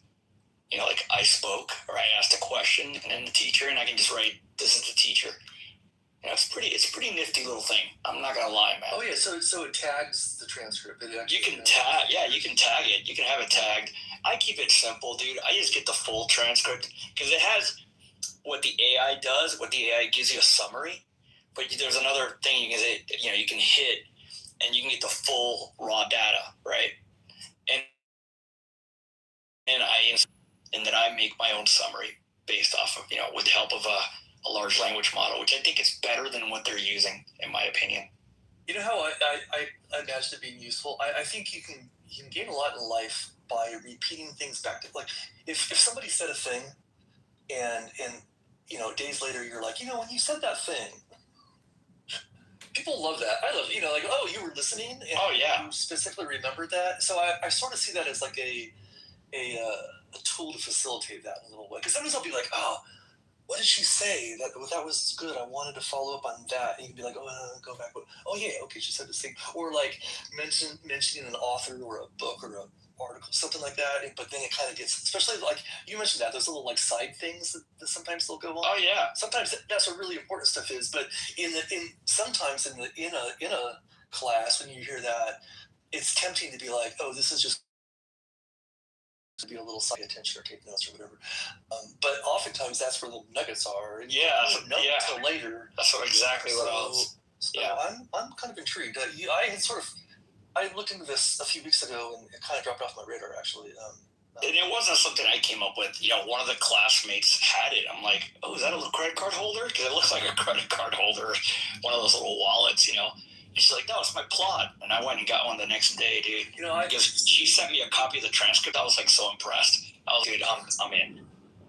I saw it I saw an ad for it, like I think in someone else's video or something like that, and it was like Plot AI had a little thing. I'm like, okay, is this just some dumb device that's like coming out of my algorithm? Someone wants me to buy another device. Because I'm suspicious of stuff, but also like I kind of like little gadgets. So like I'm the kind of guy who could be talked into this. But so then I started looking into it, and Plod seems to be one of the biggest names, but there's also a bunch of like lesser known versions of this. And I don't. Yeah, there's the B. I got the B as well. And it's not too shabby. It's free. You don't have to pay a subscription. The B's pretty nice. And it does raw transcripts. I haven't got the Pocket. The B was like $50, and then I went and got the Plot afterwards because I think the Plot's like, it just works. Here's the reason why I got the Plot. It's HIPAA compliant. Oh, that would be important in your field. Yeah. That was the main reason. Because the nurses were talking about it. She's like, well, it has to be HIPAA compliant for, if you're using it. I'm curious, what makes it HIPAA? Like, is it that it's... I have no idea, dude. I need to probably look at it. Let me look at it. Yeah. Because, I mean, whatever it is that makes it consideration for everybody, right? Like, if it's talking about privacy and security and stuff, I'm just curious what measures they took. Maybe it's that it doesn't ever... Well, does it record the actual... It does. Can you listen to the actual audio? No, or does it... No. You can't. Well, that might be it right there. Yeah, it includes end-to-end encryption, strict no training policies with AI model. It's signed BAA availability. You got to sign upon request. No AI model training. Voice recordings and transcripts are never used to train third-party AI models. Data encryption. Data securely encrypted at 256, AES 256. You have full control. So there's it's a little more than like what you're not. But I think it's independently verified through a third party SOC 2 Type 2 ISO 27001 and ISO 27701. These are all fancy words for saying that, approved it, I guess, to use. Other than that, it said HIPAA compliant, so I was like, all right, I'm going for it. You know what I mean? But, long story short, I'm not going to use it during clinicals, I think what they meant for HIPAA compliant is for doctors. As a student, I won't use it because I'm just going to, but as a practitioner, like doctor, I think that could be beneficial because it can, take the entirety of the client's, signs and symptoms and stuff, and then refer to it later when they're doing their, they're writing up their notes. It could be beneficial. I don't know exactly because I'm not a doctor. Well, I know when I see a doctor these days, they spend the whole time typing in the computer while I'm talking to them. So you can't be a doctor without being like a pretty good typist these days. But yeah, having it just transcribed. Like, in fact, I think recently I saw somebody. I use Whisper. She asked me. She's like, do you mind if I? What did she say exactly? She asked my permission to record this was in person too, and I was like, all right. I mean, I'm not going to say no, but it might have been something like that. I don't exactly remember. I was just sort of, I had never been asked the question, like, do you mind if I, and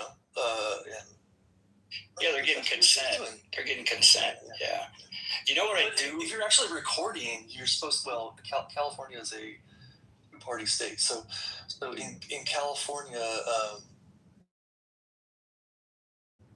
like you're supposed to ask get permission from anybody if you're recording your voice, which, I think in a Zoom call or class, and it's kind of, they're recording the whole class already. I don't know if you have to ask again. But I think if the recording is going straight to a transcript, then I don't think you have to ask about that. I don't know. I asked my professor, and she was cool with it. And there was a couple of students that have it. Everybody knows it's there, so nobody's complaining. And like I said, it doesn't record voice. Like it just records to transcript. Yeah, and another tool that I use a lot, Hero, is Whisper. I don't know if you heard of Whisper AI. And I installed it on my phone. I installed it on my phone, on my computer. I don't have to type anymore. I can just dictate. It's fucking awesome, dude. It's probably the best thing I ever used because, I just speak my mind away when I'm doing something. Even writing a paper, I can just speak my mind. It'll put it in there. It's pretty neat. And I'll just do it in chunks. I'll do it in chunks. It puts it on there. If there's a spelling error, I correct it and you keep going. It saves me a lot of time, man. I've always dig the idea of like brain dump tools and like, kind of like mind mapping. Like when I am sort of creatively problem solving or trying to come up with a solution, I will fill up pages in a notebook of just like beautiful mind love. Like I just hope no one ever looks at that because it's going to be like, oh my god, this guy needs to be institutionalized. But like I go through this weird process where I'll like make these weird bubble charts and I'll draw this and I'll draw that, and I feel like I've always felt like, man, I need a tool that'll like record my dumb thoughts and let me make the connections later, kind of. The B is perfect. There's a bunch of stuff out there that advertises doing that, but every time I try, the implementation is never quite what. Dude, the plot and the B are great for that. Actually, the B is really good for that. You just push the button, you say, hey, remind me, blah, blah, or put it in my reminders or whatever. It's pretty cool, man. I rarely have to type a text anymore. I just speak my text. And I can do it really fast. How Mac with the Apple used to have to go slow, and it could be a noise, I could be whispering, and it cuts out all my ums and, Wait, so is Whisper, is that an application running on what device? Yeah, on my phone, on my computer. On your phone? Yeah, and on my computer. Okay. Yeah. Yeah, like when I want to use it on my phone, and so, it's when somebody sends me a text and I would reply, I just hit, like the Whisper AI thing. It's there. It's part of the keyboard now. Is it that much better than like? So I'm a Windows user when it comes to computers these days. Is it that much better than like the built-in voice transcription? I think it's better. I think it's better. Yeah. I mean, it seems like any little improvement in latency would go a long way. It's a lot better, in my opinion. It's a lot better. All right. Well, it's come up in conversation multiple times for me, so I haven't actually checked it out yet. There's another one that's free, open source. I don't know. It's called Whisper or something else. Hold on. Whisper is the open source model that is completely free to use, but there are a lot of apps that then wrap that, jump on it. Not as in Prodo's not done something wrapping thing like Christmas present. So I just looked at Whisper AI, but it's like £60 a year or something, which is fine. I mean, that's reasonable for a good app.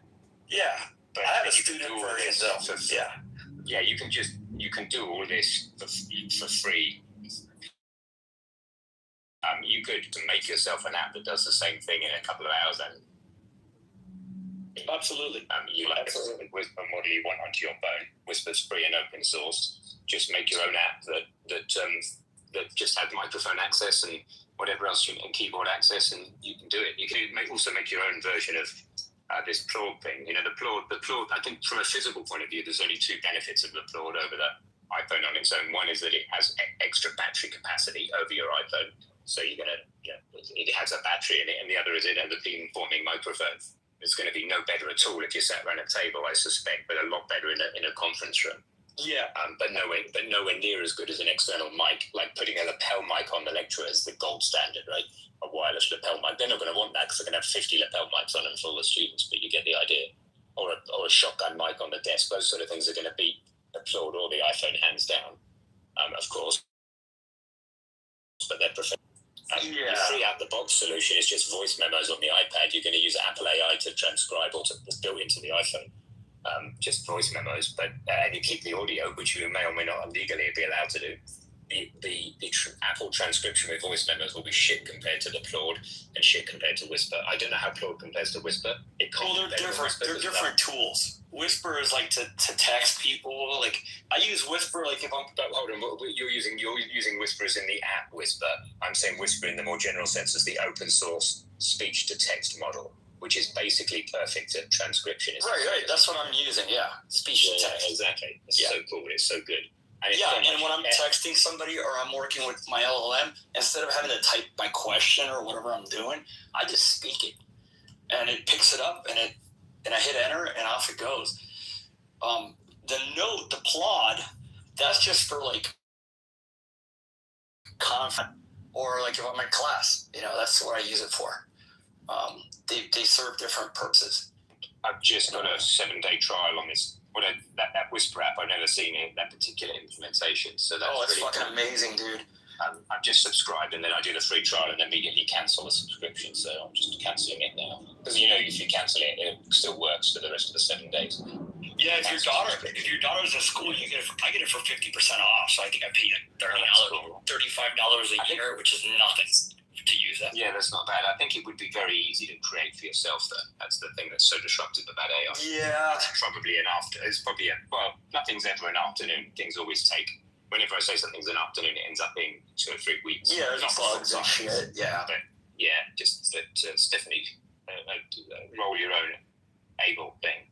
I'm going to try it, though, because the Whisper AI app specifically, because good underlying model that it's a really cool idea to have it. But I think there's a GitHub. There's a GitHub then that I think is called Easy Whisper or something, and you can get it for free already. Oh yeah, I've been using Whisper for years. Yeah, so it's really good. As an open source AI, speech to text model, it's fantastic. But at its generic level, Whisper is a framework, of code that you can incorporate in different. Yeah. Is it an application on its own? No, I mean the iPhone it is. It's it's core. It's an. I'll put the GitHub in the. I'll just put the GitHub in the chat for you. It's a command line application that will run on Linux, Mac, Windows. It's a bit like an LLM, but it's designed. It has a bunch of weights like an LLM, but it's designed audio to text. And it's completely local once you have it. Right? Yes, yeah. But the biggest models the biggest ones I use, I think, are 30 gig, something like that. 30, 40 gigs, so they're quite big. They're not going to fit in RAM on a phone. So 30 billion parameters, 30 or 40. 30 billion. So I mean 30 gigabytes of memory. Oh yeah. The big one, the big local ones I use. I think are that big. I can't remember. I haven't got my laptop on me. But you can get smaller and faster models like Turbo and blah blah blah. Or you can get Gemma 4 E2B, which is pretty good, and that's like a 2 or 3 gigabyte version. Yeah, exactly. A few gig will get you a good model. So there's several things on the App Store called Whisper. It looks like maybe there's one called Whisper Flow AI, and there's one called Whisper AI Voice. Which one are you talking about? Hold on, let me look. I gotta look at my apps. I downloaded one which looks like a bit of a rip-off because it's like £50 a year after a 7-day trial, and then when you go into it, it just uses the Apple transcription model. So it's basically doing nothing. No, I gotta find it. Where the fuck did I put it? I got all these. Yeah, if you could share us the link to the actual one, that'd be amazing. The one I just downloaded looks like a con. There are so many apps out there that are a con. You know, it's called Whisper Flow. It's called Whisper Flow. Okay, well that's not the one I got. Don't guys get the one called Whisper AI because it's bollocks. Yeah, it's Whisper Flow. It has like, when you look at the website, it's got like the lines, 3 lines or 4 lines up and down. Thanks, man. Yeah, that's what I use. That's what somebody once recommended. It was actually a lawyer that recommended it to me, and it's freaking awesome. I'll take a look. A lawyer that I respect, you know. Just deleted the Whisper AI one. It's a bunch of shit. Andy, I've put the repo for the actual open source model in the chat there. Oh, cool. Thank you. I'll take it. I'll check it out. Yeah, you know, on a computer, you can pipe audio around through different apps and stuff, but on an iPad, on iOS, I'm pretty sure like the way audio works is the iOS handles audio, so you can't really pipe audio from one app to another, right? Like, so I guess I should just start using it. So do you have to like talk into this Whisper app and then like, does it paste it to something else or? No, so what you do is like when you hit the start, like if you're sending somebody a text and you hit the start to your thing, the first time you use it, it opens a Whisper Flow app, and you just slide at the bottom, slide back to your texting thing. You know, when you slide. Sometimes it actually does it on its own. It's weird. Sometimes when you hit start, like for texting, a lot of times it opens the app, but it comes back to the text. I think it has to do something with Apple not allowing, there's something that Apple doesn't allow, so that's the workaround. But it works amazing, dude. I don't mind sliding one time instead of typing, you know. Like, for example, like if right now, we're on Clubhouse, an audio app. I don't think Whisper could have access to this audio and start transcribing it, which would be kind of cool if it did. But on a computer, you could totally do that, right? But anyways, I'll start playing around with it. We'll see. By the way, Ben, I freaking love your Compelled. Oh, good. I'm glad you like it. I was describing it to my wife, and she's like, "Well, that defeats the whole purpose." And I'm like, "No, it actually like frees you up from sort of." It turns out the part that it relieves is kind of the boring part of the game, and it lets you spend more time on like the interesting part. So thanks, man. Yeah, that was the thought when I probably got about 2 hours in it. Use it right now. So cool, man. It needs a bit more polish, but I've got a little group of beta testers. I can add you into the WhatsApp group. There's only 3 or 4 people in it if you want. Give any feedback there. I guess I'm just surprised in a way that the essence of the game survived that tripping. You know what I mean? Like you strip a feature out, you think you're going to ruin the game in a way, but it doesn't. And I love that. I just think that's very, very cool. It's a good idea. Cool, man. Yeah, well, so I'm beta testing at the moment. When I get back from the States, I'll probably I'll widen the beta test to like public links. Clubhouse app. Again, just use this link, and then I'll make it. Then I'll put it on the App Store proper. I also like your when you first start the app the first time, how you guide the user through. First do this, then do that. So, but with I think it was with 0 words. It's like, okay, I'm trying to by step 8 or whatever, you now know how to do this. There's no way you can't know how to do this. Hopefully, the idea is it's very easy to internationalize if I don't use any words in the whole game. Yeah, no, it's great. I love examples of that. Like any Apple's good at this in general. Like IKEA is good at it. But if you can guide somebody through a thing in a way that like they didn't realize it, but you just totally showed them how to do it. I mean, if it's just a great. It's a gem in a way. Like, oh, that was cute. 1 step, 2 step. Done. I didn't even have to think about it. Now I know. Now I know how to use it. Never have to look at any kind of help or anything. Yeah. Yeah, I get that. iPhone stands for intuitive phone, so I was going for iGame. Yeah, it's fun. For those listening who don't know what the hell I'm talking about, I watched my wife playing Sudoku in the car on like a notepad. I'm like, I wonder why she's not. Why is she reaching for a paper notepad? I'm like, okay, I'm not going to nag it. Well, why should she use her phone? But I mean, just why wouldn't you use your phone? And then I thought, well, a phone screen's kind of small, and you have to click on the cell, and then you have to type the number in somehow, even if it's just a second tap. It's a bit of friction. And I thought, oh, it can't just be that. The friction's pretty low. And then I looked at the fact she's always filling this paper pad of Sudoku in, and never correcting herself, right? So she thinks she's careful, and she thinks, and when she writes the number in the cell, it's basically always right, or almost always right, until the difficulty gets really high. And I thought, well, why does she need to write what she picked in the cell? It can only be that number in the cell, otherwise she'd have to cross it out later. So I thought, well, why don't you just tap? So that's the beginning of it. And there's also like a multiplayer. There's also skins, Andy, so Sudoku, where you just tap and it knows the number. If you tap a cell where you can't be sure of the number, that's how you die. That's the premise. It kind of slightly spookily knows whether you can be sure of the number or not. Although, of course, John, being as smart as he is, keeps finding counterexamples. But that's because John holds about 3 or 4 different numbers in his head simultaneously, and then somehow defeats it. But there's a cap on the IQ of the person who can play this game, and it's far higher than my IQ. Yeah, I guess I don't reach that cap because I haven't found a thing where like I was certain of it, but it said it wasn't certain of it. It's good enough. It's just judgment. And it may be because I heard John say that, and I'm like, okay, wait a minute, is John using some tricks that I haven't discovered? No, he does use advanced tricks, and there's a limit because you can't. If you give it to someone to see the solution in their head. Obviously, if you don't have to put the number in, they can't prove to you. Because an autistic savant can just look at a Sudoku board and go, I know the whole lot. I'm just going to start at the top left and fill the numbers in, right? Some people can do that. And they can't prove that they know it because they're not allowed to type the number in. And therefore, they'll die as soon as they get in the first cell that's not forced or compelled.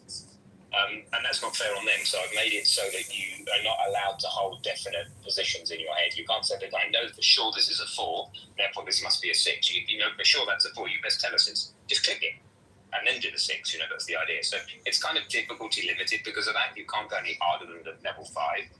But it's working out. It's got multiplayer. It's also got skins. You see in my PTR, you can choose a skin. That's the color skin, but there's also an Inception skin and a word skin. There's different skins. Well, I know there's a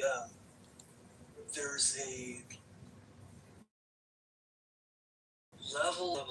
I've found myself in this situation where like I very much want to start writing stuff down because that's one to enrich it from whatever it was, the 5% to the 60%, and now it's a matter of weeks away to become weapon grade. I mean, these are all known facts now. Now, of course, that's in addition to hundreds of billions of dollars that's been spent over the past 40 years, because it's 1985 that Iran started the enrichment process and establishing the centrifuge farms and so on. So you can imagine there is no way that Iran is going to hand this over